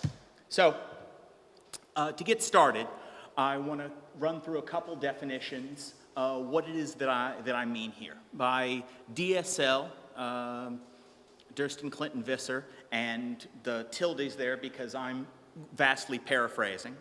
I mean a programming or executable specification lang that gives some kind of notation or abstraction, useful expressive power in a focused, restricted, limited domain, and hope that limiting the domain makes it more useful in that area, a language for doing that.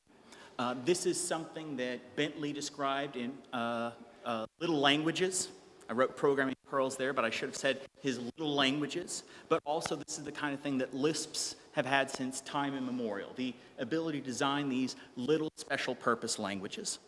Enough so that we've got a whole kind of phylogeny about what we mean by them. Martin Fowler coined the term internal DSL. I think Paul Hudak was the one who gives credit for embedded domain-specific language or domain-specific embedded language. And by this I mean something where it's the language is inside some host GPL. It's not a standalone special purpose language. It's sitting inside some host. And the internal DSL uses at least some part of the host, either concrete syntax, it's maybe basic static or runtime semantics, and some of the whole general ecosystem that you get with your host language. By deep embedding, one of the two ways to do that, they call them shallow and deep, and in a deep embedding, the elements of the DSL are host language values. Think of it like your DSL's job is to build an abstract syntax tree, and then you have an interpreter or compiler inside there that's going to do that's going to execute your DSL program, perhaps check it or do some optimizations in front of it ahead of time. By contrast, the shallow embeddings are the kind where there's not an explicit AST built, but rather the objects of your DSL are actually code fragments in your host language. So there's not an AST built. Instead, the evaluation of your DSL program is actually a direct consequence of evaluating the host language program in which it's written. So the picture we should have is all computer languages, and then there's a specific subset of the DSLs, and some of those are internal DSLs, and between the deep and shallow, I'm saying that I'm going to focus today on the shallow ones. There will be analogous concerns for other ones, but I was narrowly focused on this, and so that's kind of where I wanted to draw your attention. For example, I had in mind things like the Linux kernel build language, the language for Gradle to do project building, K-build is a embedded DSL inside the Make language. The project building Gradle stuff is embedded inside Groovy, and then more recently Kotlin. There's a climate modeling DSL called Mimi embedded in R that you all have likely never heard of, but amongst a class of climate modeling science experts, this is their language for programming in. The Chisel hardware definition language is built into Scala. There's Minicanron, constraint logic programming near and dear to my heart. And I also have in mind by this a lot of libraries with kind of a unified, coherent API are really embedded domain-specific languages that are struggling to get out. The difference between a language and a library can often be that the library wanted to be a language, it just doesn't have the kind of implementation infrastructure or ahead of time support that a good language should give you. And there's many other examples that we've seen this week at ICFP and elsewhere. I stopped counting the number of little embedded DSLs that we came across, but this is something, the kind of thing that we like making. And people keep making eDSLs, partly because it's ease of implementation. You already know really well how to write programs in your favorite language, and if the implementation of this language is just another program in your favorite host, then you get to apply the full breadth of your tools and toolkit. You also get to reuse some of the host language functionality. A lot of times the person who's building a language has first and foremost themselves as a user, and you already know how to use your IDE's debugger, your host language's decompiler, you know the infrastructure for that language, and so you get to inherit a lot of that. The DSL works with your IDE, and it also works with your host's package management. It works with your module system. You know how to write documentation, all the kind of tooling and external infrastructure that you're used to and enjoy, you get to inherit for free. It's kind of a really quick jump start on getting a whole ecosystem for your little DSL language if you can inherit a bunch of it from your own favorite host. That's a kind of bargain people jump on. So if you get nothing else from this, my thesis is that eDSLs are a thing and will continue to be. There are programmers who will want to learn to program in these DSLs specifically. Some of them may be coming to program specifically to work in these DSLs, and these learners deserve support in doing that. So I say, I underscore that to talk about what I mean by that support in terms of teaching languages. And teaching languages are something that makes sense in the context of DSL, but they also make sense in the context of programming languages more generally.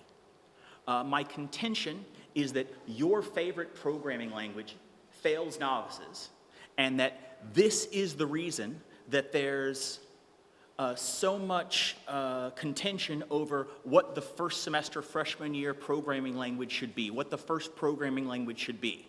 It's because everybody can point out the flaws in everyone else's favorite language for a novice audience. And it's not because their favorite language sucks, it's because they all suck.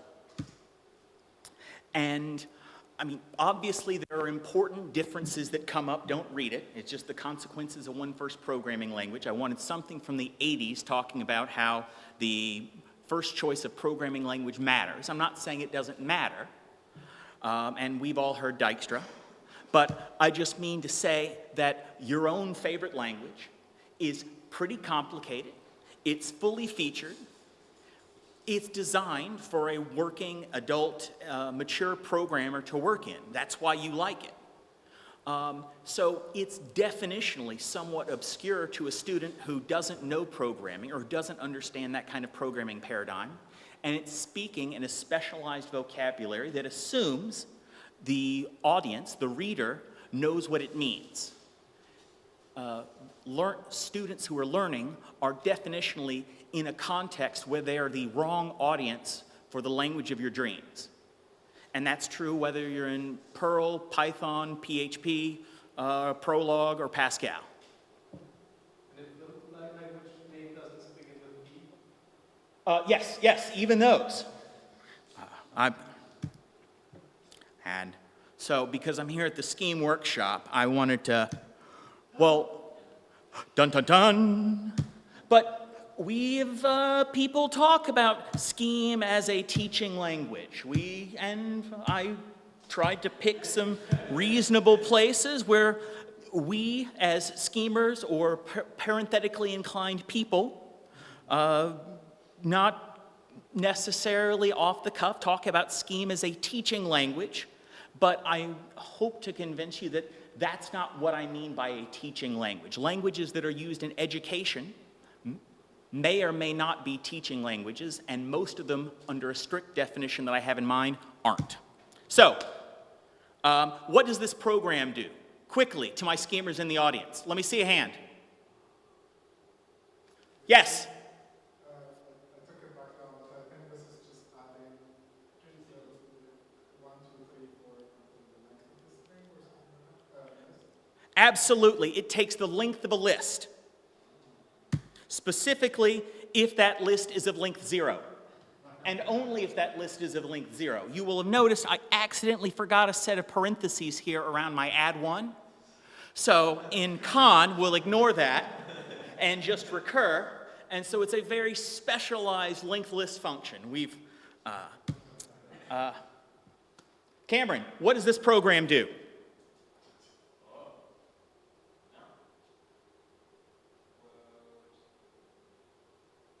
That's going to be an error. Why? So quote is overwritten. You have quote 4. Oh, wait, hold on. Oh, in a quote in a quote. Is it going to be 4 square instead of 0 square instead of 0? Yeah, way to go.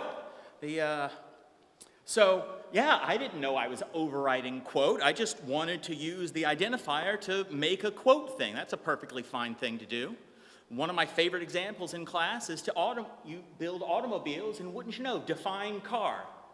Perfectly grand thing to do, makes all the sense in the world. Mitch, how about this one? This is a little less likely, but it does. It heats the room up for me. Another one, Andy, my Scheme implementer in the room. It invokes the non-procedure. I will get a big, ugly, nasty error message because null is true, of course. It's true enough, and then so we'll try to invoke unless I happen to give it a thunk as input to the program, in which case I might get, if I'm lucky, 0 back out. So, and there's more of them. These aren't the kinds of things that you would put into textbook. These aren't the kinds of programs you would throw at a student. And these are the kinds of things that we can look at and say, oh, yeah, I know, but that's just kind of a side thing. That's not what I mean. But these are the kinds of things that students encounter, and we don't have a way to control when it comes to them. Yes? So at what point do you draw the line between saying, that kind of thing is going to happen as part of programming, and learning how to figure out how to debug it is a necessary step, and saying, well, there should be more guardrails so that kind of thing can't happen too early? I don't know. Yes, and? But actually, the literal question, I don't know the answer to, and that's one of the things I wanted some help on. I'll circle back to that when we get to it and show you diagrammatically where I think what I think you're asking. So, yeah, it's not Scheme that I'm picking on, it's all of them. And my students end up confused, intro students end up confused no matter what language they're using. So this is the slide I stole from Matthias Fleisen, describing what the right role of teaching languages or a family of teaching languages is. The blue is the ideal curve. As students get more and more experience, the ideal is that they should get a gradual ramp up in difficulty of the programming language that they're working with. As they learn more, their language should respond, give them more power, and give them error messages in the more complicated subset of the language that they understand. They come into class. At the end of the first week, they have homework, but they haven't, by the end of the first week, understood the full language. And so what happens is that invariably at some point they're required to make a massive jump up in their understanding. And we, right now, I think one of the common practices is to throw them in, and at some point they find themselves in the deep end, and some of them will be able to jump up and grab a hold and figure out, and that's when they've understood the majority of the language. But there's a hurdle that they run into, and we don't really have any say in when it is they hit that, because it's not when they write in the programs that we've taught them in class, but it's when they make a mistake typing that in, and the error message responds to them not in the subset of the language we know, but in the ontology of the full programming language. Almost everywhere there be dragons. And the idea of teaching languages as a sequence is to help smooth out that gradual ramp up by building a concentric sequence of languages with their own implementation that actually is speaking to a user just in the vocabulary of that implementation, so that at every level, the gap between a complete novice in that language and somebody who fully understands the semantics of that language is relatively small. And so hopefully the jump they need to make is small enough, and we can control when you go to the next step in a way that we didn't have the ability to do beforehand. And so this isn't something new. In 1977, pretty early on in the field of computer science education research, Schneiderman suggested the spiral approach to teaching languages. You should teach a small, usable set and then slowly grow, reinforcing the part that they've seen while you teach them new stuff. And they should be able to write programs in the small set as they grow and grow as developers. And in the same time, in CACM, 1977, Holt and his posse, I think out of Toronto, said that this idea that students deserve language support in doing this. That spiral ought to be something that happens in the context of a tailored language and a sequence of languages that grow. So they were building families of teaching languages for PL1. And I think that's just cool as all get out, something in 1977 doing that and having that idea. So in the Dr. Rackett family of teaching languages, when we make one of those mistakes that we saw in that earlier program, I will get a static syntax error. I didn't have to run the program. I keyed it in, and I get an error message that add one expected function call, but there's no open parenthesis before where that's supposed to be. It highlights the source of the error. That's pretty nice. Maybe it wasn't that nice, that easy an error message. Maybe it wasn't something so purely syntactic. And if I press the run button, I'll get a nice error message that's describing the problems in terms of things that could go wrong in this small beginning student language sublanguage.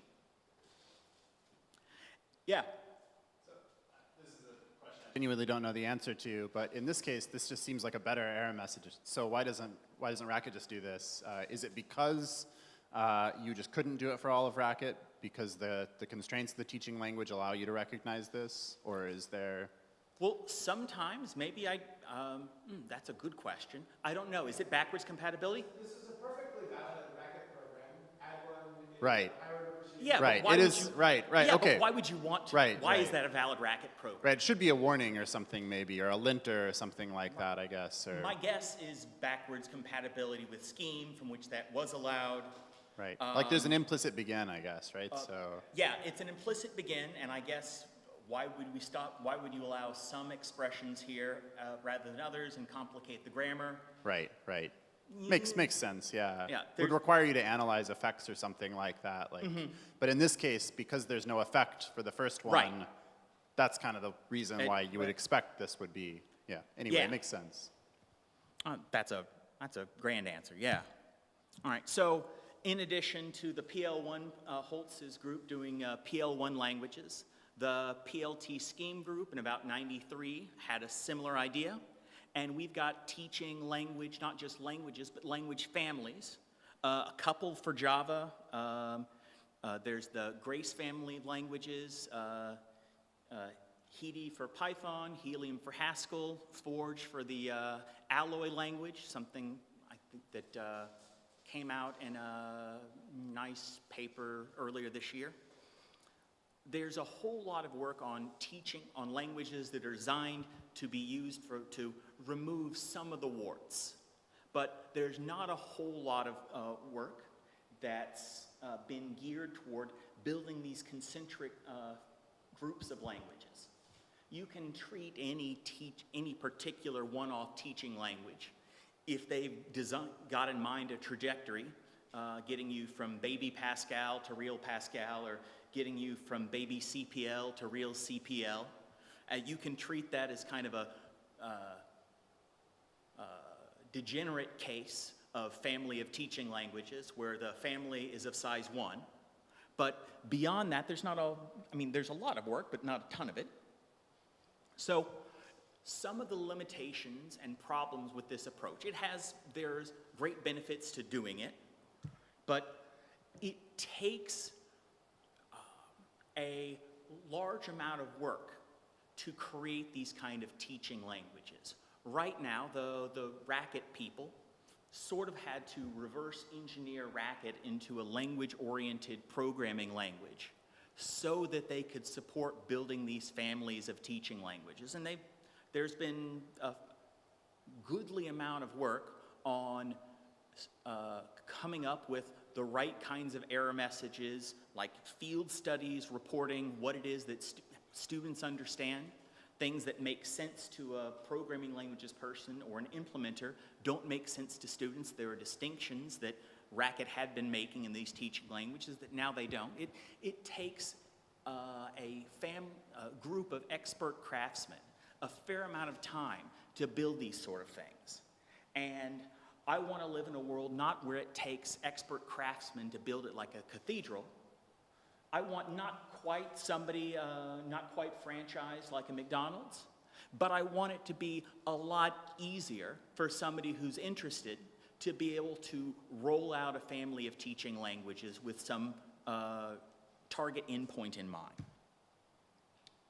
A consequence of the difficulty of maintaining those, of building those languages is that if you're trying to target a real-world language like Java, then it's real tough for your small posse of teaching language people to keep up with the speed and intensity at which the Java language moves. A fair number of these projects that have been designed as teaching languages for X have kind of bit-rotted and fallen by the wayside because the group that made them hasn't been able to keep up with the actual factual implementation, and now the gap between the language that they had teaching and the language that's the target language is so far away that maybe the teaching language isn't really an effective jump, or the language paradigm has changed enough in the meantime that the way you learn to program this teaching language, that's not the Java we use nowadays. The other thing, and this get back to a question that Chris was asking, and how I interpret it is that it's also right now kind of an art as to where the jump should be. What level of, how many languages do you need to go from beginning point to where you want to get? How much of it should be left to the, well, student, you should learn to struggle and understand the idea that this error message is conveying to you, and that is how you learn. The idea of digging into error messages, consulting documentation, figuring out what's going wrong and solving the problem in quick succession is one of the skills that we want to imbue in our students. And I don't know too much in the way of curriculum that actually has an explicit way of teaching that. But also, we don't want them to have to make the entire jump at once. There should be a better way to teach programming than sink or swim. And coming up with the right metrics for what jumps should you have, what should be the new idea that you teach in the next level, how is it do we get from language 1 to language 2 to language 3, what does the progression look like, is another thing that we don't really know the answer to, I don't think. And so back to the EDSLs. I think of EDSLs as kind of a worst case scenario for this sort of situation.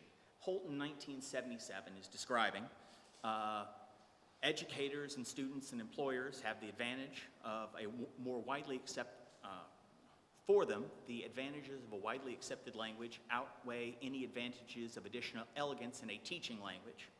And the temptation to invent yet another teaching language that ought to be ideal for teaching certainly should be resisted. Not only are they describing the idea of families of teaching languages as early as 1977, they're actually already over the idea of the solution being another teaching language. I like that in 1977, oh, not that again. And some people want to learn to program in whatever EDSL it is that you've got in mind. The way people want to learn to program in some particular real-world language, like Hoot is describing. Some of the people that we're interested in helping learn to program want to learn to program in EDSL, in an EDSL. So one example of this that I mentioned earlier is some of the kernel, Linux kernel hacking folk. Maybe I need to do some recompilation. I can imagine somebody who's, I'm not interested in getting into the guts of the makefile, I just want to learn to program in this language. Perhaps one that's maybe where the audience is a little bit further removed from the people that are developing the language. Reynolds and Chasins described this last year, a kind of study of a group of users who really want to work in an embedded DSL. The Mimi one that they have in mind, I thought this was just a beautiful piece where they track some people who want to learn to program, and their goal for learning to program is to do climate modeling in this Mimi language. Some of the users, the main story is that these folk, they're trying to learn to program because they want to do climate modeling, and this is the gold standard for their community. The language that they work in is an embedded DSL in R, and so this is what code in the language looks like. It's a little small for you to see, but the idea is that it should look like R code, and you can see up here on line 30 that they're using Mimi. Oh, yeah. How do you? Okay, well, good. So some of the things that they found was that users had trouble distinguishing what went on in the host language and what was going on in the DSL. When an error message happened, is that coming from the DSL or the host? Even as far as I imagine if you're looking at a stack trace, what should I be paying attention to and what should I be ignoring? They also found that there were some problems with using punning in the DSL using similar syntax with slightly different semantics. that places where in the host I'd be able to use either of these two expressions interchangeably. But in the DSL, for some reason, I can use this because it's been special purpose, but not this. Users tended to have a high dependency on DSL-specific resources. They found that the Mimi programmers were going to the Mimi documentation, even if something like the package management system wasn't specific to Mimi. I'm not a Julia programmer, I'm a Mimi programmer. They found that some of these people were using a kind of, their domain was small and bespoke enough that rather than starting from a blank file, they would take some existing example code and try and tweak it to their uses, where maybe they're getting the right answer out, but their program is terribly inefficient or written in a way that may be doing unnecessary work and as a consequence won't scale to what they need it to do. And they also found that the host language being responsible for important parts of the ecosystem meant that these folk who learned to program just in Mimi found themselves struggling with things that were that the DSL was expecting to inherit from the host that these users didn't know anything about. There were features they didn't know they were missing or didn't know were out there, and they didn't know how to discover them. So another example of a kind of EDSL that people desperately want to learn to program in is miniCanron, near and dear to my heart. I want my students, maybe sophomore, junior year students, to be able to learn to program in logic programming. This is a very different style of programming. There are certain kinds of things where when a logic program is the right tool for the job, you can't imagine doing it any other way. I maybe don't want to program generally in logic, but if I'm trying to write a graph coloring register allocator, it sure is nice to be able to do a graph coloring. Or if I'm writing a little type inferencer, writing as a logic program makes me sorry that I have to write it any other way, or when I have to leave the subset of type inference that I can do in a logic programming, I'm kind of sad when I wave goodbye. But my students aren't experts. They maybe have had a semester or two of working in the racket teaching languages. They don't know racket programming. They know some of the teaching languages. And I want to make sure that I can get my students able to be effective miniCanron programmers. So for the miniCanrists in the the non-miniCanrists in the audience who haven't seen this yet, an example of a miniCanron program is this direct relation, where it's describing a database where each of the lines is a row in the database, where the from direction A is Boston or Houston or Seattle, and the to direction B is Seattle, Salt Lake, Denver, Boston. And it's really nice that we can, in the miniCanron language, describe the routes of an airline network based upon that table of direct flights, and programming the transitive closure and searching to find routes in a network like that. I've never been somebody who works at the counter at the airlines, but I could certainly imagine that I would rather have this than writing it out in racket by hand. And one of the things that's neat about this, being an embedded DSL, is that we can also call out to the host language rather than writing that relation out by hand. We can pull information from online somewhere, slide that information into a relation, hide it under the hood, and my programmer can use that like they would have used any other relation in miniCanron. And we can find flights along airports and places that I've never heard of from a big long list. So DSLs are nice, useful. My students should be able to learn to program in it, and there's important benefits of having actually factually an embedded DSL that we can get. There's neat things that you get from working specifically in an embedded domain-specific language that you don't get elsewhere. But when it goes bad programming in an EDSL, you can end up with the things that that beginners didn't like about error messages before, but worse. So I'm not going to quiz everybody on what it is that this program would do when we ran it, but because the fresh syntax is incorrect here, for many Canron reasons, I'll get fresh bad syntax in fresh ST. And you might be asking, where's the ST identifier in this program?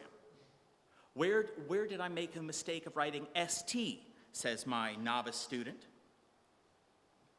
And why is the error message dragging me to some other file, line 343, in the middle of the implementation of my language? If I'd left Dr. Racket open, we could go and look at it, but that's the sort of thing that I would expect to terrify my sophomores. Here's another little mini Canron program that we could try writing, and when I run it,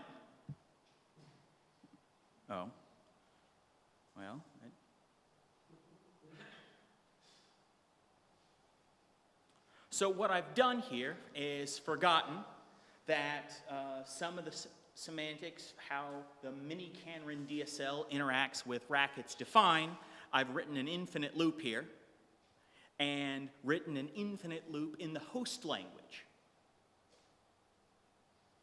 We haven't even gotten to doing DSL-specific search, and you wouldn't be expected to know that. I'm not expecting you to understand why. The fact that you don't know why this is going into an infinite loop, though, proves my point. So, mini Canron, let's say, gives despicable error messages because these mistakes are transparent throughout the implementation. And everybody who's been working on using mini Canron was designed to be used in a undergraduate context for college students who've had scheme programming as their first and second semester courses. And even with some careful design and that audience in mind, we found ourselves giving students some pretty nasty error messages, just maybe as a consequence of it being an EDSL. So, I've got a Racket embedding. My students learn very little of Racket, and honestly, they forget a good deal of what they've learned. And I want to be able to effectively teach these folk mini Canron. That's a third example of the kind of EDSL I'm interested and the kind of audience that's struggling with it. So, the prototypical, if I can expand out a little bit, idea of the kind of thing that I'm considering are, imagine shallow embeddings of a language where the user actually has some long-term commitment. This isn't command line arguments DSL that they import one off and throw away, or how specifically we write regular expressions in this host language. It's something where I imagine they want to be a mini programmer, or they want to be a mini Canron programmer. And they want to learn, or have been voluntold to learn, where hopefully the time that it takes to learn that teaching language and then scale up from the teaching language to the next is less than the time it would have taken them to learn the full language on its own. That's the kind of audience that I have in mind, and I felt it's worth pointing out that that's not our typical community. I don't know too many of these folk who are in the audience at ICFP, and these folk tend to be kind of underserved as a population. So, making teaching languages is hard, making DSLs can be hard, hosting DSLs properly is the thing that can be hard, and there's some unique or particularly acute challenges with teaching embedded domain-specific languages to novice programmers. But I think maybe there's maybe a small problem here that we can pull out to work on specifically the novice audience, and maybe this is something that we can actually have a chance of grappling with some part of this. That's not to say, though, that the benefits of this are isolated or limited just to a teaching audience. Had the idea that things that make programming better for students, if we can improve the state of IDEs or host languages, for instance, things that might make it better doable for students could also be really useful tools for for more experienced developers switching to a new language. There's this idea of the curb cut effect. And the idea is this: you've likely noticed at intersections, lots of intersections now have a little ramp down. They've cut out some of the curbs so people that are in wheelchairs can easily hop down that curb. And this is an important thing for accessibility for these folk. But we've also found how much nicer it is for people using a stroller, people wheeling luggage around. There's a lot of additional benefits that everyone gets from helping a particular group of folk, and it may very well be that if we can make our hosts better, if we can make the tooling for building DSLs and for student users better, then there's a lot of downstream benefit. So the things that I have in mind more specifically for what I've thought of that students should want is custom or customizable, domain-specific, user-friendly kinds of visualizations. Things for the programs that they're writing, the kinds of programs that they're writing, or maybe programs of the size that they're writing. Especially informative or user-friendly error messages that the students can read, and some real helpful, robust support in the IDE, something that'll help users better distinguish between where's the DSL and where's the host language, even if they're sharing very similar syntax. These are what I'm expecting as a first pass for the kinds of things that students should be demanding, or EDSL users should be demanding from their EDSLs, and maybe the sort of things that EDSL implementers should be demanding that they can easily provide users, that they should be demanding of their host language. And readable error messages doesn't necessarily mean just the technical behavior. I'm also very much interested in thinking about making natural language is another language in which your EDSL is implemented, and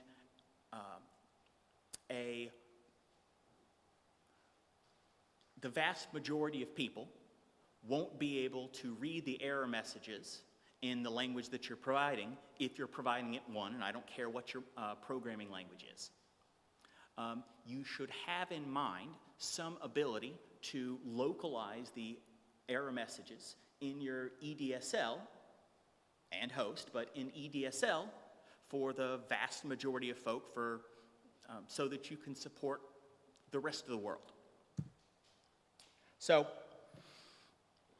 that's a long list of desiderata, and I've talked a lot about what's wrong, but I want to spend just a little bit talking about some of the things that are right. One thing that I've had place where we might be working towards at least a part of the solution. Michael's given me a really grand tour of his syntax spec tool. It's an embedded domain-specific language for designing DSLs, where you can write down grammar and binding structure, and this gives you the kind of pipeline that you would have expected for a general-purpose programming language to have, and it also gives you, the language designer, the ability to hand a bunch of extra tools off to your user. Things like, for instance, macro extension, but also some of the support provided by the IDE. And we can have our DSL and DSL user inherit some of that. So when we make a mistake in the hosted mini-cannon implementation, we'll get a somewhat nicer error message. They're not always, some of them are pretty nice. If I mini-cannonist get my parentheses wrong, and my beginning students do, hey, it'll take me right to the point of the mistake and say this was unexpected as a term.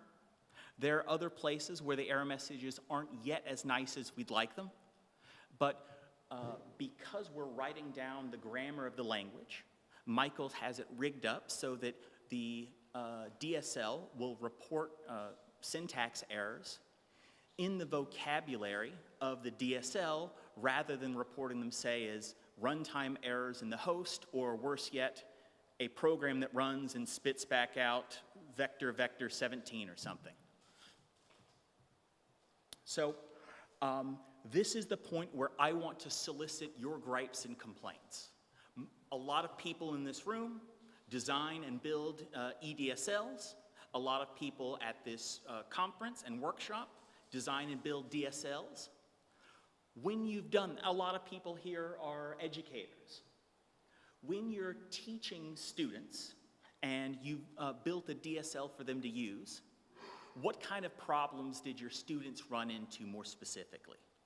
What kind of features do you wish that your host provided for you to be able to easily build the DSL of your students' dreams? Or what does the host of your dreams provide that your current favorite host language doesn't? So I want to very shortly open a discussion and get everybody's advice on what else we can add. But for now, let me stop and thank you for your attention.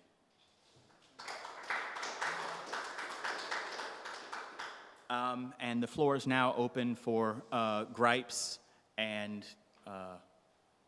harangues. Please. So, PhD student, I just started teaching some of students we have at university. We teach them, sadly, Java, but that's besides the point. It's something that I really think about because I learned how to program pretty early on, and I never had to experience this very steep learning curve that you demonstrated.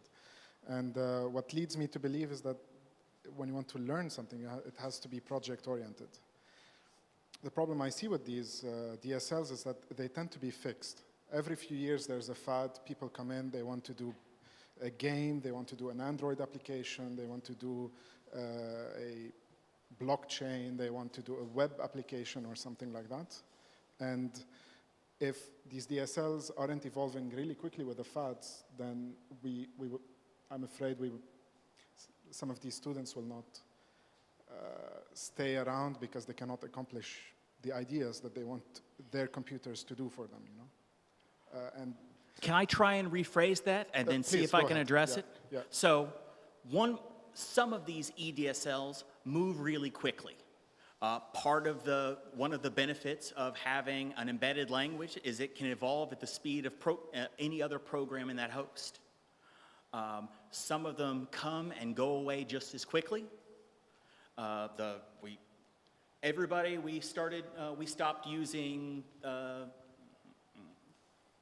We stopped using Gradle and started using something else for our project build system. Everybody move on. And that's one half.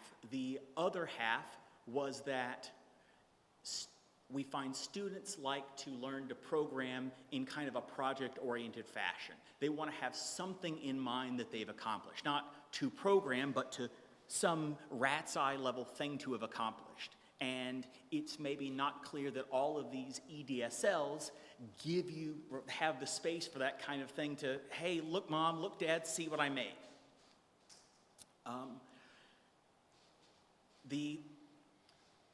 Both excellent points.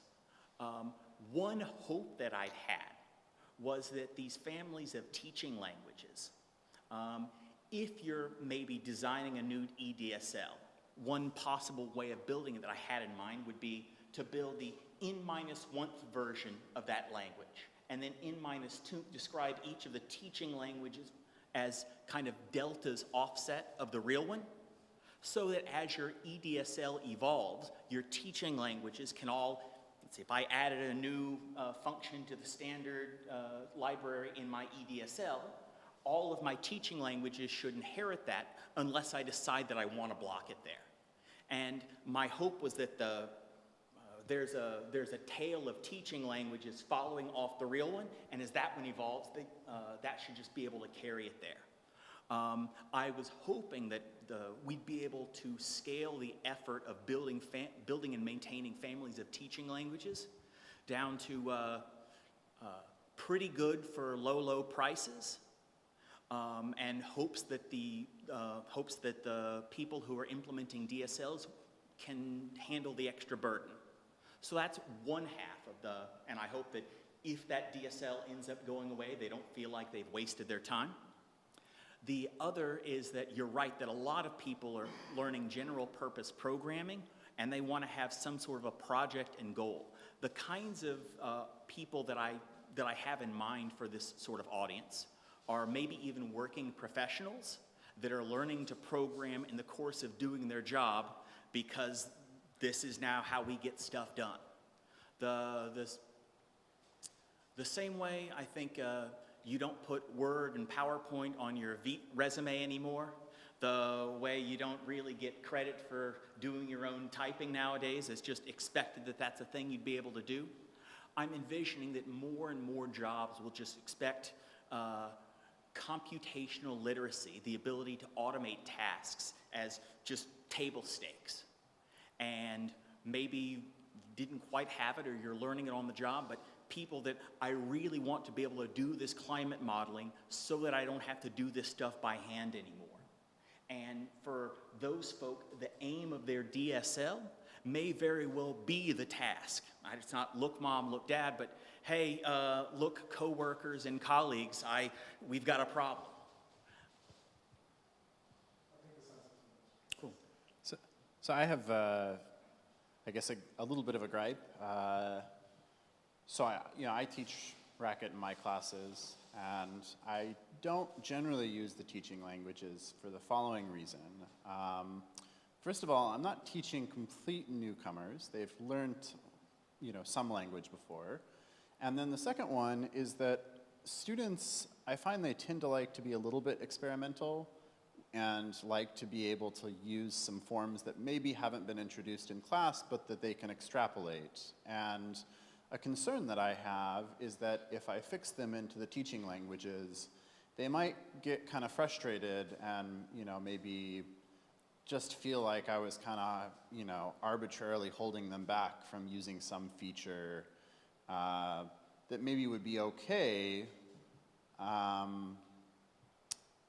but, it's okay for, for example, set bang I typically prohibit in my class because I feel like it, it fundamentally hurts How the do nature. you prohibit that? I tell students that if they use it, I will give them a 0. And you have either a linter or you... Yeah, we have an auto grader that checks for it, and there are ways around it, but I tend to actually look at a bunch of the submissions. So, it's possible that it could slip through, but I make a pretty big deal about it. And yeah, we do have some infrastructure in the auto grader to check for it. But yeah, that's kind of my concern. I'm not saying it's necessarily a well-founded one. I mean, Let's see, can I Sure. please forgive me, let me try and spit it back and see Sure, if... yeah. Well, the Seton Hall context, I think we maybe do have a perhaps larger number of students for whom their first programming course is the first time they're doing programming. Right. Or maybe they've done like Minecraft, but they haven't really sat in front of a text editor.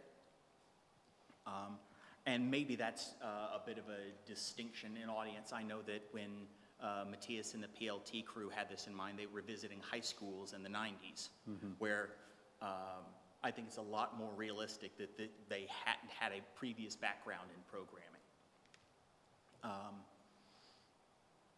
but that's a perfectly reasonable, valid context to work in, and I don't begrudge that. I do kind of wonder if,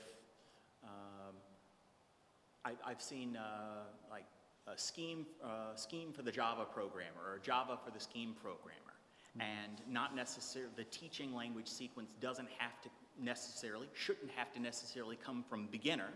There's a reason that you might want to introduce, in my ideal world, if you give me point A and point B, we ought to be able to provide a series of stepstones to get you there at a reasonable pace. And so I think your students ought to be supported better too. Now, one of those things, the places where I found students get frustrated about seeing features they can't use, is because they end up Googling or searching at the documentation, and they find the wrong documentation. Right. To me, that feels like an IDE problem, or a documentation problem. They're using ChatGPT. Yeah. So what kind of features are things that the students really wish they could use and that you are happy to allow them to use? For example, using match before I introduce match, or introducing, I basically follow exactly this sequence, but I don't use the languages. So I talk about cons before I talk about match. And So then you are aware that there's an additional match library for the teaching languages, to which they could have access. Right. So that could be a solution for sure. I'm not saying I couldn't. Right. I'm not saying I couldn't use the teaching languages. That's a rather particularized, specific instance solution to a more general problem you're describing. Sure. It's mostly just my preference. And to be clear, these are not first-year students. They're students who have already taken an intro sequence. I think this would be perfectly reasonable for the intro course, for sure. Have your students used untyped functional languages before, or what's the content? Previously, either Haskell or Python. So either a typed functional language or, an untyped, unfunctional language. That is. I'm impressed that you don't have to divide your sections into the... I know, yeah. My course? Yeah, or my course is just teaching it's a mid-level, sophomore, junior level PL course. And so I'm teaching functional programming, but in an untyped setting. But maybe it's worth switching to the teaching languages. I just haven't yet. I think the teaching languages are specifically designed for the how to design program as curriculum. Right. Tie them together with that curriculum. So if you're teaching something else, then sort of the teaching language that would make sense might be different. Yeah. Have you seen Elie Barzolet's, he has a family of languages designed specifically based on a typed racket / PLAI to... Yeah, I've seen those. They seem good. It's ideology, because I can't help but believe that there's a teaching language which would help address this problem. For sure. There very well may be. Hi. I guess the main thing I was just thinking of is that in the experience I have both with teaching an EDSL and teaching any other computing science problem, is I find that when teaching an EDSL, we get a lot of questions of, how do you do X, Y, Z in EDSL? And the answer is, just the way you do anything else in the host. Similarly, when teaching, concurrency, students ask, how do you do this specific concurrency thing in Haskell? And the answer is the way you do this thing in any other language. So in general, I feel like the problem is that students don't know what domain their question is even about. So that's why, like you said, they look in the wrong documentation or they Google for the wrong things. So I think part of the problems is that they don't know where to look because they don't know what their question is even about. I love it, and how do we fix it? I don't know. I mean, I think that's that hits a bullseye. I don't even know how to ask the question is one that I get a lot too. sometimes, I mean, I can divide those in half into the things where they have no idea what the syntax is, but should have, and they have no idea what the semantics is, but very well should have. It's the same as, it's async. That's the way that you do it in your other favorite language from class 1117 or something. But how to give the gist of the EDSL, here's the scope of its domain, here's the part that's just like the host. Our language isn't responsible for packages or for the type system or et cetera. Maybe, I don't know, maybe it should come with a threefold pamphlet of your DSL and you. Just write a manual. Yeah. I mean, my answer here a little bit is that, with an EDSL, the boundary between the DSL and the host is sort of quite unclear sometimes, right? I think particularly that showed up in that paper about the Mimi climate modeling DSL. I tried to go over the documentation for it. There's a lot of places where it just says expert is allowed here, right? But obviously it's an expert that is going to be specially interpreted by Julia in a very strange and interesting way, right? And like exactly what, or not by Julia, but Mimi, and exactly what subset of Julia is allowed in that context is very unclear, right? And so for me, at least the way we're doing things with syntax spec, where we have explicit grammar for exactly what is allowed in the DSL, and then here's the boundary where you can go back to the host, and we know that those are sort of very clearly separate languages, and we can have an IDE sort of distinguish the context, right? Then at least you may not know the answer, but you may be able to look at the DSL documentation and see, well, this is clearly not sort of in the context of what's described in the DSL documentation. So I sort of know that my answer must be elsewhere if it's possible at all. At least I'm not confused between the two syntaxes. Yeah, so there's that. Thank you, syntax spec. Thank you, Michael. I guess we can take the rest of this offline or out for beers. Thank you for attending Jason Fest, I think.